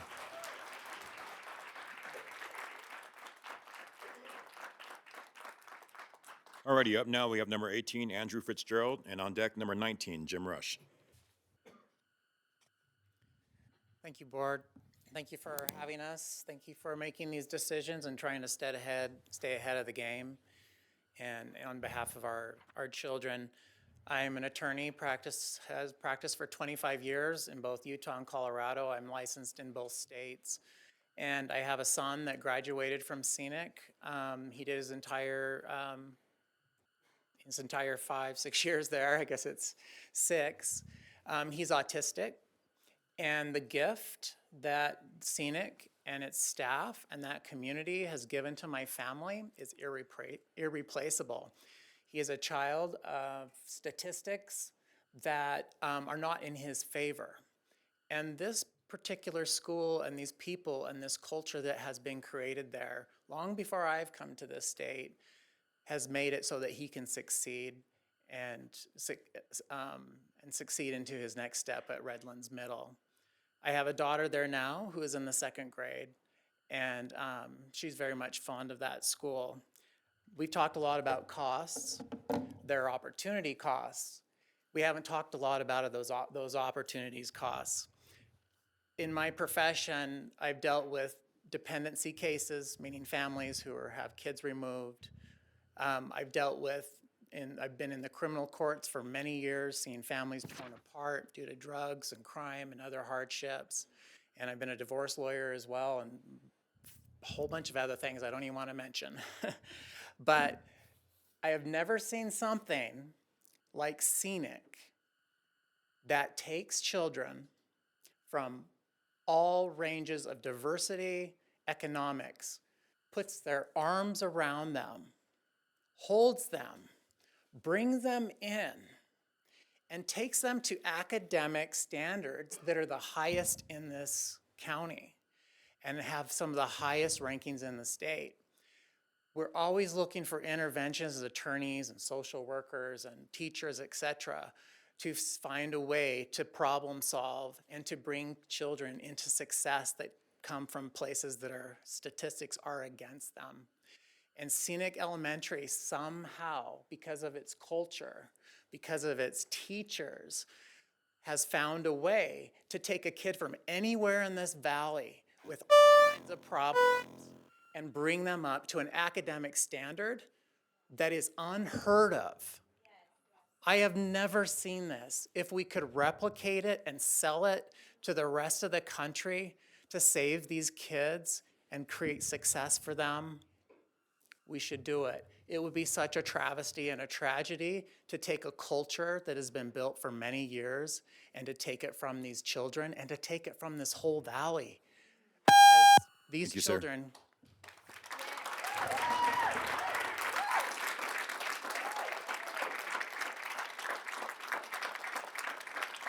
Alrighty, up now, we have number 19, Jim Rush, and on deck, number 20, Donald Hunger. Good evening, Board, Dr. Hill. My name is Jim Rush. I'm here on behalf of the Colorado West Area Square and Round Dance Council to address the policy KF, which is community use of school facilities. The Colorado West Area Council has enjoyed long partnership with District 51. We've been hosting our yearly Peach Promenade Square Dance at D51 Middle School since 1984. That's 40 years of continuous good dancing and good community relations. As District 51 taxpayers, we applaud your efforts at fiscal responsibility. However, we have some concerns with the third-party facility scheduler, Facilitron. We understand that Facilitron has published a set of facility use costs that they represent as typical hourly operating expenses for gymnasiums, cafeterias, and the like. We understand that the policy KF intends to set these costs as the basis for building use rates. Apart from the fact that Facilitron has a vested interest in districts charging community groups as much as possible, our council wonders about how accurate these rate targets might be. Where did Facilitron get their numbers from? Even here on the Western Slope, expenses in Montrose or Craig are likely to be different from Grand Junction, and let alone what energy costs might be in Denver or Kansas City or Des Moines.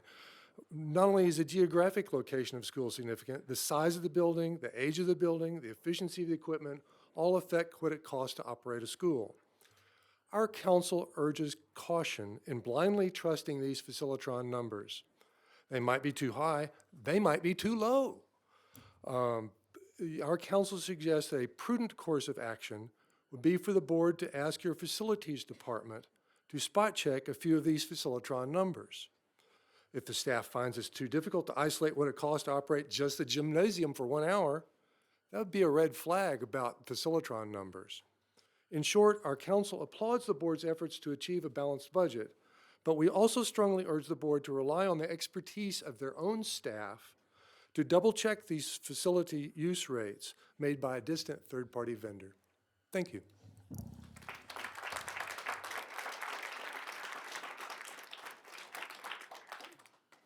Alrighty, up now, we have number 20, Donald Hunger, and on deck, number 21, Autumn Fitzgerald. Hello, my name is Donald Hunger, and I would like to read. I know this is difficult for many students and parents. When the data started coming out about birth rates and that young families were moving out of the area, it was confusing.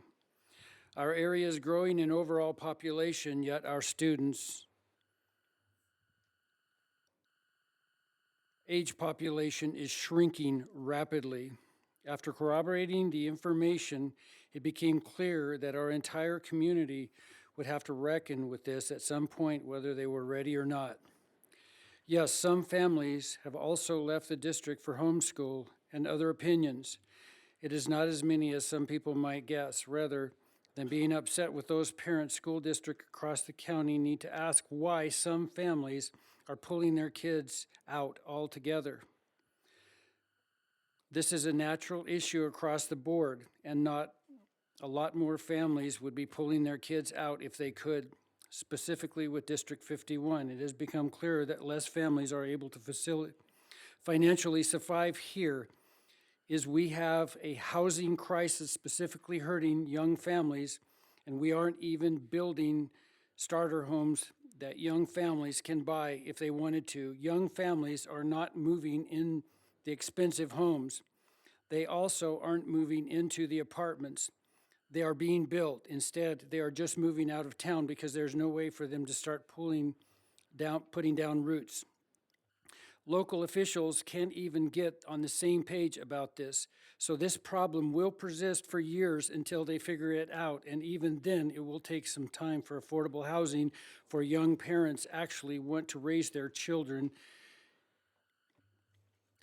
This combination of factors makes it clear that shutting down some schools is not something the school district can avoid.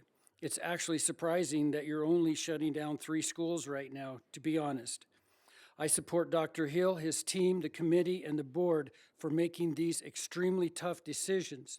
And I hope the community can somehow start to grapple with the gravity of what is happening without tearing itself apart. We're not going to turn this big ship around quickly. However, we can use this as an opportunity to come together and find solutions. Even those solutions will take years to come to fruition. And I want to add, this is not new information. This has been going on for over a year. People are starting to show up, coming out of the woodwork. You guys have been working on this for a long time. We are government of the people, for the people, by the people. If we just come up and start plummeting you guys for your decisions and the work you're done, we're not a great community, and I'm sorry for the way we are responding to what you're doing. You've been working very hard. Thank you, Mr. Hunger.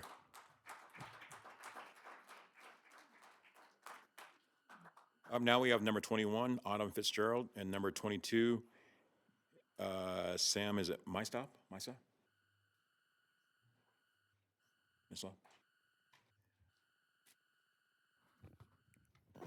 Thank you, Board. Thank you for your time and your effort and your dedication. We understand the really difficult job that you have, and I want you to understand that we are not adversaries with you.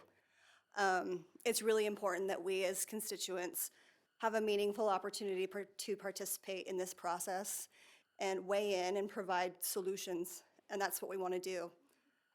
We need to support each other, the board and the community, and work together to find an appropriate solution on this. A great time to do that would have been the March 9th, 2023 special meeting that you guys held. It was scheduled at a prior meeting on March 7th, which gave 2 days' notice to the public to participate in, which is not meaningful notice. The March 9th meeting is meaningful because that's where the board discussed relying on the demographer and creating or building a committee to create the criteria to close elementary schools. That would have been a great time for all of us to come together and receive information and share thoughts. But there was only 2 days between those 2 meetings. And there were votes that were made during the March 9th meeting. That didn't give us a meaningful opportunity for the public to weigh in or for us to be a part of this really important decision.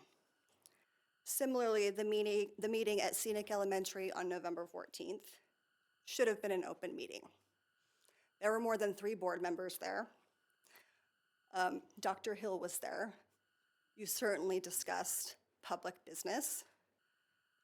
And it sounds like the decision to us, it sounds like the decision had already been made at that point.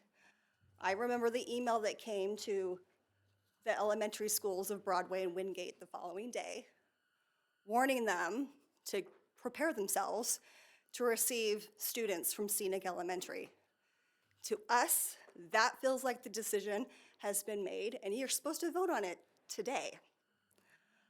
This creates a lack of transparency, and importantly, it erodes confidence and trust between the public and the board. We don't want that. You will note from the comments made today that we are surprised. We feel like we did not get notice of these things and we haven't had a meaningful opportunity to participate. We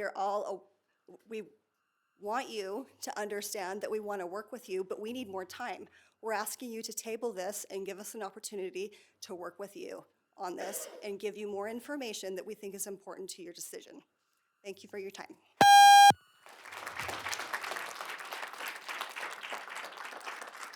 Alrighty, up now we have number 22, Sam Mystop. And on deck number 23, Ginger Berry. I just wanted to concur with all the thoughts of the kids that they shared. I think those were pretty strong and very brave thoughts, and I think they have a lot of value. And my big concern is that you guys were presented all this data about birth and death and dollars, but and you want to make a choice on that or a decision on that, but where's all those sophisticated data on what will happen to all those kids? And I mean, aren't you curious about that or want to look into that a little bit more before you make your decision? Can you make a decision without knowing what's going to unfold? And I feel like you should have that equal amount of that super sophisticated data about what's going to happen to the kids, the effect on the kids, the use of modulars, the traffic, the home values in the area, the effect on the staff and the neighborhoods. This all just seems super focused on the dollar end of it. But what about the kids in the community? I mean, what's their value? You're a board of the schools, you're not a board of a maintenance company. So don't look at the dollars, look at the kids and look at the community. Because you have a very special school here, and that's pretty clear with all the responses you've received to this. So don't make a decision on this one-sided data. I think you need to take the information that Sydney brought up here from her Yale experience about what happens when you close schools and consider that and look at that before you just make a decision based on dollars. I believe that's all I got, and let me fold the other side of my paper to see if everything else I wanted to share. No, that's it. Thank you.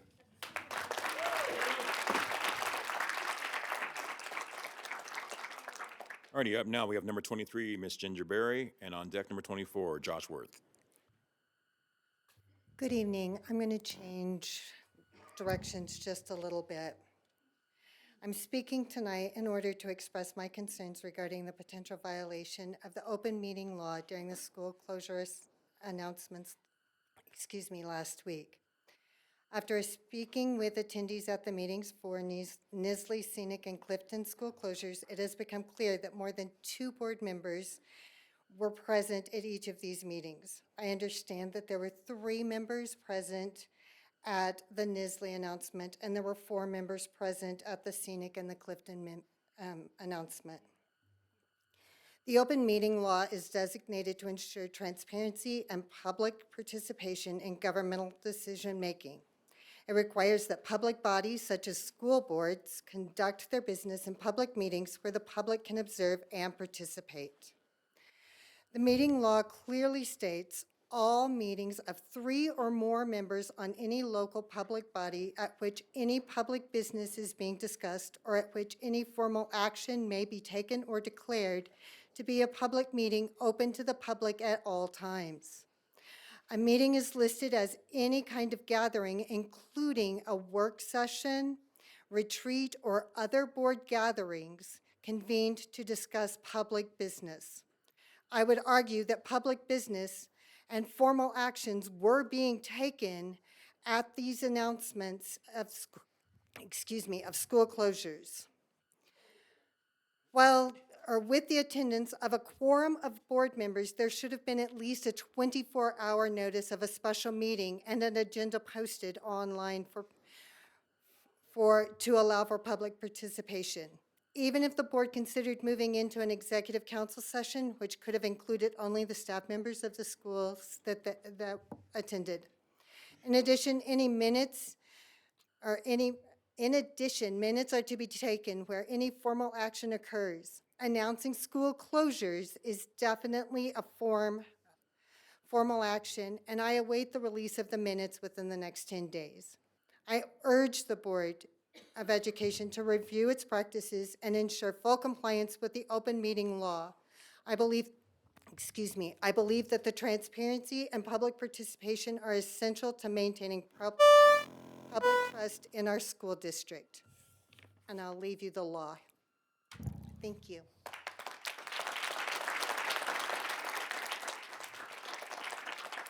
Alrighty, up next we have number 24, Josh Worth, and on deck number 25, Dan Worth.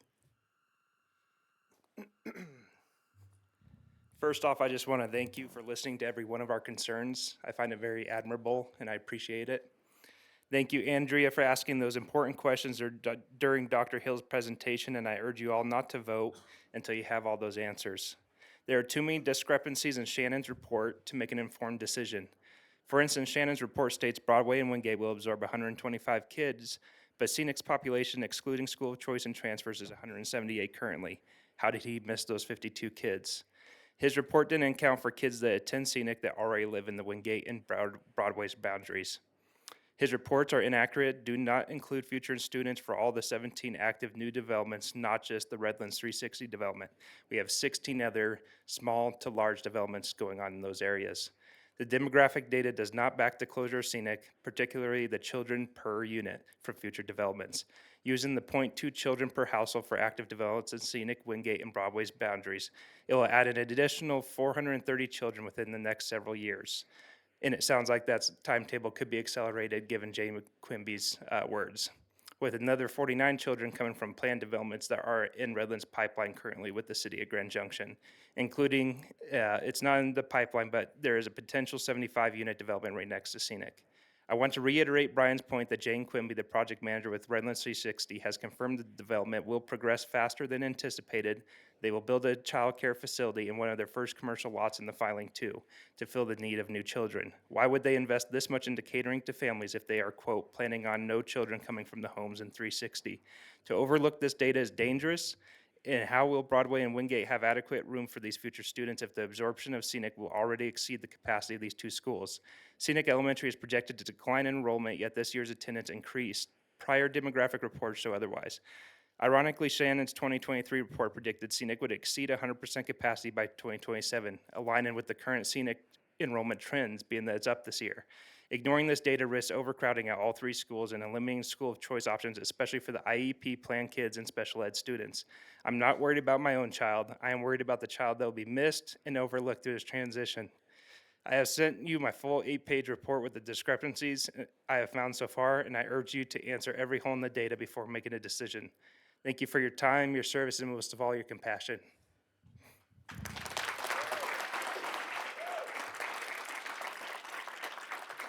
Alrighty. Up now, we have number 25, Dan Worth, and on deck, number 26, looks like Andres Suarez.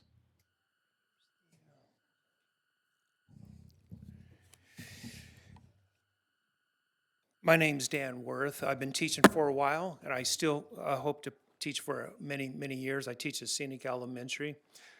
I just want to address several things. One, the pathways that the EDEC committee came up with to address declining enrollment. The first is the providing options that attract students that are currently not in D51. Scenic fills a unique niche in our district. It's a hybrid school. It has its attendance area, but it also has very high school of choice, as you've heard over and over. Not a new trend. It's been, as long as we've been tracking, it's very, very consistent. Next year, we're going to have 92 school of choice. That equates to about $1 million in revenue. As been stated, over a third of that is from the Wingate and Broadway.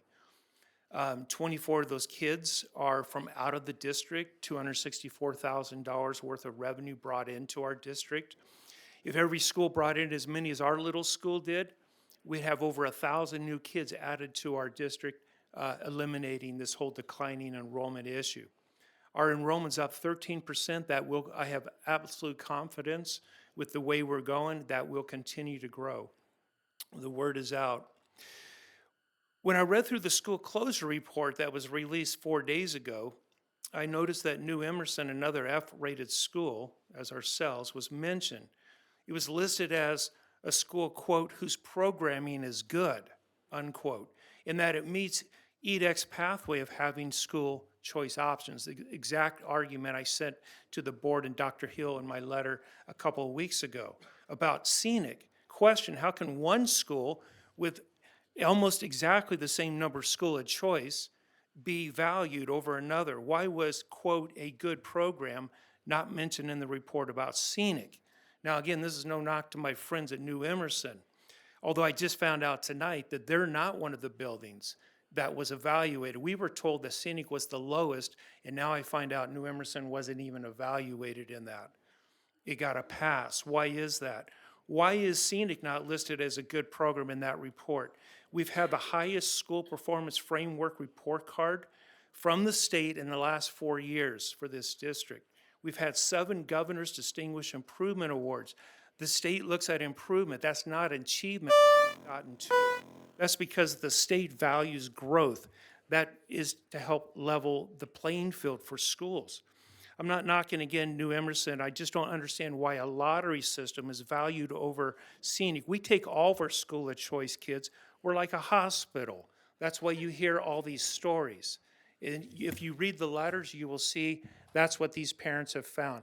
My idea, take Nisley, pay for a bus them to scenic. How many scenic parents would Mr. like Worth. that opportunity?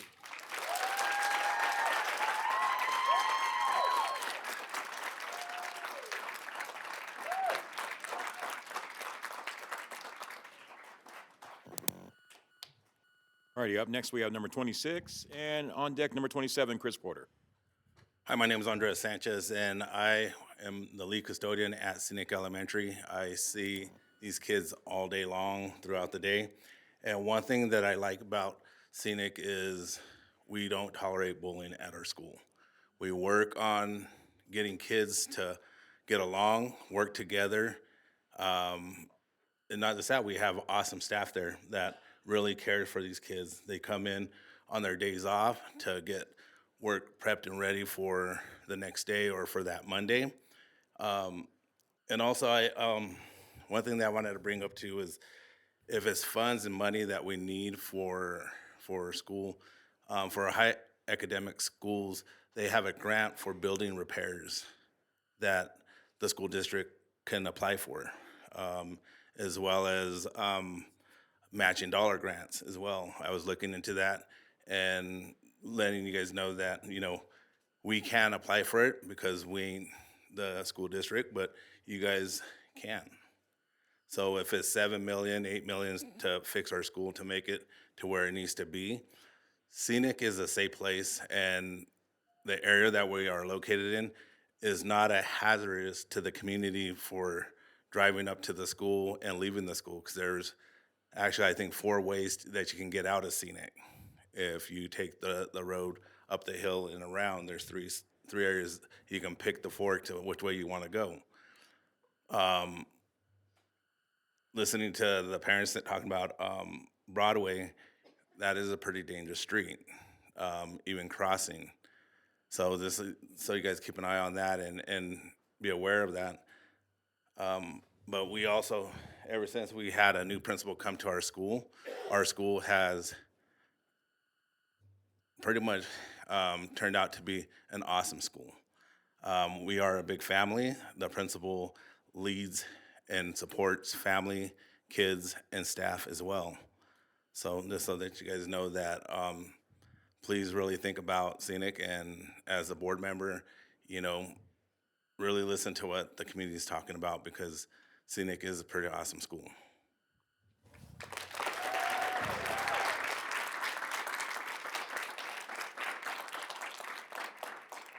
Alrighty, up now we have number 27, Chris Porter, and on deck, number 28, Casey Selleck.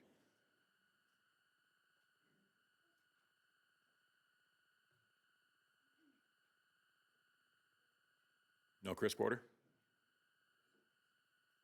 We're going to move on to number 28, Casey Selleck. And on deck, number 29, Travis Baker.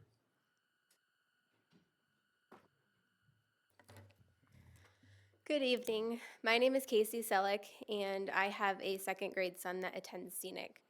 And in the short time that we've been there, and when I say short time, I quite literally mean just over 2 months, this school has become a lifeline for our family. We made the decision to transfer to District 51 from a non-district charter school because we were unable to find the support and resources that our child so desperately needed. For years, we hesitated to make this transition because we feared placing him in an overcrowded classroom. And here we are. Since joining Scenic, our son has made remarkable strides. He will tell you himself that the support he receives at Scenic is unparalleled. The school has provided him with opportunities that are often lost in larger, more impersonal school environments. Any parent of a child with an IEP will attest to the fact that not all schools are equipped with resources to meet the unique needs of these students. We deserve the right to choose the educational environment that is best suited for our families. For us, that means choosing a small, community-focused school. I want to emphasize this point because it's conflicting to Shannon's comments that were presented earlier this evening. Sadly, over the years, we have faced repeated challenges in trying to find alternative school placements. We have been unsuccessful in securing a spot at multiple lottery schools over the years. And just this year, a little over 2 months ago, when we tried to transfer to Wingate because we didn't know about Scenic, we were informed that the school was already at capacity. Ironically, Wingate is expected to absorb even more students as a result of the proposed rezoning of Scenic. Given this, I don't think the utilization percentages mean much at this point. Scenic is a model for what our schools should strive to be, not one that should be closed. If children are thriving in this environment, shouldn't we be asking to understand why? Unfortunately, the process that has led us here tonight has been rushed. Families were notified that their schools would be closing, and yet they were given less than a week to respond. Before a vote is made on these school closures, we need answers to several specific critical questions. I'm going to skip over most of them because I think they've been covered. I really want to touch on school of choice. It's my understanding that school of choice is up to the principal of that school. Why would they say yes to taking more students if they're receiving more from these consolidations? Is there going to be accountability to hold these schools to accept school of choice? When are they going to take them? No one here tonight is questioning the difficult decision that the board finds itself, but I urge you to recognize that closing schools is not the only option. It's not the best option. Closing these schools means sacrificing the quality of education for our children. The school board is composed of elected officials who are entrusted with the responsibility of representing the interests of our community. Let us work together to find solutions that benefit all students rather than making hasty decisions. Thank you, Ms. Selleck.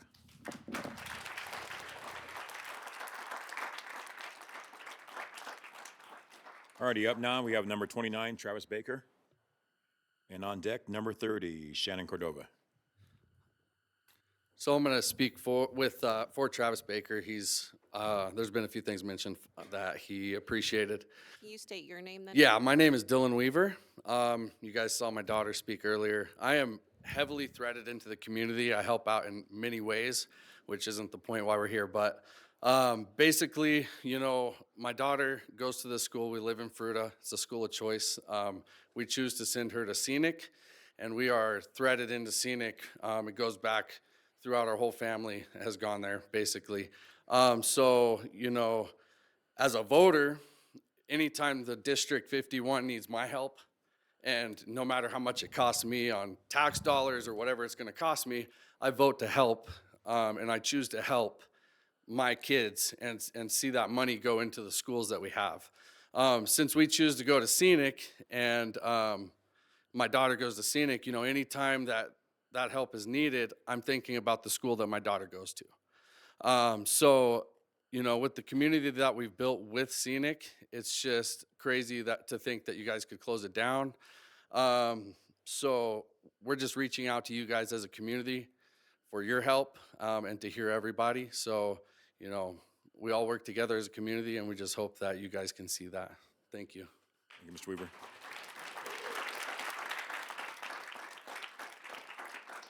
Up now, we have number 30, Shannon Cordova, and number 31, Ms. Caitlin. Hi, everybody. My name is Shannon Cordova. I want to start by telling you I am a mother of 4 past and present students in D51. I am an early childhood teacher and the director at an early childhood facility. So what you should know is I am pro-education, I am pro-teacher, but above all, I am pro-kids. I am that parent that they are talking about. I live in the Wingate boundaries. I choose Scenic. I choose Scenic for my son. My son is on an IEP. He has dyslexia. He has ADHD. He gets everything he needs at Scenic. It is more than just a school. I have been a proud member of the Scenic family for 9 years. I have a daughter who started at Scenic. She's now an 8th grader. Let me tell you about these people at Scenic. They are special. My children have been the recipient of teachers who take time in the summer to tutor. My children have been the recipients of teachers who look past the behaviors and their disabilities, and they see them as people, valuable members of their school family. This is a very, very special place. What you are telling our children is, and our teachers, their hard work is going to be punished. They are being punished for working hard. They are being punished for putting in the time and the hours. That is not okay. We can't do this. As you have found out tonight, us scenic families, we are an underestimated and we are an underutilized group of people. You should have been asking us a long time ago. We would have been coming to you with answers, solutions, ideas, whatever you needed.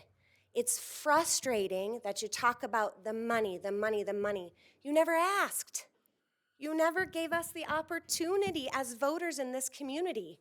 I, like many other members here tonight, when you needed money, we voted yes, because we believe in education and we believe in our children. We are what you want. You want parents fighting for their kids. You want teachers fighting for their kids. You want teachers that go to work every single day because they are proud of what they do and they believe in the children at that school. Please, please consider all your options before voting. Thank you.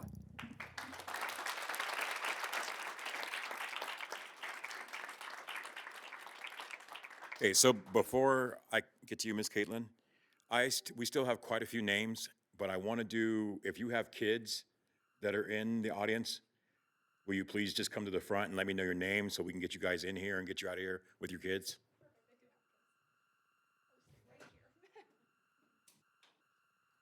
Yeah, what Director Jones is saying, that if you're a parent with a child, we want to be able to have you be able to make your statement, so, because we know you I'm probably, going to get to you, and I just want to make sure the kids that are in here can get home and yeah. So that then, if you need have a seat, to- tell me your name, I'll mark you off, and we'll get you going.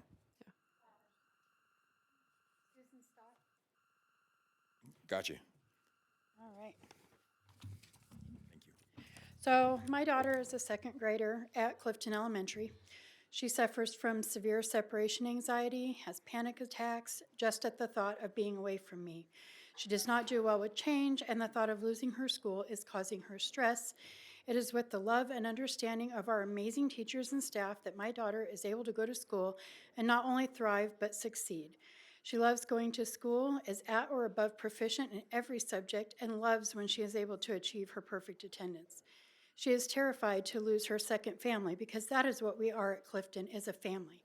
I personally feel so much love when I walk in the building that it made me want to volunteer and spend time there as much that this year I became PTO president so that I could be part of something bigger for our students and our staff.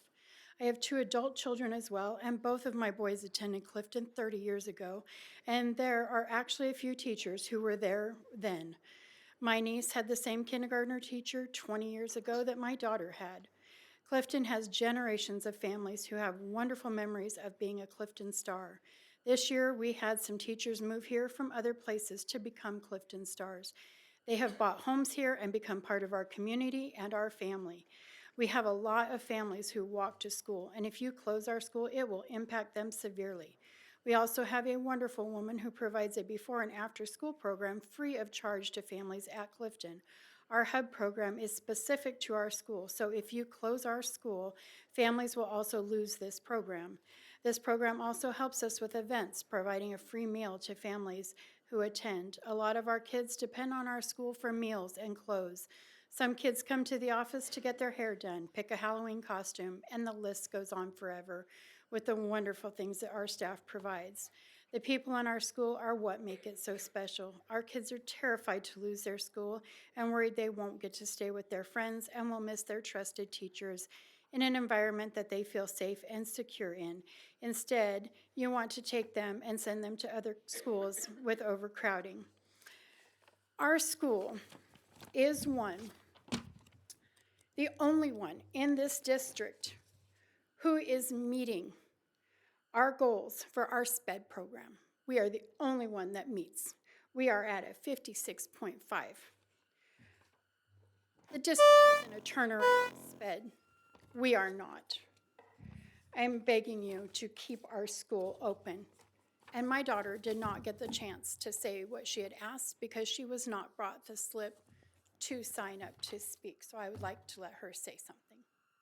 I am in second grade, and I really want to finish this school because I want to get to fifth grade, and I want to keep my teachers, and I want to still be with my friends all these years. Thank you. Thank you.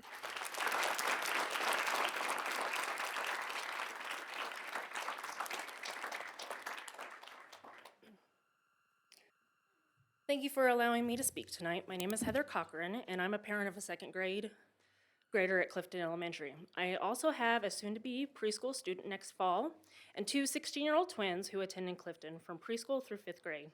Clifton has played a significant role in my children's education. If it weren't for the dedicated teachers at Clifton, my son would not be where he is today. At an early age, his developmental delays were identified, and he was placed on an IEP for speech, occupational therapy, reading, writing, and math. To receive extra support, we endured some challenging times, and I often worried we wouldn't make it through. But with the support, he was never held back and successfully met the necessary goals. He is now an academic letterer and a three-sport athlete at Palisade High School. I firmly believe that he would not have achieved this without the unwavering support from the Clifton teachers and staff. I want my younger children to have the same opportunities that my older two had. However, if they are forced to attend overcrowded schools, there is a risk that they could get lost in the system, just like many others did in the 80s and 90s when I was in school. In closing, I ask that the school board members consider our situation before voting. Think about your own children, how they would feel to be told that they cannot attend the school where they've formed friendships, built relationships. It breaks a parent's heart to hear their child express and desire not to go to another school. Remember, we voted for you, trusting that you would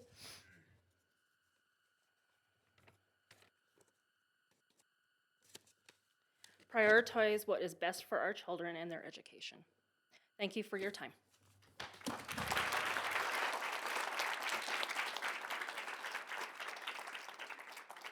So are there any other parents with kids in the audience that? I know she's a parent, but I have kids that are in here right now. Okay, come on. They're both here. Check the cute little blonde one in the back, the little curly head one right here. Them's mine. Go ahead, Miss Caitlin. All right. I would like to thank all of you who have taken the time to hear our hearts, heed our concern, and consider our questions. I would like to open by saying, when a flower does not bloom, do you blame the flower or do you blame the environment? You adjust the light, you check the soil, you make sure that it's getting the water it needs. Scenic makes sure that we get the water, the light, and the soil we need. There are children in this school, specifically for me. I have a son who is in the process, not even currently, but is in the process of being on an IEP.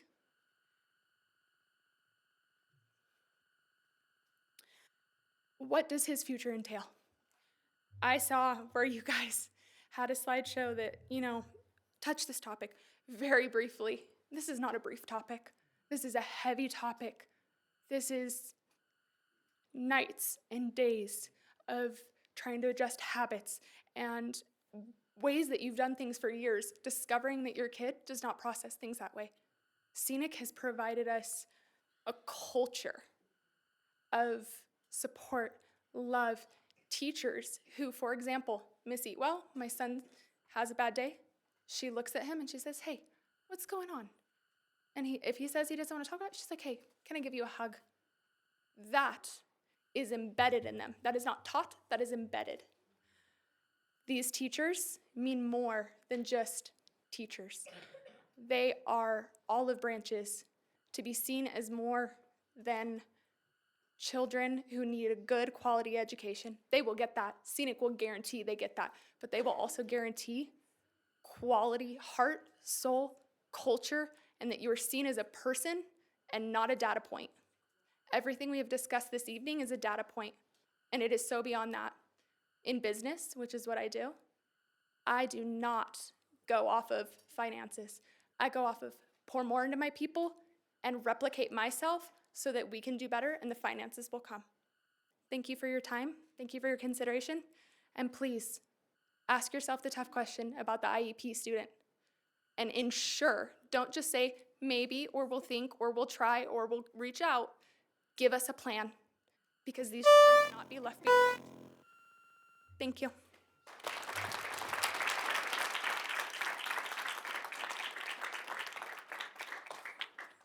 Alrighty, up next we have number 32, Morgan.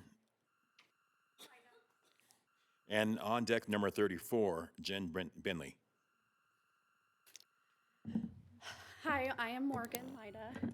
I didn't really intend to speak today, so I don't really have anything prepared, but I wanted to start by saying I really did appreciate you coming to Nisley, the board coming to Nisley when you were announcing the closure. I know it was hard. I know it sometimes feels like you're being berated, and that is not the intent. I think the staff at Nisley were kind of a safe space for our students. And I have a lot of pride in being an RN for the school district. I left the hospital and I love working for the school district. I'm trying to keep it together. And so I know that a lot of what we talk about with Nisley is our low test scores, and that's all we talk about. But I want to talk about some of the things that we do really well, which is look at the whole child, and we wrap around services. One program that Nisley has that no other school in our district has is the Skip-In program, and it's a student-centered project where we partner with Western Colorado Pediatrics, where we meet monthly with pediatricians, and we talk about our students. We wrap around services. We get parenting classes. We get medication orders needed to give medications in school.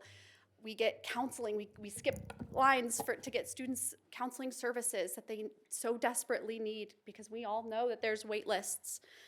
And a lot of those providers couldn't be here today, but one in particular, Dr. Cecilia Weaver, she's a pediatrician at Western Colorado Pediatrics. She wanted me to read for you guys. I wish I could attend the meeting, but I am unable to make it. As a physician on the Skip-In project, I have learned so much about the struggles these families face and how much you guys are doing to help them out. I am so sad that as we are starting to see progress from our program, we received this news. I am really worried for these high-risk families that are going to be hurt by this decision. I do not see the district being able to transition these families smoothly, as moving them to further schools will only present more barriers for their education. We all know that beyond providing education, school provides a safe place with food and support, which is a necessity to some families. I think what I would really like to point out is a lot of our families, it's a single mom or a single dad. We service the family homeless shelter. And so a lot of these kids roll in at 10 o'clock because there is not a parent at home or there's not a parent at the shelter to make sure that they get home on time. Oh my gosh, I have so much to say. And by busing those children, we're not going to see them. Their attendance is going to continue to slip because they are, they're struggling. Our parents are not here because they are struggling to survive. We have Marillac Dental come into our school, and we had 2 students that needed general surgeons to provide their oral surgery due to the decay and poor oral health. And I just can't imagine not having Nisley.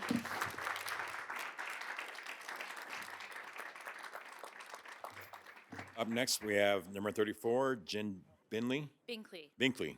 And number 36, Enzo. You're on deck, my guy. Yes,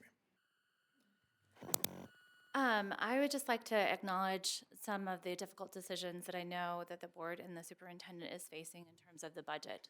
Like, I have been following this, and so I understand that decisions and difficult decisions have to be made. I have been a proud teacher at Nestle Elementary for 6 years, and I'm very passionate, and I love these children and these families. And one of the things that I am very disheartened by is that I feel like the voices of the most vulnerable and the poor have not been taken into consideration enough into some of these decisions. I would like to talk also about our dedicated staff. Many staff get there early and stay late. They're there on the weekends, and they're there late in the evenings. And sometimes those are not quantifiable in all the results that are looked at, and that is not always something that is easily translated.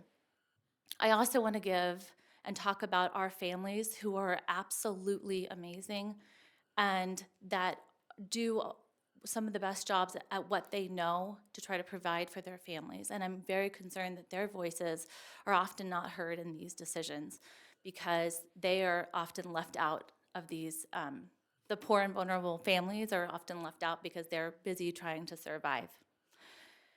I would like to point out that sometimes, and I read in Dr. Hill's report that some of the resources that were looked at, and he gave a number, and I was just wondering, where was everybody to make sure that those were the right resources for the right time and for the right problem and for the size and scope of the problem?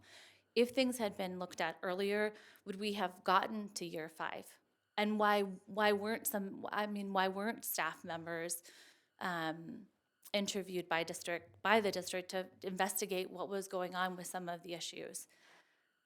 But moving forward, the decision I think is already made, and I beg you to please investigate how best to help these children transition into whatever the future holds. And by doing that, I think that you need to investigate what the work by Dr. Ruby Payne, Dr. Perlman. There are specific trauma and neurological social needs that all our students need. And I don't think enough resources and research has been done into adequately moving these students or successfully transitioning these students into different locations. I encourage you to take courses or talk to the CDE about how to move vulnerable students successfully, how to engage families successfully, especially when they are vulnerable and they have incredibly tight schedules. Thank you.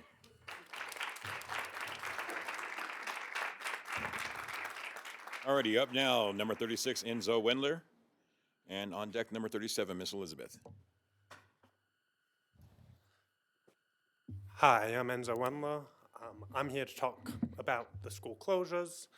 And one of my big concerns is I understand we want to be objective, and I completely get that. I understand why we want to say that. But to me, objective can also mean checking boxes. It is, does it satisfy this requirement? And when something is different at a school, often it gets scored lower, just because it's different. And I think on the report, Scenic, for example, got the comment that it would benefit greatly from physical and acoustic barriers. I think if you ask the students, the teachers, the people who are there, the parents, they would disagree with this comment. Now, objectively, if we put in walls are good, Scenic will score very lowly. I think this is done on, this is one example. I think there's more than one example of this, but I want to give a very concrete example. I understand that maybe from school safety perspective, it seems initially walls would be great. However, there's other considerations to take into account. For example, teachers are much more aware of other parents. They all know me when I walk in, even if I have no idea who they are, which is kind of amazing considering I'm 1 out of 200 parents. They're 1 out of 10 teachers. I know a lot of them, but they recognize me before I recognize them. They know who my kid is. All of this actually increases safety. If there's someone on campus or on the school property, they identify them very quickly or bring the concern to another teacher as they are right there with no physical barriers. They don't have to leave their kids. and they get identified quickly, or I think recently they had to call security. It was apparent, but the teachers didn't recognize it, and it got identified extremely quickly. Another thing was, I think from a financial point of view, maybe that 380 to 400 students is the best thing. I'm not disagreeing with that, but our students, one size does not fit all. I think we've heard from many people here that the smaller class size, smaller school really helps these students. And again, objectively, it's not that far. We want diversity in our schools. I also think smaller schools have less safety issues. You can look this up online, and I also wanted to point out that we appreciate magnet schools, but school of choice was not taken into account while it is a magnet. I thank you very much for your time. Thank you. Thank you. All right, up next, we have number 37, Miss Elizabeth. And then on deck, number 40, Judy Alexander. Good evening. My name is Elizabeth, and my son is in 4th grade at Scenic Elementary. He asked me to be here tonight because he knows how very important this decision is. On Thursday, as we were learning that the district's decision to close his school, my son cried the 20 minutes it takes us to get home. As he was getting ready for bed that night, my son approached me expressing his concerns for his education as he was not able to finish his elementary school at Scenic. We decided to go to Scenic after attending a private school here in the Valley, and I drive my son from Clifton to the Redlands every day because I know Scenic Elementary is where he will receive the best education District 51 has to offer. I am so incredibly grateful I made this decision because my autistic son is excelling socially. He has joined Lego League, the Yearbook Club, and Modern Band all this year. He has been able to cultivate and grow relationships with his peers in these extracurricular activities. To close Scenic and to deny him school of choice will set him back in his social progress. My son has had an incredible opportunity. By attending a smaller school, he has surrounded himself with a loving community.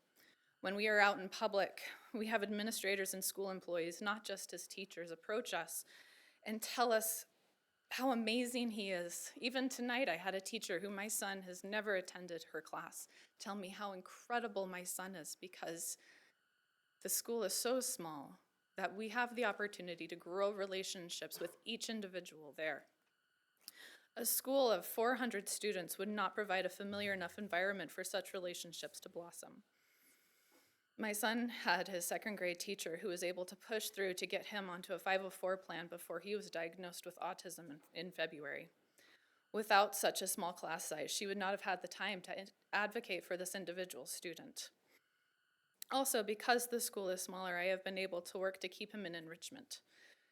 He is in the book club in enrichment, reading 20,000 Leagues Under the Sea. I have never heard of an elementary school student reading that book, understanding it, being able to tell me what's going on. And he is doing it. He's doing it better than I am because I'm reading alongside of him just in case he doesn't get it. I have never, it's just amazing. And then I also want to point out, Dr. Hill is comparing our district to that of Greeley, wanting to copy the school structures. And I did a quick Google search to Greeley's top elementary school rating. Greeley's #1 elementary school is number 190 in the state of Colorado, whereas Scenic is number 61. Thank you.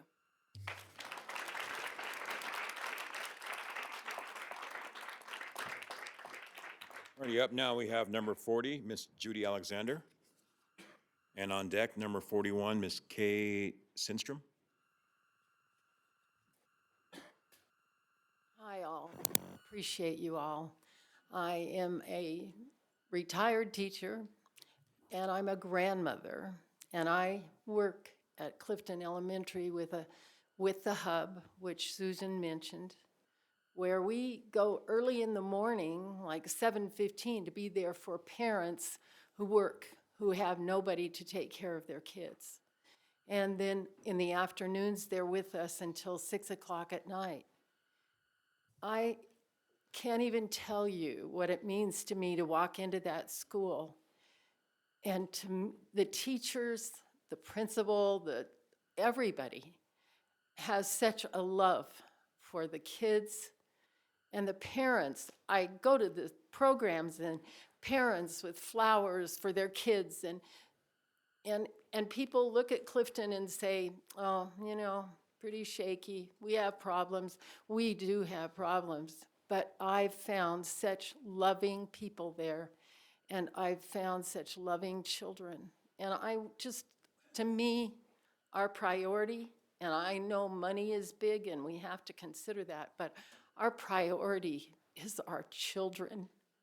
And when those kids came crying and in pain over not being able to be in their school or at Hub, my heart broke for them because I don't have an answer for them. And I know you all are working hard to have an answer. But I would hope and I would pray that we remember that they are our priority. And they matter more than any money or any program. They matter. And we need to do whatever we can to save their lives and to grow them so that they can be the adults of tomorrow that we need. Thank you. Thank you. I pray that you make the right decision. Thank you. Alrighty, up now we have number 41, Kate Sindenstrom, and on deck number 42, Sarah Fletcher. Woo! It is 10 o'clock. Wow, I wish we were up doing something more fun than this, but this is important, so here we are. My name is Kate. I am a parent of a first grader at Scenic. I want to truly thank each of you for your part in the board and for all of you being here with us. I don't know what drew you to this role, but I choose to believe that it was to do something good for this community. Last year, I chose to homeschool, and it was mostly because I was against public school. But after talking to basically everyone I could about Scenic and hearing literally only raving reviews, I decided to try it, and it has obviously won me over. The small school environment, the excellent educators, the community feel have made me fall in love with this rare gem.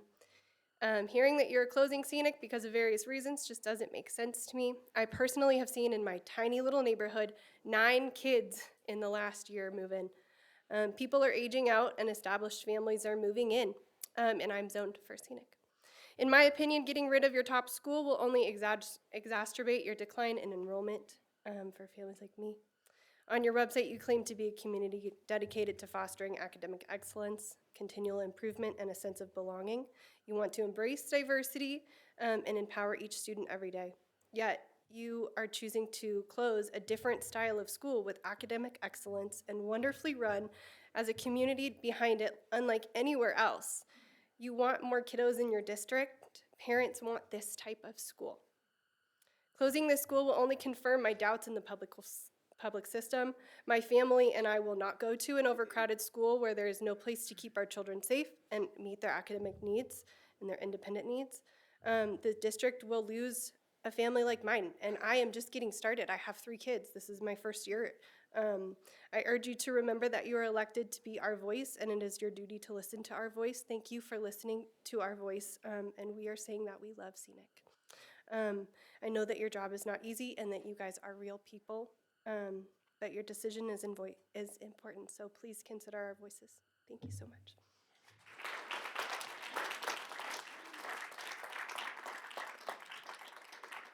Alrighty, up now we have Miss Sarah Fletcher, and on deck, Lachelle Allen.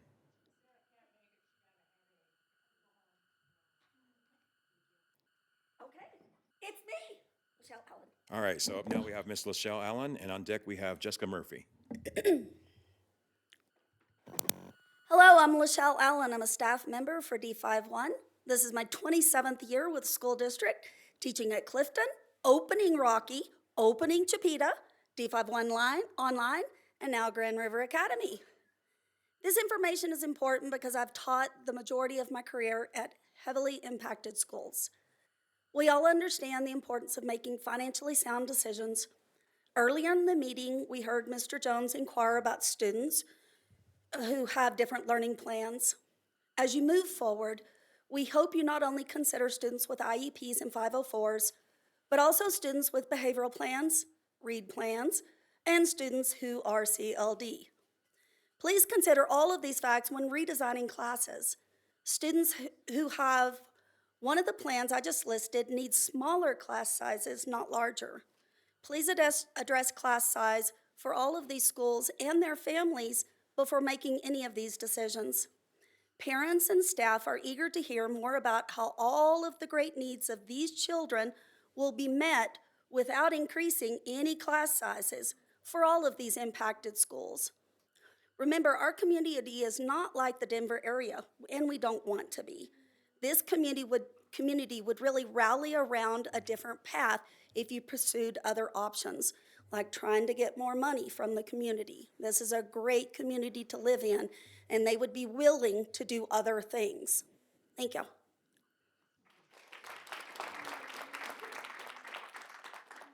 All right, up next we have number 44, Jessica Murphy, and on deck, number 45, Ethan Turner.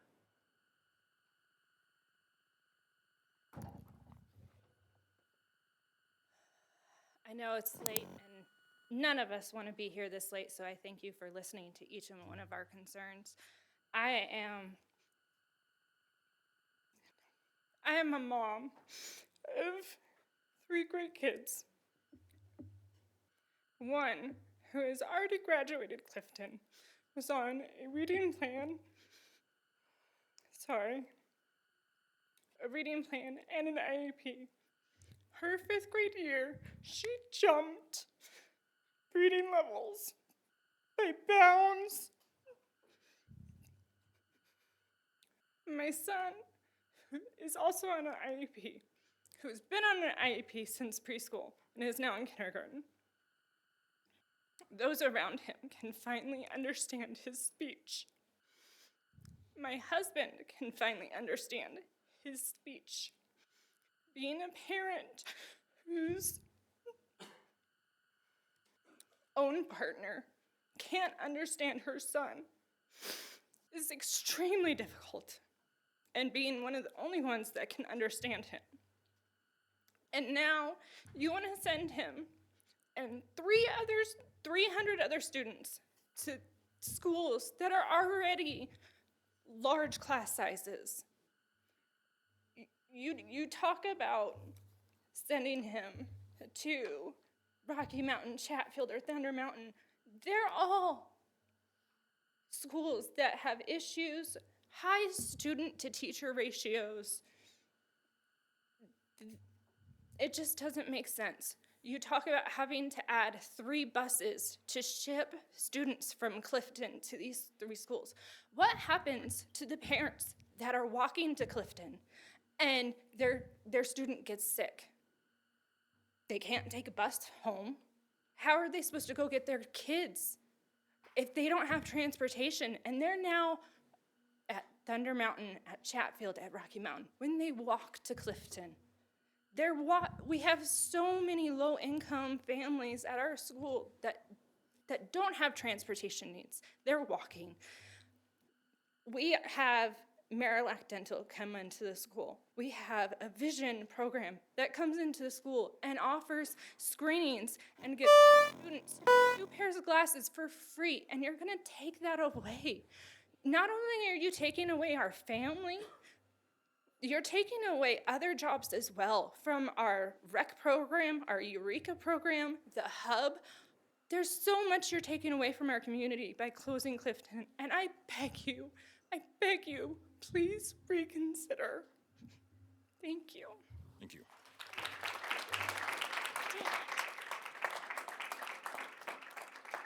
All righty, up now we have Mr. Ethan Turner. And on deck, looks like, is it Karen Day?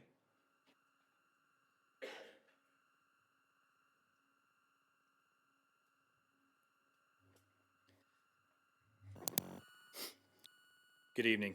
My name is Ethan Turner. I'm a trooper with Colorado State Patrol and a father of 6 children, 4 of whom are in this school district already. 3 of those attend Scenic Elementary on School of Choice. They all returned to the district from Holy Family because of what Scenic had to offer. My 9-year-old son has an IEP and has always been extremely behind grade level due to autism, ADHD, and other learning disabilities. Since attending Scenic, my son is at grade level and excels daily. My 7-year-old daughter was behind grade level in reading and comprehension. She now excels in school and loves to read, as you heard her speak here tonight. As a parent, I had questions about the safety of an open concept school too. But students have mutual respect of others. Come to school for a day and see how quiet it is. All 3 children broke down crying when I told them Scenic was set to close. All summer break, they continually asked my wife and I when they would get to return to school. It's not every day children cry because they won't have to go back to school or want to give up summer vacation to be there. I'm a law enforcement officer, and I was present during a lockdown for police activity on Halloween this year. Every single staff member knew exactly what they were supposed to do. Every student knew what they were supposed to do. One of the best parts of Scenic is their safety plan. They don't have doors to identify where innocent sitting targets are. When a safety issue arises, the children are not in an inescapable room. They are hidden and secured in special hiding places not meant to be found. I was proud to not only be a parent watching how well they cared for my children, but also a law enforcement officer who knew those children and staff were safe. They went from outside receiving candy to completely locked down and secure in under 4 minutes before the SRO got there from Redlands Middle School down the road. No one was upset they got pulled away from getting candy. They knew what was important. My primary role is traffic safety and crash investigation. If Broadway and Wingate Elementary Schools are due to receive the 240 students from Scenic or 147 students who are not school of choice, the traffic around those schools will become more of a nightmare than it already is. Broadway sits on State Highway 340, or Broadway as it's known. Wingate sits on a 2-lane residential road with limited access close to the same roundabout as Broadway. There are already plenty of traffic concerns and crashes along these roads, and combining these schools will significantly increase the traffic and safety concerns of these additional students. That is when we have perfect weather, and we all know how Colorado weather works. Not to mention Broadway would be over capacity, and Wingate doesn't allow school of choice. As far as security concerns go, Scenic students and staff are much safer with their safety plan in a secluded area off of the highway where most people don't know they exist, sitting next to a state highway. Thank you, Mr. Turner.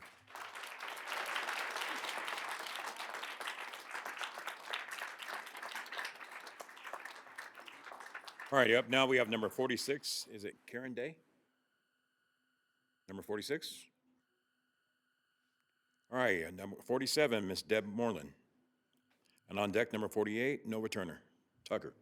Turner. Tucker. Hi, my name is Deb Moreland. I live in Fruita, and I don't have any kids or grandkids in school, but I'm a concerned citizen, and this is just an incredibly hard process. It's hard to even watch. I want to really thank all of the board members for stepping up and serving us, and this is not an easy job. And Brian, I want to validate what all you said and how passionately you said it. Everybody here tonight has been so sincere and so genuine and heartfelt. It's just kind of heartbreaking. I do not want to be on the decision end of this. But one thing, I'm a retired counselor and crisis clinician, and it just occurred to me that I'm seeing stages of grief here, disbelief and denial and anger and bargaining and depression. They're all showing up already. It's just a hard process, and it's not going to be easy to get through, but the last stage is acceptance. When you finally are down to, if you've lost a loved one or if you've lost a school, what do you do? And the kids are the most important thing here, right? Everybody agrees on that. So at that point, the only thing that you do have any control of is your modeling the behavior and the emotional abilities that you want the children to have, and that comes with helping them with acceptance and helping them understand that real resiliency is one of the most important traits that there is for getting through life, and that can be modeled, and that can be acceptance of change. Those are things that we all need to get through life, and that will be an opportunity when hard decisions are made, and there are going to be, everybody's not going to end up happy here. And I just want to just encourage everybody to be able to make that last step and adjust your attitudes to help the kids accept whatever they have to accept. Thank you. Alrighty, up now, number 48, Ms. Nova Tucker. And on deck, number 49, Ms. Laura. Hello, Nova Tucker. I live in Grand Junction. I raised my kids here. They were all, they're graduates of D51. And I know most of you personally. I saw a side of Dr. Hill tonight that I was very impressed with. Your compassion and your desire to do what's best for the kids shows through. And I see that in all of you. And I urge the families in this situation to understand that it comes down to a fiscal decision. And you guys have the most difficult decision to make. And somebody's child is going to have to shift and move. And if the parents will stand strong behind their children and lead their children with guidance and direction, this transition will be easier for everyone. I grew up half of my life homeless. I grew up going from school to school. My sister went to a high school reunion a few years ago, and she was in every single picture that fed into that high school. She went to 3 middle schools and ultimately Grand Junction High School. We understand very deeply what it's like to be displaced. And because our parents just said, this is what we're doing, we did it. And us giving these kids the guidance to accept our situation will make the transition easier for everyone. And we have to understand that somebody has to make this transition. And so I don't know which schools are the best schools to transition through that. I know that you guys did a blind study. I know that you looked at numbers, not names of the schools, and it was strictly based on the numbers of what was found with these schools, whether it's the structure of the building. And these parents are sitting here saying, oh, well, we'll step up and we'll fiscally figure it out. Well, this community cannot fiscally figure out millions of dollars. It is not possible. And we have to look to you to make a good, sound fiscal decision on our behalf. And that's why we elected you. And we put our faith in the fact that you will make a good, fiscally sound decision.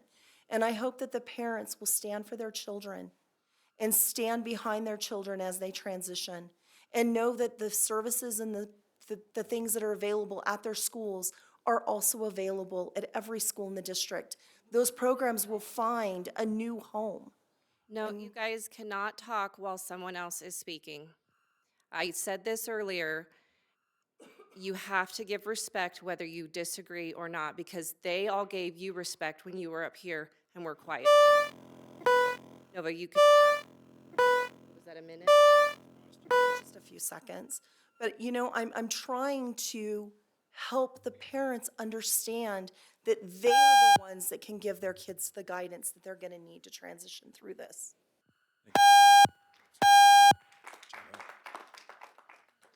Already up next, number 49, Miss Laura. 49. Okay, moving on, number 50, Jared Miles. And on deck 51, Shane Burton.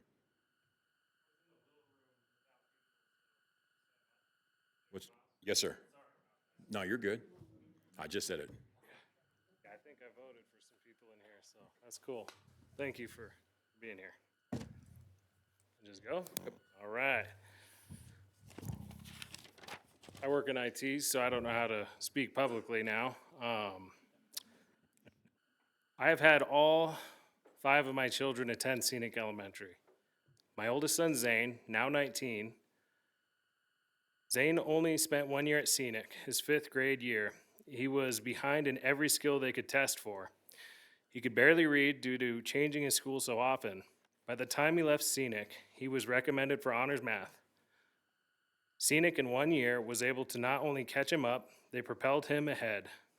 That momentum allowed him to graduate Fruita Monument High School and CMU Tech concurrent enrollment as a pharmacy tech with a GPA of over 4.0.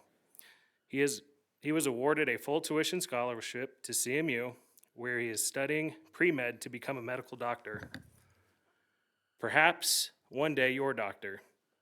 And after hearing us today, you'll be happy he is all WHBN. For brevity, I will summarize my middle boys, who all face moderate to significant learning disabilities. 2 are on medication for ADHD, and 1 has autistic spectrum disorder in addition to ADHD. Needless to say, I was on a first-name basis with the principal, Ben Alexander. Not once were any of my children suspended or expelled. I'd get daily calls, and we would collaboratively work out a problem. We'd work out a solution. Because of Scenic, not only were my kids never placed on a formal 504 plan, which aligns with future military service goals, they are now in high school and middle school with no accommodations because they remained Scenic strong. My last kiddo, Melody, who is in 4th grade now, struggled with reading, but through Scenic's unwavering dedication to students first, she is now proficient at reading and excelling at math. I believe in fiscal responsibility, which is why I mentioned Scenic's role in my children's lives. You may not have considered that District 51 has not had to pay an additional cent for diagnostic testing or any other accommodation costs. Further, can you tabulate the per pupil funding of my 5 children? I urge you to count the costs. All 5 would be homeschooled without. Thank you.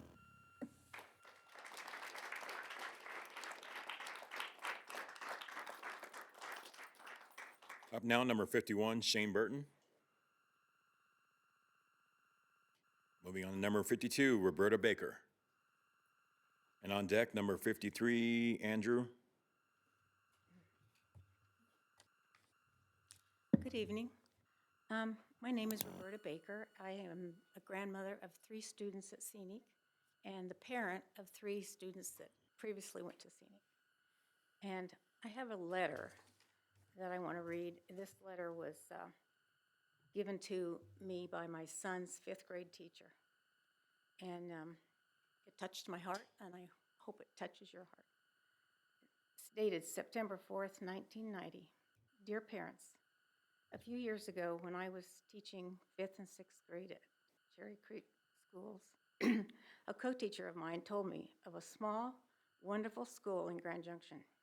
She spoke of the positive and supportive staff, the high level of parent involvement, and the school's natural setting, which was used as an outdoor classroom. That school was Scenic, and I feel extremely fortunate to be a member of the staff here this year. And that was the case back in 1990, and it continues to be the case with Scenic, is the high level of parental support. If you just think about that, trying to take your kids to another school setting, you won't find that type of support that they have at Scenic. It's just, they're just one of the best schools for that. Scenic had the support back in 1990, and they continue to this day with that type of support. And then the teachers from Denver were speaking of Scenic, small little school, our wonderful small little school. Scenic is unique. We love the open concept. It feels like home to everyone. The children are always talking about how they feel at home at Scenic. They're like, we don't want to go to school in a box with creepy hallways. I have a coworker that I work with who went to school at Scenic, she went to school at Fruita, and she was 2 grade levels behind.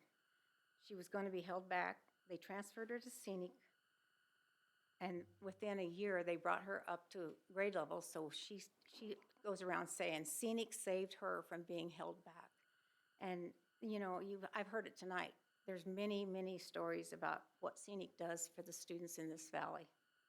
So I think we should do the right thing, think about the kids and their needs, not what everybody else, what the adults want, basically. And I urge you to reconsider. Let's try and fix the problem before we close the schools. And if it means anything, I'm willing to have my taxes increased to save Scenic. Thank you.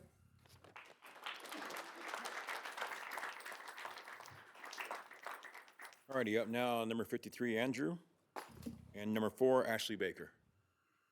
All right. Good evening. My name is Andy D'Alessandro. I'm an emergency medicine physician practicing here in the Valley, and I'm here to express my concern about the recommendation to close Scenic Elementary. Though closing Scenic clearly saves money, does it best support your broader goals? The recommendation relies on purportedly objective data, but all data tells a story, and the story inherently contains some bias. Take the building adequacy criteria, for instance. Scenic scores poorly, in part due to its open concept design and the inclusion of educational adequacy, which does not account for the emotional safety, our community, and many others. But look at Eisenhower Elementary in Boulder, also an open concept school like Scenic and of similar age. It's one of their county's top-tier elementary schools like ours, demonstrating students can excel in these flexible spaces when done right. In fact, D50's own 2024 facility master plan cites flexible spaces as one of the 7 guiding principles. Scenic's open concept's not a liability, it's an asset that makes it unique. And does closing Scenic eliminate unique offerings, which if further improved might draw more families back to D51? Families like mine chose Scenic for the reason, and it's part of the school's special sauce that can attract more families in the D51. Have you considered transferring New Emerson into Scenic? Close Scenic, move New Emerson into the building. New Emerson's building adequacy is lower. Its future capacity for growth is also 70 students less than Scenic and lacks flexible space. In decreasing the commute for families to the building, could you further attract students in the D51 with even greater capacity for growth? Not to mention, Scenic's 17-acre property allows for creative outdoor learning space, plus physical space for further facility growth.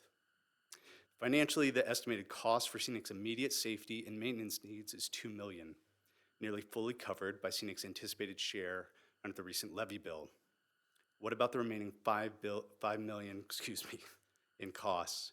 What are the additional line items within the total building budget, and can we make these details public? Some examples I've heard include $150,000 on facility cosmetics, and we'd love to understand the entirety of the exact building needs.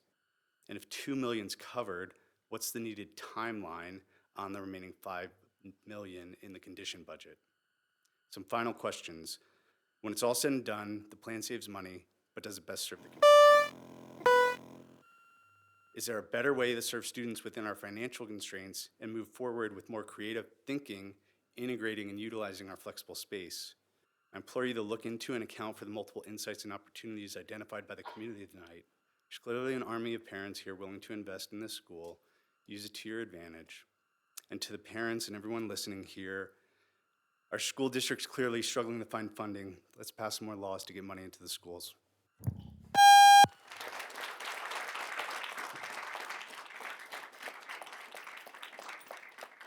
Alrighty, up now we have Ashley Baker.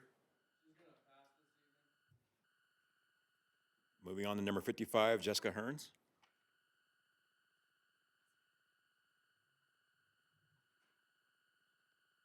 And then on deck, number 56, Brenda Hines. Hi, I'm a longtime lurker, first-time commenter.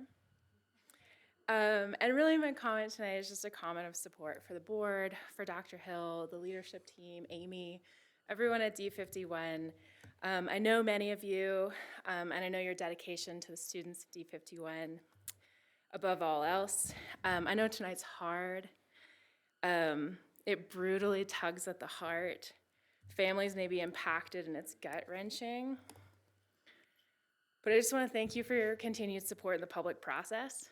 It's my favorite part of all processes. It's the heartwarming part to me, where stories give context to what seems like sterile data and figures. And I think that's important for a really vulnerable time. But I want to remind you, mostly the board, that you're here because the majority of taxpayers chose you, they trust you, and they believe in you. And I trust you, and I believe in you. Your community trusts you and believes in you, so much so they passed 2 ballot measures this election, which I think is huge. And what's been really great about the sense in the air tonight versus all the other meetings I come to is everyone's positive and they're super loving. And I even got to see one of my old students.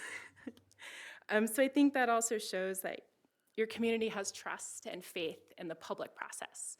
They come here because they know you haven't voted yet, that their stories might matter. They might give you some criteria to think on or make some different decisions, or help you understand your current decision and then how to do better going forward. So as you've heard and will hear comments that hurt your heart, please know that I know that you've done the work, and that includes the rest of you, not just the board. And I know that you've painfully researched these choices.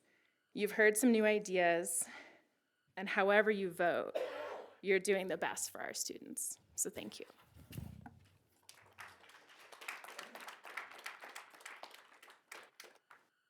All right, up next, number 56, Brenda Hines. Brendan, okay. I was supposed to talk earlier, but I was crying and I couldn't. Tell me your name, sir. Travis Baker. My sister just actually passed on hers, probably for the same reason, but my mom just went. My daughter went earlier tonight. My friend Brennan and me both went to Scenic 40 years ago.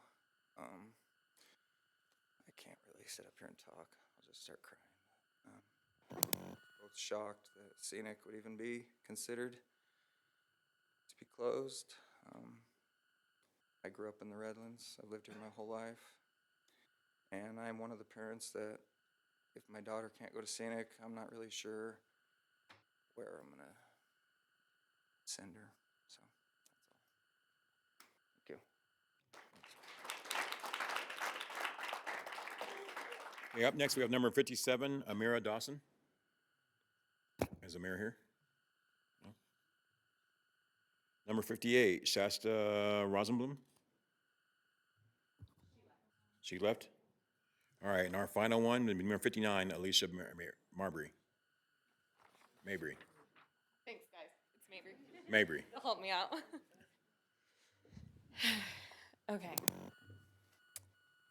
My name is Alicia Mabry, and I am a Scenic parent and a proud member of our Mesa County community. First, I would like to start by thanking you for serving on the board. You are tasked with the impossible, and I am confident these decisions are wearing heavy on your heart. Andrea, thank you for always making time to answer my questions. Please know I appreciate all of you, and I pray for you daily. I would like to start off by saying we recognize there is a significant problem with the funding in our district. The reality is school closures may be something that is needed. However, I do not believe there was due diligence to ensure that this was a last resort. As I keep hearing the comparison that this is what other larger districts are doing. We aren't other districts, we're District 51. Our goal should be to keep these cuts as far away from our children as possible. With the budget presentation, I kept hearing a lot about recruiting staff to our district, but right now you're eliminating our staff. That seems contradictory. Also, with slides presented today, there were 2 different slides in regard to Redlands Elementary School numbers. Both are inaccurate, and it proves that possibly the demographer is not giving accurate data. One was off by 55 pupils, the other by 35. Let's talk safety. Board members have said they find the open concept annoying. Parents feel more comfortable with the open concept because their kids are not behind closed doors with an adult. It's not a subject that people like to discuss, but the reality is our children are not behind a closed door with an adult. There's accountability and mutual respect in every corner of that building. Let's talk Scenic staff. The district provided physical bodies in our school for the 2 days following the announcement of our school closure. Our staff showed up. They didn't utilize that help because our students are their priority. Did they cry during their planning You bet. Did they cry during their lunch? You bet. But they were there for our students because they knew that was what our children needed. Not the face of a stranger, but their family. Sorry, guys. I would also like to share that I don't feel like enough research has been done to figure out what is pulling families that are currently residing in our county outside of our district. This year alone, Ascent has 75 kindergartners with a wait list. Many of our district schools barely have 25. Scenic has been a school that has drawn 23 students in our district this year alone. I encourage you to delay the vote. I have no idea how anyone can feel that closing Nisley Elementary is going to benefit those students. They're not going to get on that bus. They're not going to have the only safe space they know. I'm going to be transparent. When I first evaluated school closures, they were first on my list for test performance. Further research proved to me that closing the school is detrimental to our Mesa County students, and same with Clifton. The overflow schools. Thank you, ma'am. Thank you.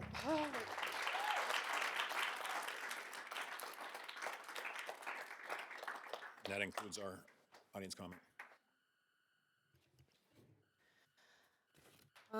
Board, do you need a break? Okay, let's take a quick break. I think there's some things we can discuss that were brought up during public comment, and then we can proceed with the rest of our meetings. So let's, if we can, let's maybe come back in 5 minutes, 10:45. Thanks.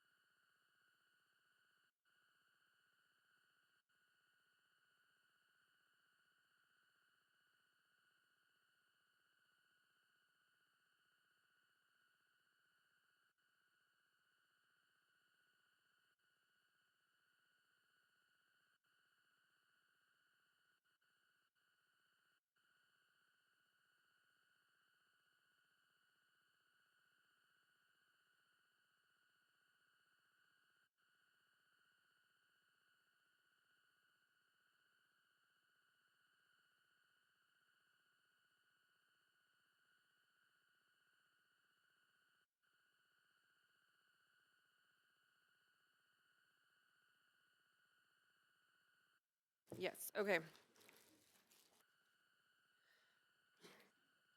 So the board does have some more work to do, but what we'll do is I think there are some questions that came up during public comment that we can address.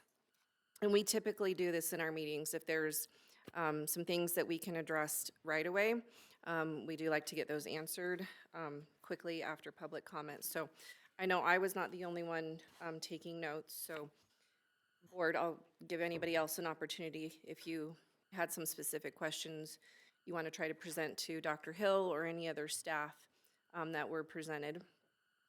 Or I can start, but I want to give everybody else an opportunity. You're good? Okay. All right, so let me see, sorry. Started them here. Okay, so classroom size was mentioned quite a bit. Can staff go into a little bit about sort of maybe a little bit more into the transition plan of working with the class sizes for receiving schools? What is, can you kind of give us what the plan is on the transition and what we work to keep class sizes at certain student levels? Because I think, and this came up when Orchard Avenue and Lincoln Orchard Mesa were named a couple of years ago, was the concern of having overcrowded classrooms. So. Yeah, so I'll try to answer that. If we're increasing students at a school, we're increasing staff in the building as well, and that's how the staffing formula is calculated, is that you take the number of students that you have within a building, you provide FTE for that school, and then the principal actually does have some autonomy in that. They obviously want to have classroom teachers in there, but they also can have some flexibility on providing other positions. So it does make it a little bit challenging when we try to compare school to school, because sometimes there are decisions that are made to say, I'm not going to hire that position, instead I'm going to hire a different position. But for the most part, that is how the staffing formula is calculated. I don't know, Mel, if there's anything else that should add towards that.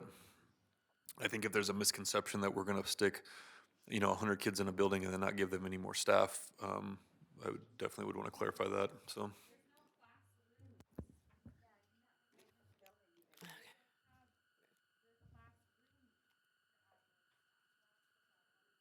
Okay.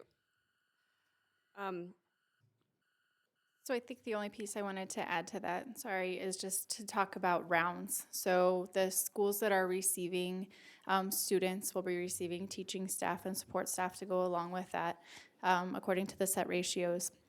But that means that they're adding rounds as well. And so just what we have found through this declining enrollment, when you have a school that is less than 3 rounds per grade, it makes it really challenging to control class sizes. Because when you're down to 2 classrooms that you're trying to divide the kiddos, or even 1, or having to do combo grades, and those are all things that different schools of ours are in those positions, you either end up with a really small class size, you end up with a bubble of a larger class size. But when you're managing class sizes over 3 or 4 classrooms, you can much better control the class sizes as well. If that helps. Okay, so Clint, I don't know whether this is for, she needs all those papers, if we can just take them over to the side, sorry. So Clint, if we're talking about moving students into other buildings, and audience, I know that you want it to blurt out questions, but you have to let us do this process. So please just let us ask the questions, because otherwise the meeting will get, we have to have rules of decorum, please. So Clint, with students going to other buildings, and if they're saying there's not little classrooms, what has you and your team looked at? And obviously maybe Dr. Hill can expound on that as well. So we have started to look at buildings and the classrooms that are available, and what we've found is that some of the rooms are being used differently, maybe used for general ed space or just open space. I'm not sure how they're using the classroom, but we have found that could be some space that we could turn into classrooms. Jen and I have talked about doing walks through some of the buildings and identifying all of those classes or classrooms to make sure that we can utilize them for classroom space. And then modulars were brought up. So I know we had to do modulars at Fruta, at the high school level. Is modulars something that you have all looked at if there is more space needed at any of these schools? So Dr. Hill touched on this a little bit, and as we looked at some of the numbers for some of the buildings, we noticed that some of the buildings have capacity, larger capacity to hold kids, students in them. We're looking at a 26-to-1 typically, but the building itself will hold more students, and so there is an opportunity to. Some of the rooms may be larger class sizes, but if we have to put modulars in them, we can. We don't plan on it right now, but we can. Right, and that would truly be, that's really, I think, from our other discussions, even at Fruta, that's really kind of a last. It is a last option, resort. But you guys, you There's fairly. there's still some work to do with that, for Right, sure. which There- would I mean, mean we some haven't. modeling and moving. Yep. Yeah, okay. Well, and just to clarify, like that is part of the process of the facility master plan. When they went into the buildings, it was identified, and we have floor plans for every school. They identified how many, they called them teaching stations. So this is an actual classroom where you can have a class. It's the size of a classroom. It's not a closet or some other space in the building. And then you base your utilization numbers off of two different factors. You're either going to base it off of a 26-to-1, which again, we don't necessarily want 26 kids in a class, but you're just kind of using as a rough number. And then there's the other capacity, which is basically CDE's numbers, which is saying square footage per kid, like how many students could actually comfortably fit within a classroom. So that's why you end up having two capacity numbers for each school. So this idea that there's not classrooms in the buildings, that was part of the facility master plan process, was actually walking through the buildings and saying, this is how many actual teaching stations there are, multiply that out, that's how many students could actually fit within this building. So that's where those numbers came from. I know Shannon mentioned A&M, it wasn't A&M, it was HCM when they went in and did the facility master plan for the schools. All right, and then I think, hold on, Clint, I'm gonna try to ask all my building questions while you're here. I think it was mentioned, and I might have misunderstood, but they were saying that the new Emerson building was not evaluated. I thought we evaluated every single building. New Emerson was evaluated, and that was given a score of F. Okay. So with that, and this, again, Clint, you might need to be here, or Dr. Hill, it was brought up that the condition, hold on. So, no, sorry. Emerson is at a 59% utilization, and yet they have a waiting list. I think that's because they don't have the space. So they have a waiting list because they can't take the students they have. But can you elaborate at the 59% utilization of the building? And yet it was brought up that there's a waiting list of, for students at that school. So that might be both of you. Number in front of me, I don't know if you. Yeah, and I mean, this may be more of a question about program. Like that school is a one-round school. Like they literally are limiting. So if they expanded to 2 rounds, they have a wait list every year of families that don't get in at kindergarten. So they would just expand to 2 rounds. So I think it's, and that's why I said earlier, you're not comparing the same situation. That is a magnet program, that is a lottery system that every single family at that school applies for, and they do have a wait list. If they wanted to open up that wait list, they would just add another round at the school. So there probably is space in that building to add more rounds. They just have programmatically not done that in the past. So, and that's a conversation we've had before, is do we expand it to more rounds if there's actually families that are wanting that option. But again, when we looked at the schools for elementary declining enrollment, we were not factoring in magnet programs in these lottery system schools. And again, that was part of the conversation with the elementary declining enrollment committee. If you're going to have a conversation about trying to attract more families and bring more families in, if you have 100% lottery system school, that's not one that's going to end up being closed. Now, they do have a poor facility, and that is a conversation that we're going to have and continue to have. But those are 2 different types of schools. Okay, so it was brought up of the traffic flow at more so Broadway, but also at Wingate. So what has your team looked at? And again, I know you guys, you're running some scenarios, and then you kind of get into it more once if a decision is made. But what could you address concerning? So traffic flow is something that we will look at, and traffic flow is something that even in the master plan on all of our buildings we looked at. Now that we know where we're going and what we're doing, we will do a traffic flow, a study, a plan for the building to figure out what we've got. Nothing has been done to date. And is that partially because of spending the time and money on that if it were to happen or not happen? Yeah, Because if absolutely. it wasn't to go forward, we wouldn't want to spend the time and resources. To do it now. To do that, okay. Correct. But it's something that can be addressed. And I think it's also important to know, I mean, I haven't been in the community for as long as many folks, but I've talked to folks who have worked in these buildings before. All these buildings have had way more students than they currently have in them, and they can still function. So I understand the idea of saying we don't want to cram buildings, but this is not unique to the districts. So many schools have been much more full than they are right now, and they completely functioned fine. So I know it's a shift, and we're looking for ways to say, like, we don't want this to happen because we don't want this to happen somewhere else, but it's happened before in the school district, and we figure out ways to make it work. And so what I would not want to do is not have classroom space, obviously, for kids within the buildings, but again, that was part of the analysis through the facility master plan process. Yeah. I'd also add, just with the parking issue and or the traffic issue, is with Fruita Monument this last year, the first couple of days we had some issues with traffic, but that's to be expected when parents are trying to figure out movement through the parking lot and how the traffic flow is. Within a week, we had all of that figured out, and it's not ideal when you've got a lot of people trying to get in and out of a building, but we've worked it out. And I'd say that even with Broadway or any of these other schools, once we develop a traffic pattern and we work through it, people are pretty flexible. They can work through it. I just wanted to clarify something really quick. So there hasn't been any work done on the traffic No, module because we don't know where we're going. because we don't know. Correct. Okay. And so was that the same situation that happened with Fruita?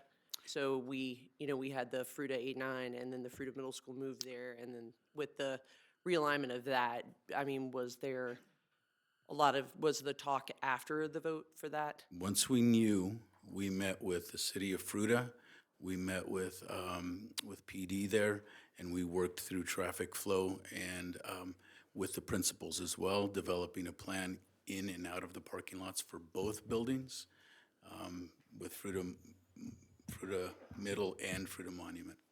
So depending upon tonight, then there'll There'll be work to be done for sure. Okay.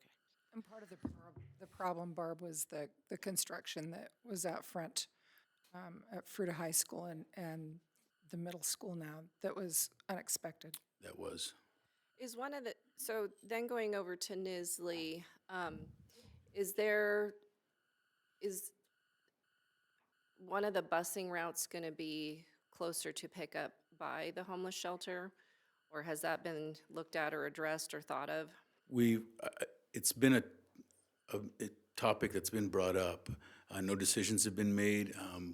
I've already talked to STA just to throw some scenarios out there, but yeah, it's something that we've talked about. Okay. There are some options so for it could be us. an option to make sure that there would be easy, access. Potentially a hub provided.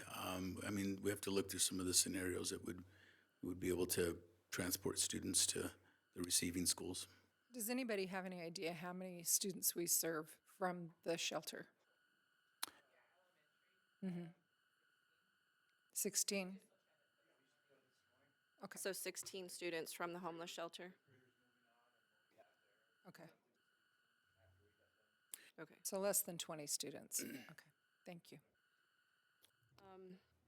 Yes, other board, please. So have you pop thought in. about your plan, because somebody brought up if a child is sick, how do they get back home? Because in the Clifton, Nestle area, they don't have rides or back, or if they're in the homeless shelter, how are we going to work it so that the children will be able to return back home because they can't go back home on a school bus? And I don't know who would answer that one or not. Yeah, I guess how do we handle it? Because we have a lot of, unfortunately, we have a lot of homeless kids all throughout our district. So how are we handling that aspect when a student is sick and mom or dad or guardian family can't come and get them?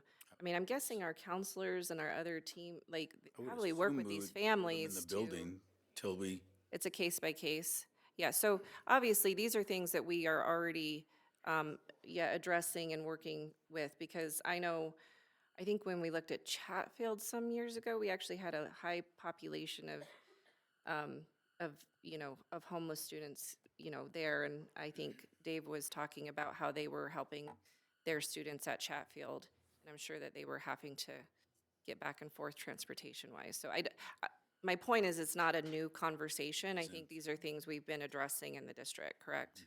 absolutely. Okay. Can you take a mic? Sorry. Because a lot of people who have already went to bed are going to finish watching the meeting tomorrow and will want to hear what you have to say. Yeah, we do. We currently provide assistance through our REACH program, which is our program that supports our homeless families with food, shelter, insecurities, and then also transportation. We also have McKinney-Vento funds that are available that we often use for public transportation or transportation, if there's a situation that we need, a student transported to and from school. So we've got two programs in place that can help assist in that area. So when you're doing your transition plan, you can put more detail and put those type of items in your transition plan? Yeah, absolutely. Yes, Jose Luis, we're certainly waiting around, obviously, for a possible decision. We've got those identification, those locations. We know the kids. We'll know the kids within those particular boundary areas. So within that transportation plan or that transition plan, but also for the rest of the plans that were discussed tonight, our department's just, kind of waiting to see what happens, and then we'll get kids identified in those new boundaries. Kids that have IEPs, kids that have CLDE plans, and all other plans that were mentioned tonight, and then we'll be ready to support them in a transition. Thank you. Yep. Sorry, my mic's not. I did this to myself, didn't I? You did. No, Well, actually, it's good that you're up here because part of the IEP was obviously brought up. But we did this with East, right? We obviously had students, and we worked through a transition plan also with the consolidation of Fruita Middle School and Fruita 8-9. So we were able to maybe, execute that, but also learn from some things that worked better for families, correct? Right, absolutely. Certainly, we have more than half of our year left. We still have a lot of student plans that have not had their reviews, their annual reviews for the year. That will be part of it. We are looking at a matriculation plan. We'll look at sub-days in which we're going to be able to work with receiving schools, closing schools, be able to match up case managers, be able to have, transition meetings all the way up until the end of the school year. So John Paul, our SPED director right now, is working on that plan as we speak. We're just kind of waiting, like I said, until we know exactly how many students and where those students lie within those boundaries.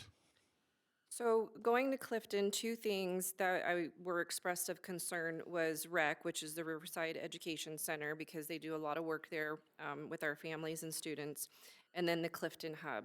Have those things also been looked at as far as things that operate outside of the school, and how we'll work with those organizations or those groups that help serve those families? Because if people are showing up at 7:15 to receive kids, and then staying till 6 o'clock at night until parents come and get them, are those things happening at other schools, or will we help offer those things? Or I just want to be able to address those concerns. Jen might be able to answer that, I think. Probably all should come on up here because it's going to probably run the gamut of senior leadership questions here.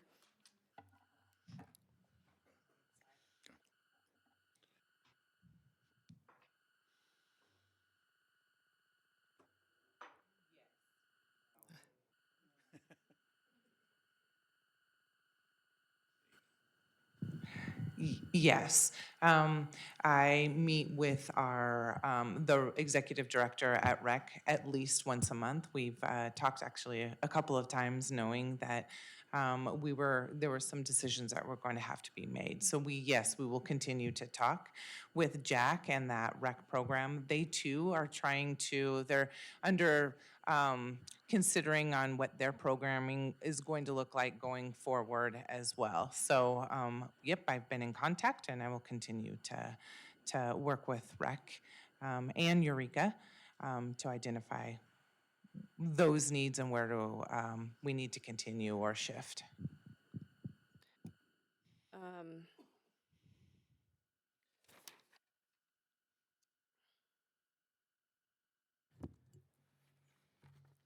Okay, I think that's it. Does anybody else have questions for SPED or facilities or curriculum or IEPs? Because I'm going to shift to some numbers on, I think, like budget numbers that were allocated differently per buildings. I have one. Yeah, go ahead. Somebody brought up that if schools are closed, then there will be no school options to go to, if they want to go, instead of Woodgate, to go to Broadway. Is that true, or is? That is not true. So School of Choice will open in the beginning of January, and all parents have that, or guardians, families have that opportunity to apply for School of Choice. And then once that window is closed, then transfer would open up later. I think what was conveyed do was those- the principal. Do those schools have the right to say, no, you can't come here, we're full?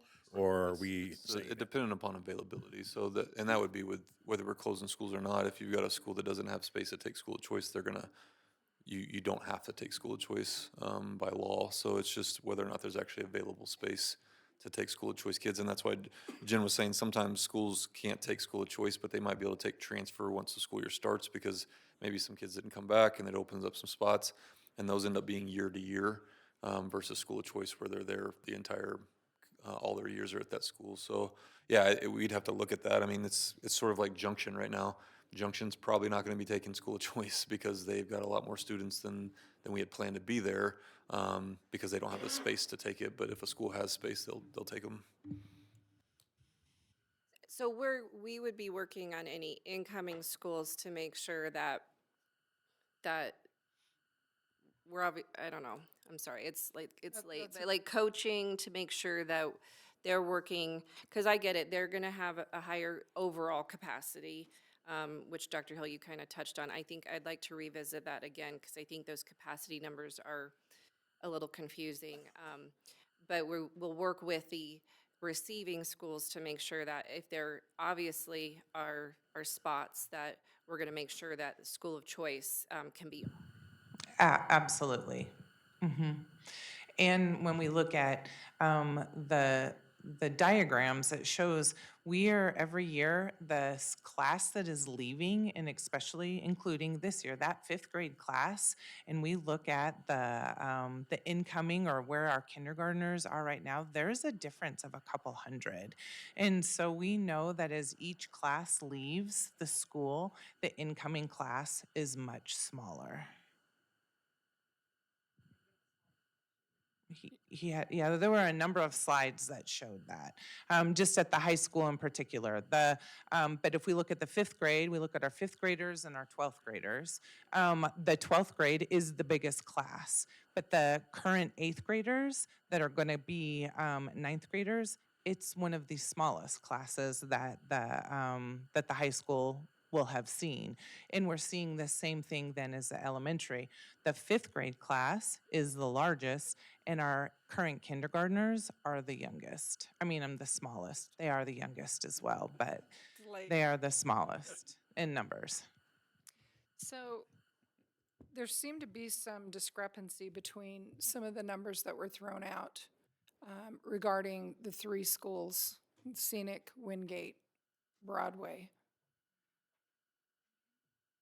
How confident are we that the numbers are correct? Because it seems to be fairly tight, and we need to make sure that we've got the room that we think we're going to have in those other 2 schools.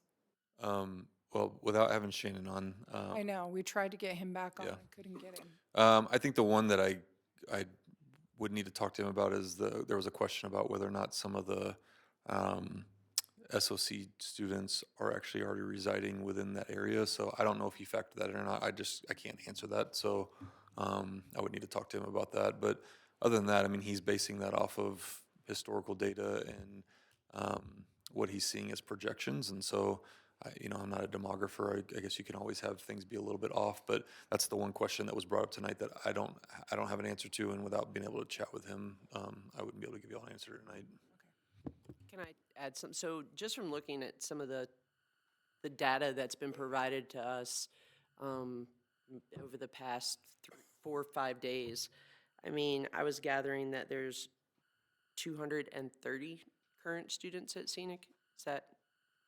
240, I think. And I had 97 that were 245. So 245, I'm going to do public math here. My goodness. All right, so that puts us, I did carry the one. So that puts us at 148 that are zoned, it appears. Because we had 97 that were either school of choice or, what is the other, transfer, right? So that puts us at, see, I told you I don't do public math. We have it in his slides. Yeah, the consolidation scenarios, he shows 44 students going to Broadway next year and 101 students going to Wingate, so that's 145 students. Again, that's the part where my assumption is he's pulling out school of choice and transfer kids, and he's saying these are the remaining kids, and they're split between the two. What I don't have an answer to is that number also including if you close the school and the school of choice kids are sent back to their home schools, or some of those home schools, Wingate and Broadway, and I wouldn't be able to answer that without talking to him, and he's not on, so.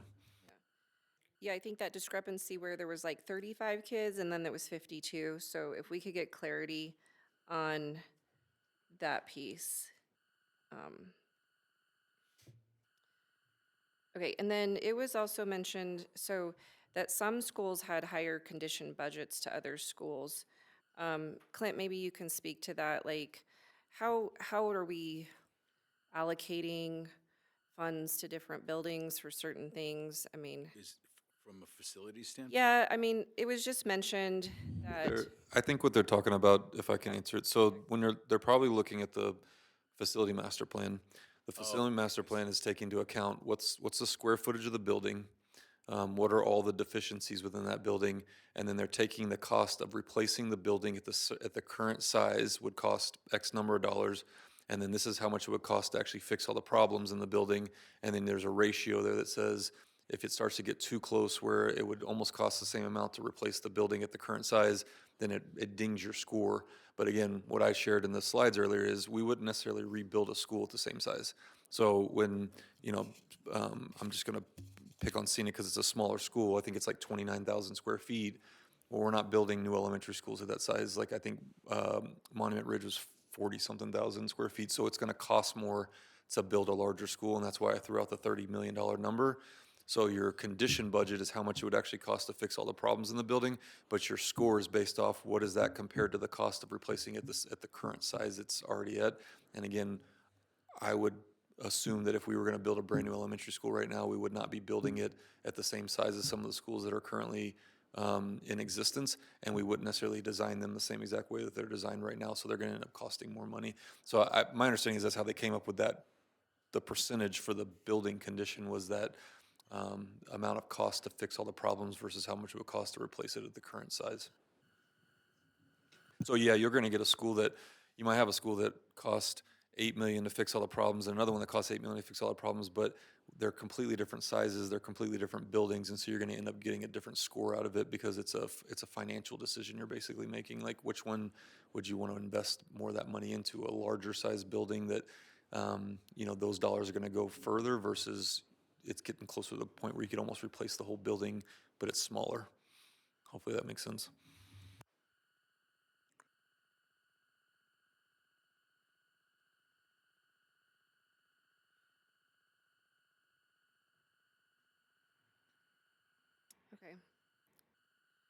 think that's all I had highlighted for right now. So I just have a question. So even if we were to throw money at a building or put money on a building and say we were to pay $7 million off, it doesn't change the fact that we're still declining and we're still going to have to cut jobs at some point. So we could possibly lose those teachers anyway. Is that correct? Yeah, yes.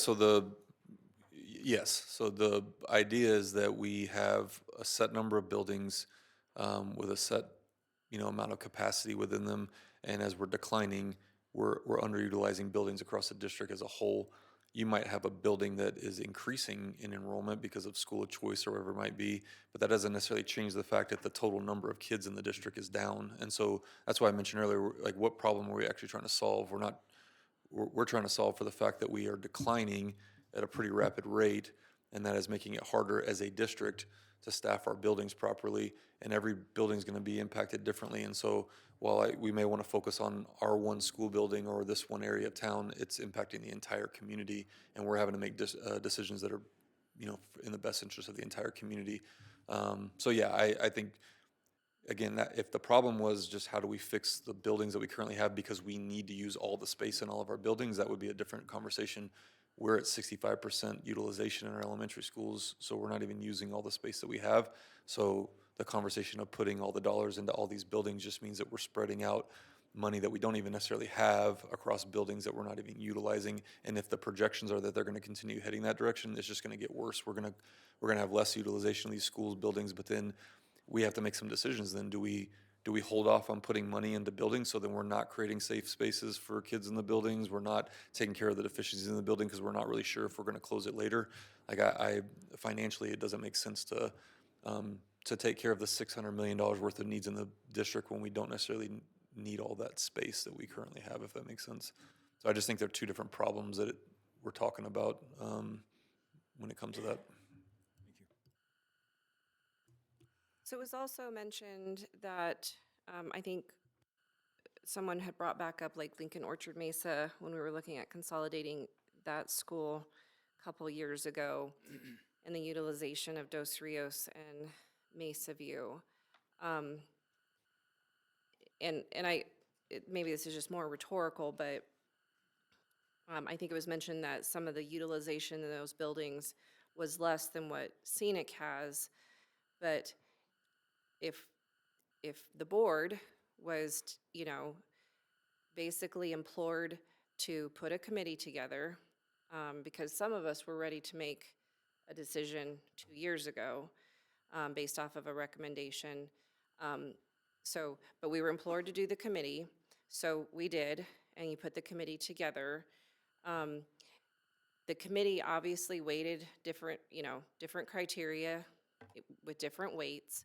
So those buildings who have lower utilization, those just didn't rise to the top because building adequacy was better. I mean, I'm just trying, not that we need to not try to justify why we're not closing the schools there, but we followed the certain criteria that was set before in the committee. And I guess my question would be, what's going to happen with some of our other underutilized buildings elsewhere in town? Yeah, so it is hard to compare the two outcomes because they're completely different processes that we went through. I would say that the schools that are being recommended now were still part of that conversation 2 years ago.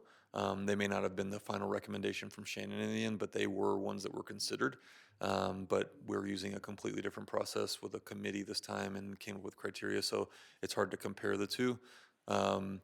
I think to answer your question, as I mentioned in the presentation, any school that's not impacted by the closures, we're going to have to make staffing reductions there. Like we're overstaffing those buildings right now, and those principals know that. Like they know that we're going to have to staff them to the students they actually have, if that makes sense. So, and that's why I mentioned this is not going to solve the problem for the entire district for declining enrollment just by closing schools.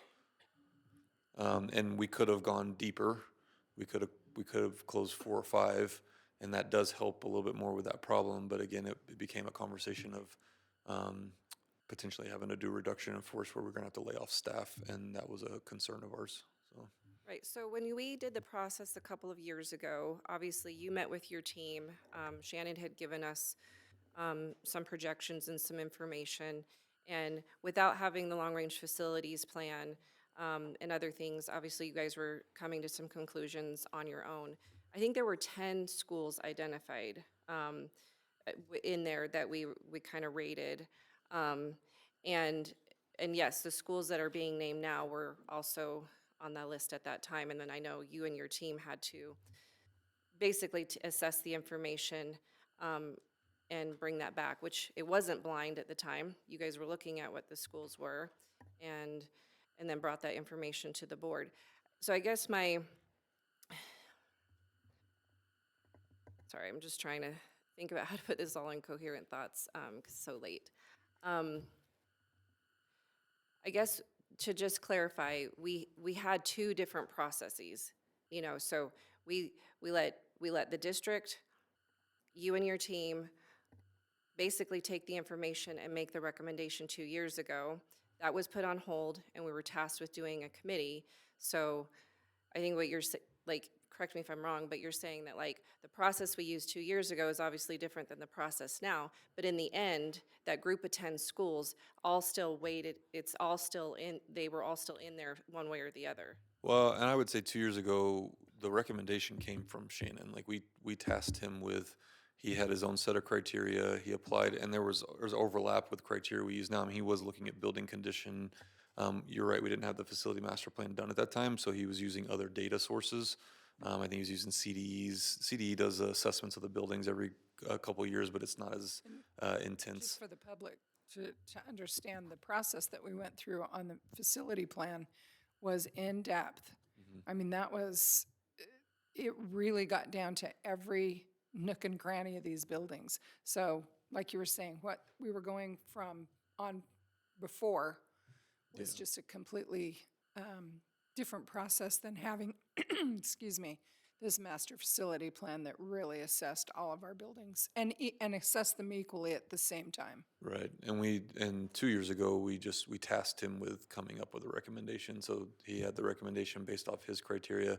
That was a recommendation that was put forward. Obviously, we didn't close elementary schools through that process. And because there was a request for a committee, we did the committee.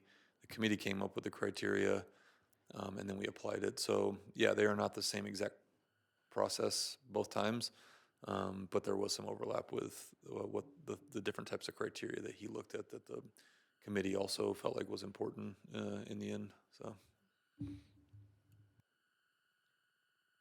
Anything else? Okay. No, there's just a couple of other things that I think we can clear up just for the community. The first one is about the changes in the facility usage fees. And it was brought up that maybe that Facilitron gave us those numbers and we really didn't have anything to do with those. And I was on that committee. We worked diligently with our numbers. Those were not general numbers that Facilitron came up with based on, the other schools that they work with or whatnot. Those are our numbers. Those are specific to buildings. They're specific to our district. Yeah, they're very specific, and just to add some more detail to that. Thank you. Every number that we have for our gyms to our fields was calculated by square footage, costs for employees, actual costs, what it costs us for utilities. All of those numbers were inputted into. They weren't just third-party guess numbers. We inputted all the numbers. And those base costs are what we're starting from. So we got a base number of what it costs us just to break even in our buildings for any usage. And then we adjusted costs from there for each of the other tiers that we developed. And we did go slow with the rating, we know that this is a jump. Yeah, it's And very slow. We're keenly aware of it, but when you start at zero, and with the way that energy costs, staffing costs, all of those things have gone up significantly just in the last few years. It was costing us a fortune to do that, and we've got to start to right-size right-size that some way or another. And this, we are wading into that water. This is not even close to where many districts charge for their facilities, but we knew we had to start to dig out of that hole. Yeah, just to paint the picture, if we were to charge all of our facilities for what we use right now, last year we would have been able to recoup $1.8 million. Now, not all of the entities that use our buildings get charged, but that is what we're spending and what we're subsidizing right now. And then my only other thing is, Tammy, can you just come up and just clarify for the community? Oh, yeah, yes, if it's on that, yeah. Could you explain tier 3, 4, and 5, what that event would be that you would charge 41, 20, and 12? So I could just understand that. I don't have it here in front of me to look at for each of the tiers, but I can get back to you on it. Sorry, I don't have it here in front of me. Thank you. Yeah, absolutely.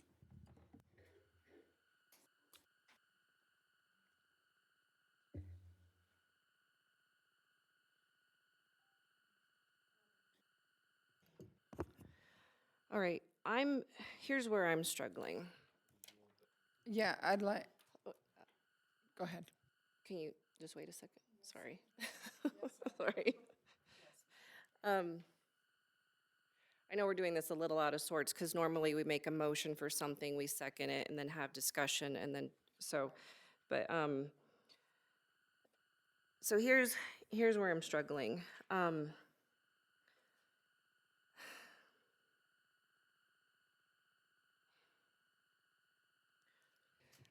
So in the feedback that was given to us, and I don't mean for any of this to come across insensitive, but I'm just trying to digest what I heard.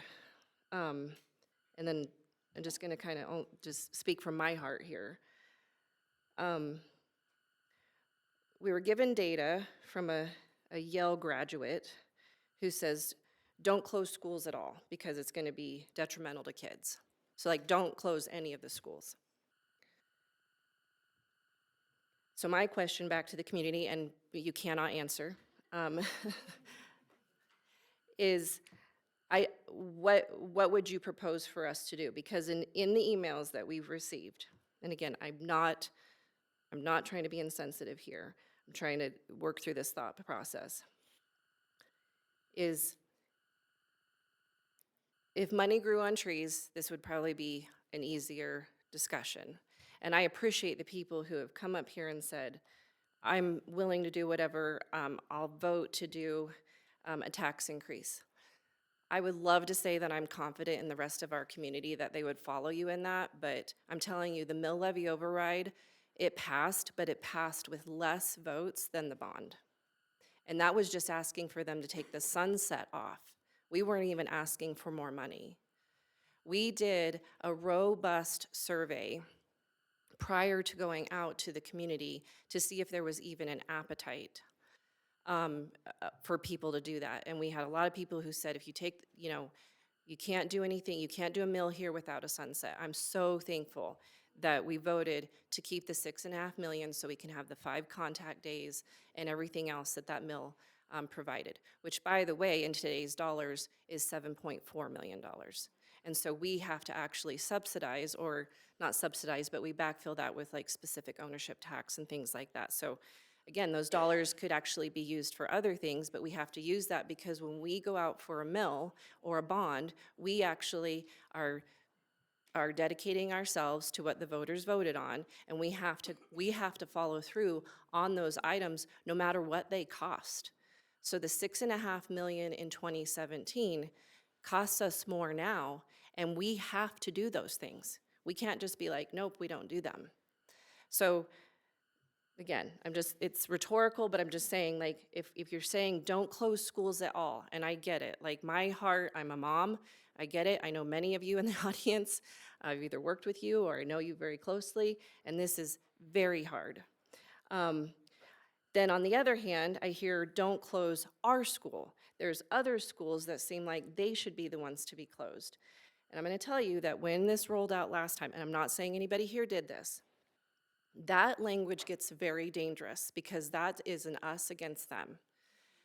And I understand that there's programs at every school that you love. I mean, I was very encouraged to hear all the things that everyone's doing at all the schools. And when a community member came up and obviously said some things that y'all didn't agree with, we have to be very careful with that, guys, because when we say that, and I'm talking to myself here too, right? Because we're all having these conversations in our head. All of our schools are doing the very best that they can. I know every single one of our teachers do the very best that they can. I know many, many people show up every day early and stay late. So honestly, probably any school in our district could say a lot of the same things that everyone said tonight. And that's why this is so hard. I don't like picking winners and losers. This is why we went with a process. And I think it was actually Barb, when she first came on, said, make it blind. Don't name the schools so that we could be completely unbiased by staff and board and everything. Because I know many of you in these schools, I'm friends with you. But we had to have a process that kept all of us, objective. And I know that was even brought up tonight too, about it being objective. And this is where this is hard, right? Because we're talking about a financial decision that has to meet a heart decision. And they're conflicting, right? We have competing commitments because we have a heart for our students, 100%. Nobody in this room, I think most of us as board members, I'll speak for myself, but I would guess my colleagues here agree, we did this because we care about our district. I'm a graduate of D51. My kids graduated from D51. I want to see our district not just be the best in Colorado, I want it to be the best, ever. And so we love our kids, and being the best means that our kids they're all getting a great education, right? In our strategic plan, our goal is to make sure that every single one of our schools is in the top 2 performing levels. I mean, my goal would be that every single school is at performance, and then parents don't have to worry about it because you're gonna send your kid to a performance school no matter what. Now, will they have different cultures and niches? Of course, I get that. The other thing I'm struggling with is, it was said, the open concept of scenic is your secret sauce. And I honestly haven't heard anybody, at least my colleagues on the board or Dr. Hill, say that they don't like the open concept.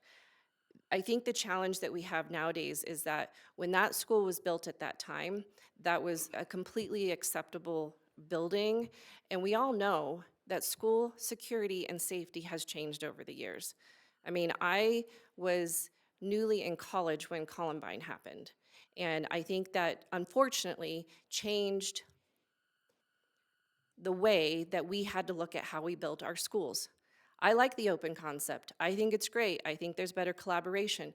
But in today's world, with what we're tasked with, and if you talk to anybody in security, there are different setups that are preferred with security. And the law enforcement gentleman that was here earlier, I think he had some great points.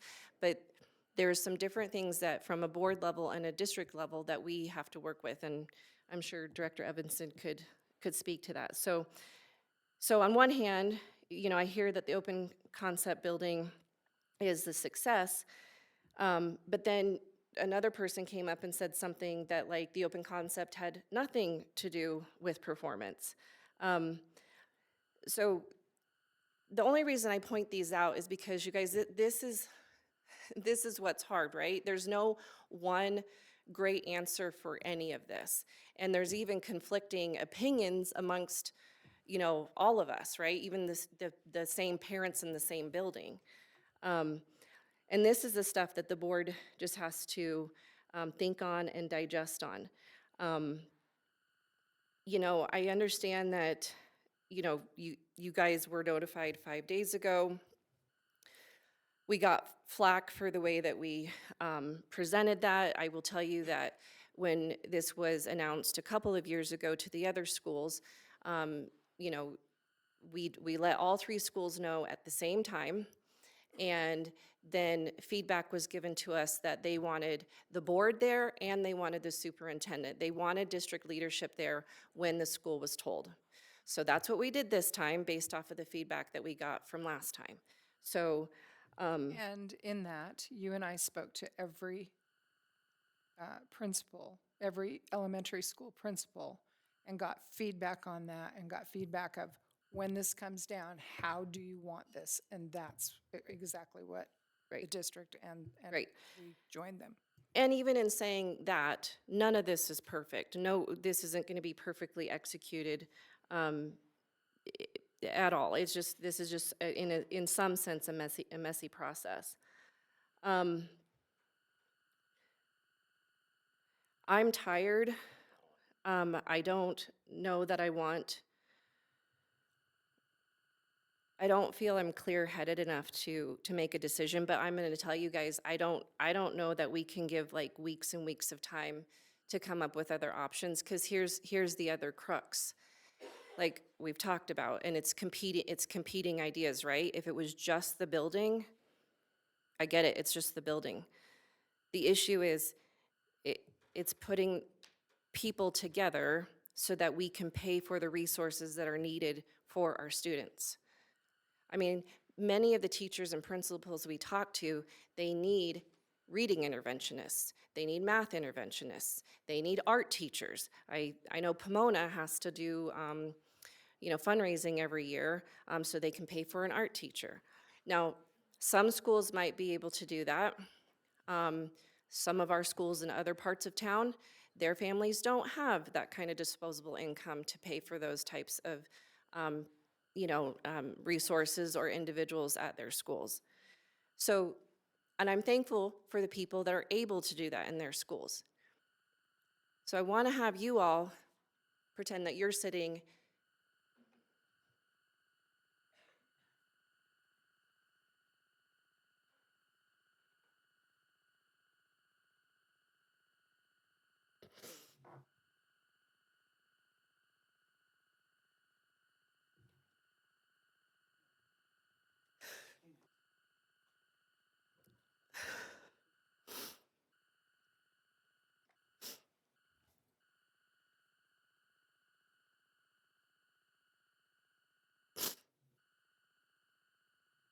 So if you were all sitting here, if you were sitting in our seats, and we have to think about 19,000 kids and all the staff and all of the families.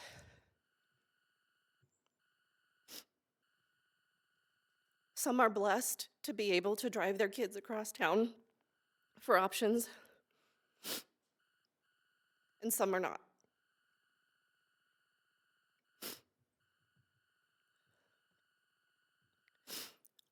I lay awake at night thinking that if we make these cuts, is this going to make somebody lose their home because they lose their job?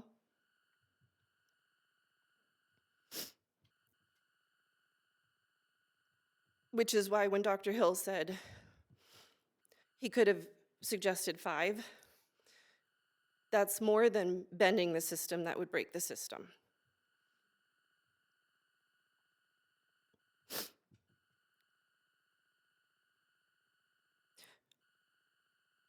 So just in sharing my heart, these are the things that I know it's hard to get angry at the people who have to make the decisions.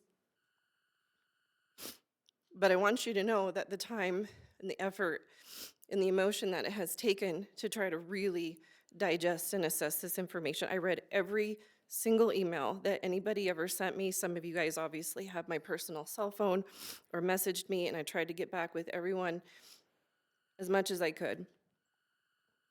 Obviously met with some people one-on-one as well. This is just a very, very heavy decision, and for some of us board members, this is now the third time we've had to do this.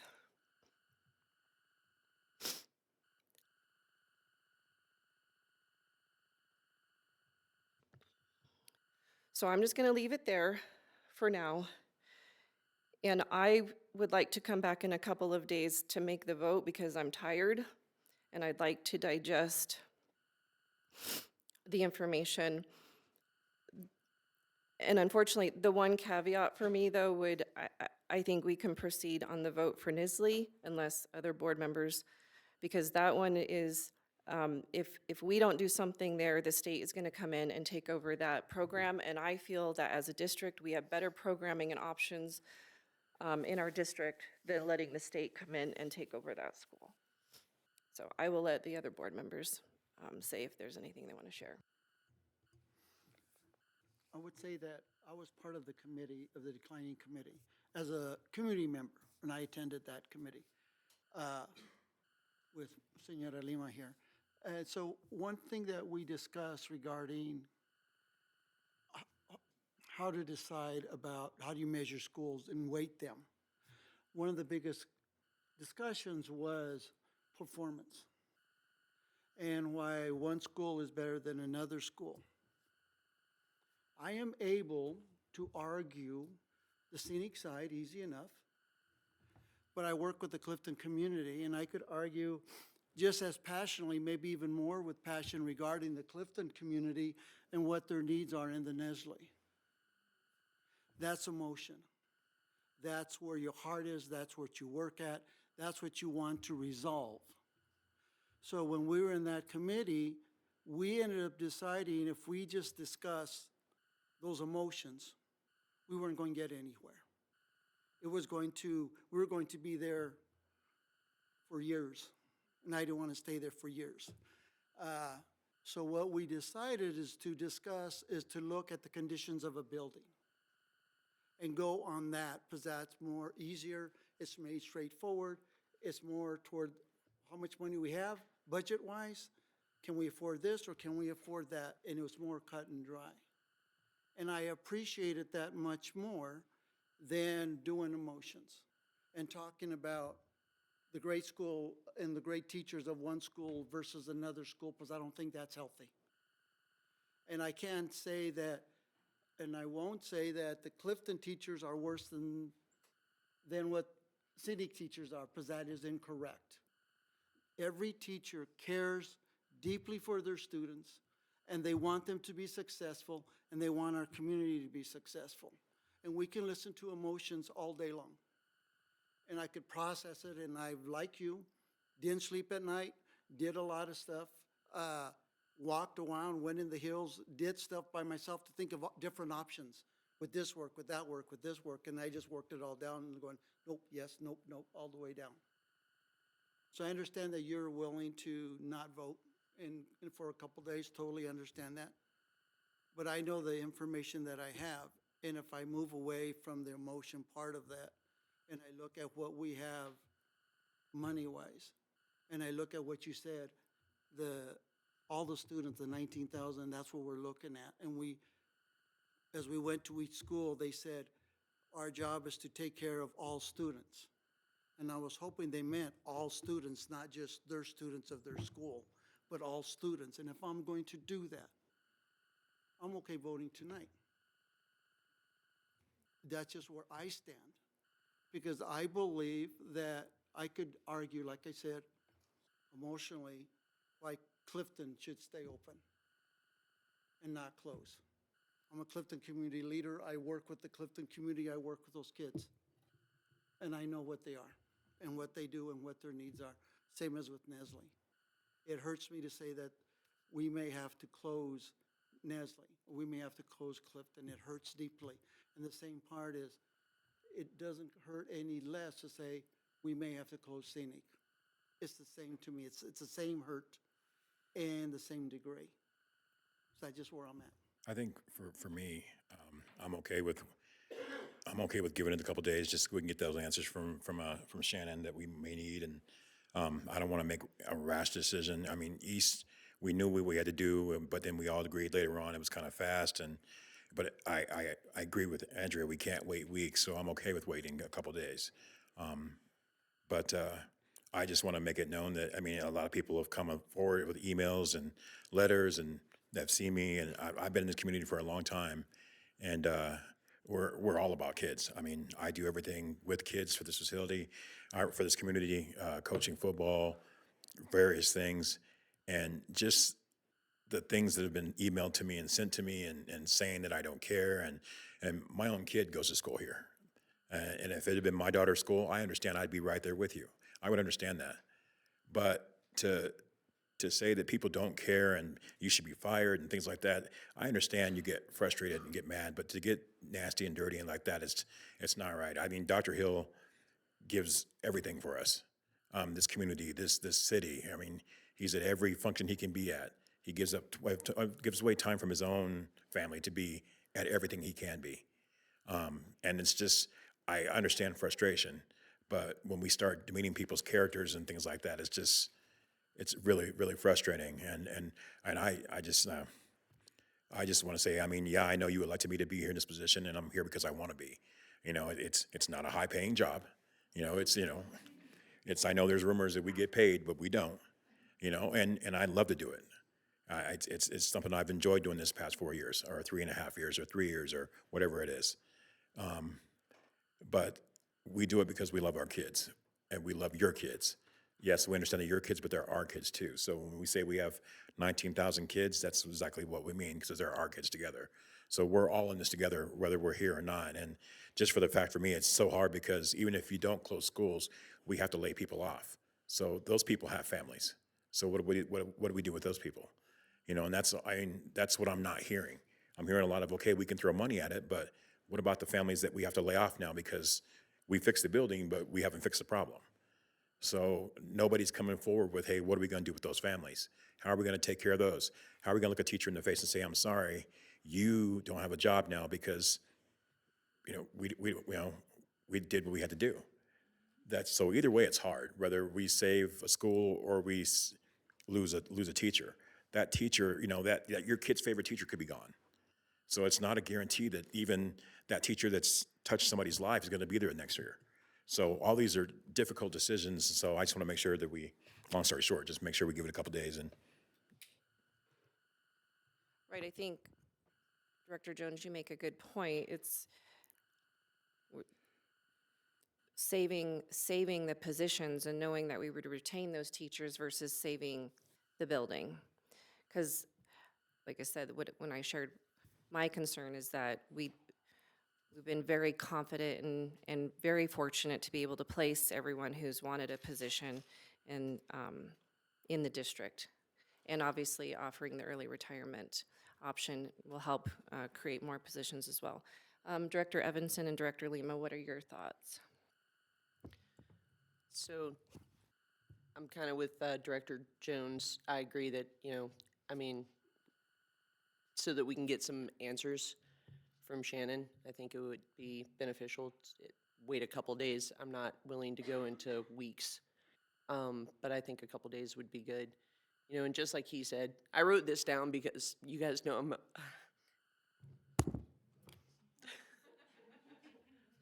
I'm an emotional wreck when it comes to kids. So, the same thing. These emails have kept me up at night. I didn't run for this position because I don't care about kids. I hear people talk about President Heights' kids all the time and where they go to school. I homeschool my children. If I didn't want to be here for your kids, I'd be at home with my kids, but I love your kids. I worked with your kids as a security officer for 2 years in this district, and I fell in love with every single one of them. I've been in every building in this district. And it breaks my heart that we have to do this, but when we swore into this position, we said that we would represent our entire community. And that's not just Scenic, and it's not just Clifton, and it's not just Nisley, it's Mesa County. It's District 51, and it's every kid, and it's every teacher, and it's every staff member, and it's every family. So this sucks. This is really hard, and I'm sorry that it's going to affect families. But just like Director Jones said, it's either going to affect families now or it's going to affect families later.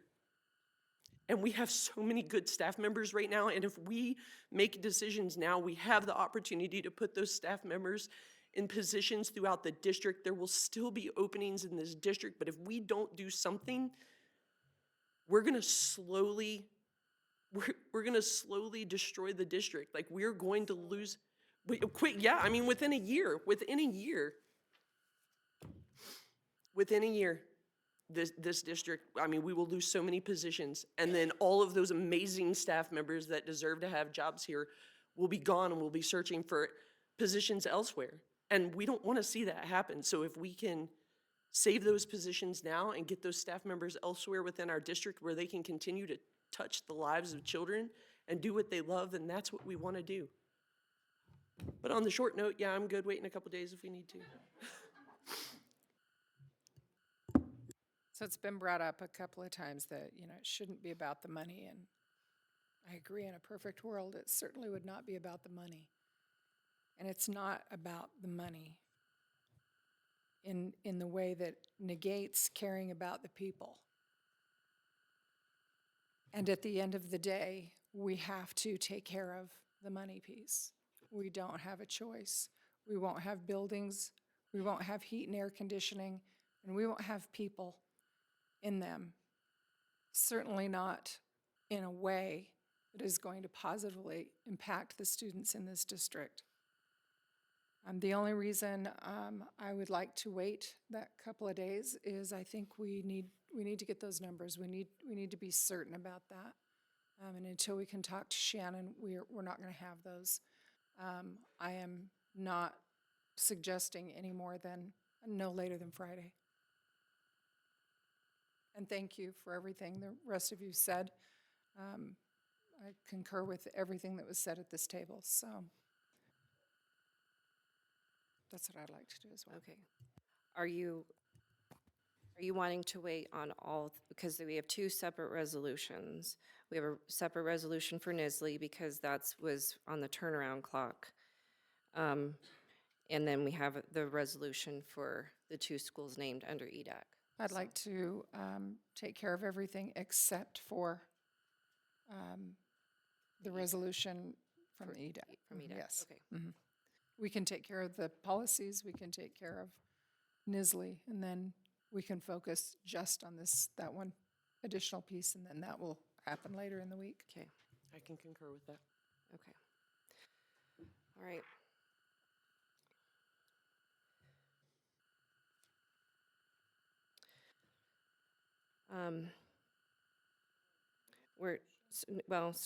I'm just gonna go through the rest of the agenda here.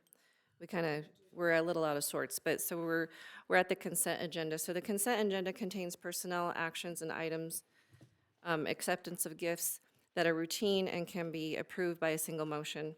Items on the consent agenda will not be discussed individually by the board unless an item is removed for individual consideration.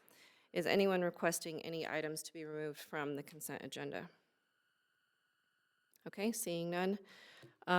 I will state that the total of gifts that we received this last month was $21,606.45. So we're very thankful for our generous community that gives so much each and every day. Do I have a motion to approve the items on the consent agenda? Motion to approve the consent agenda. Second.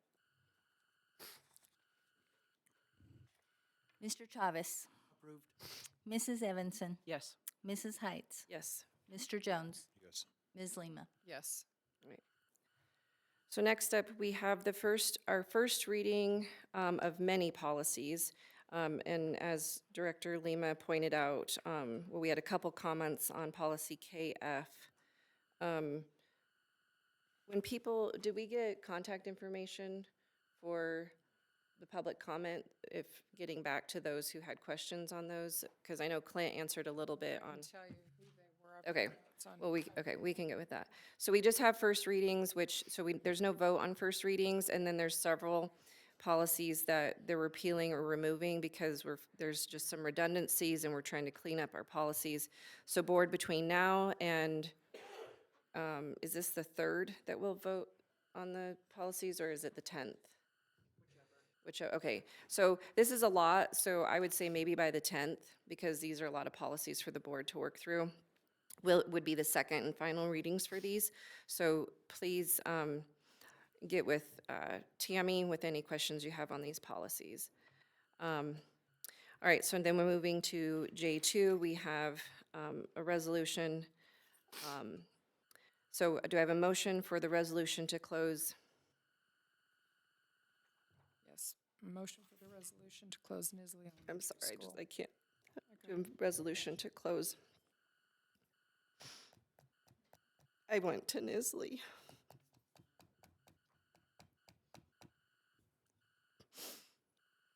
Is there a second? Second. Any discussion? All right, seeing none, we can take the vote. Mr. Chavez, Yes. Mrs. Evanson, Yes. Mrs. Heights, Yes. Mr. Jones, Yes. Ms. Lima. Yes. Do I have a motion to table the resolution for Clifton and Scenic Elementary Schools until Friday? Motion to table. Second. All right, during open board discussion, is this room available on Friday? And we need to take the vote on that. Oh, I'm sorry, thank you. Mr. Chavez, To table the vote, sorry. to table the vote. Yes. Mrs. Evanson, Yes. Mrs. Heights, Yes, Mr. Jones, Yes. Ms. Lima. Yes. thank you. So board, is everyone available Friday after school time? And is this room available for the board to be able to come back for a special meeting? Can we, are you confident we could have answers from Shannon by Friday, Dr. Hill?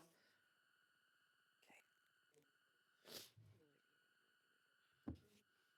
Board, look at your calendars for Friday. I'll be here. Okay.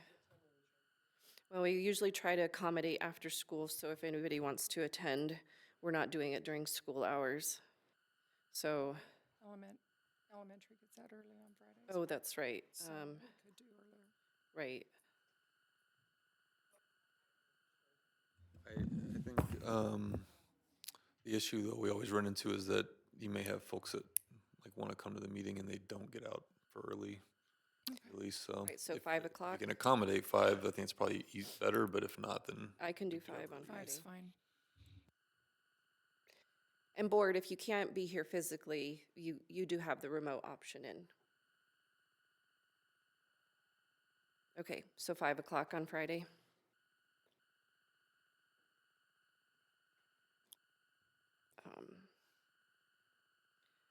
Any other discussion, board?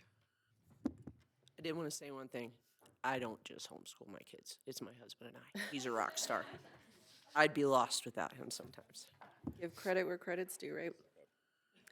All right, so we do, so for future meetings, we will have a meeting this coming Friday, a special meeting. We also have one December 3rd. And then the board is actually going to be at our Colorado Association of School Board Retreat, the 4th through the 7th. And then December 10th, the board, that'll be our last meeting for the year. So, do I have a motion to adjourn? Motion to adjourn. All right, thank you, everyone.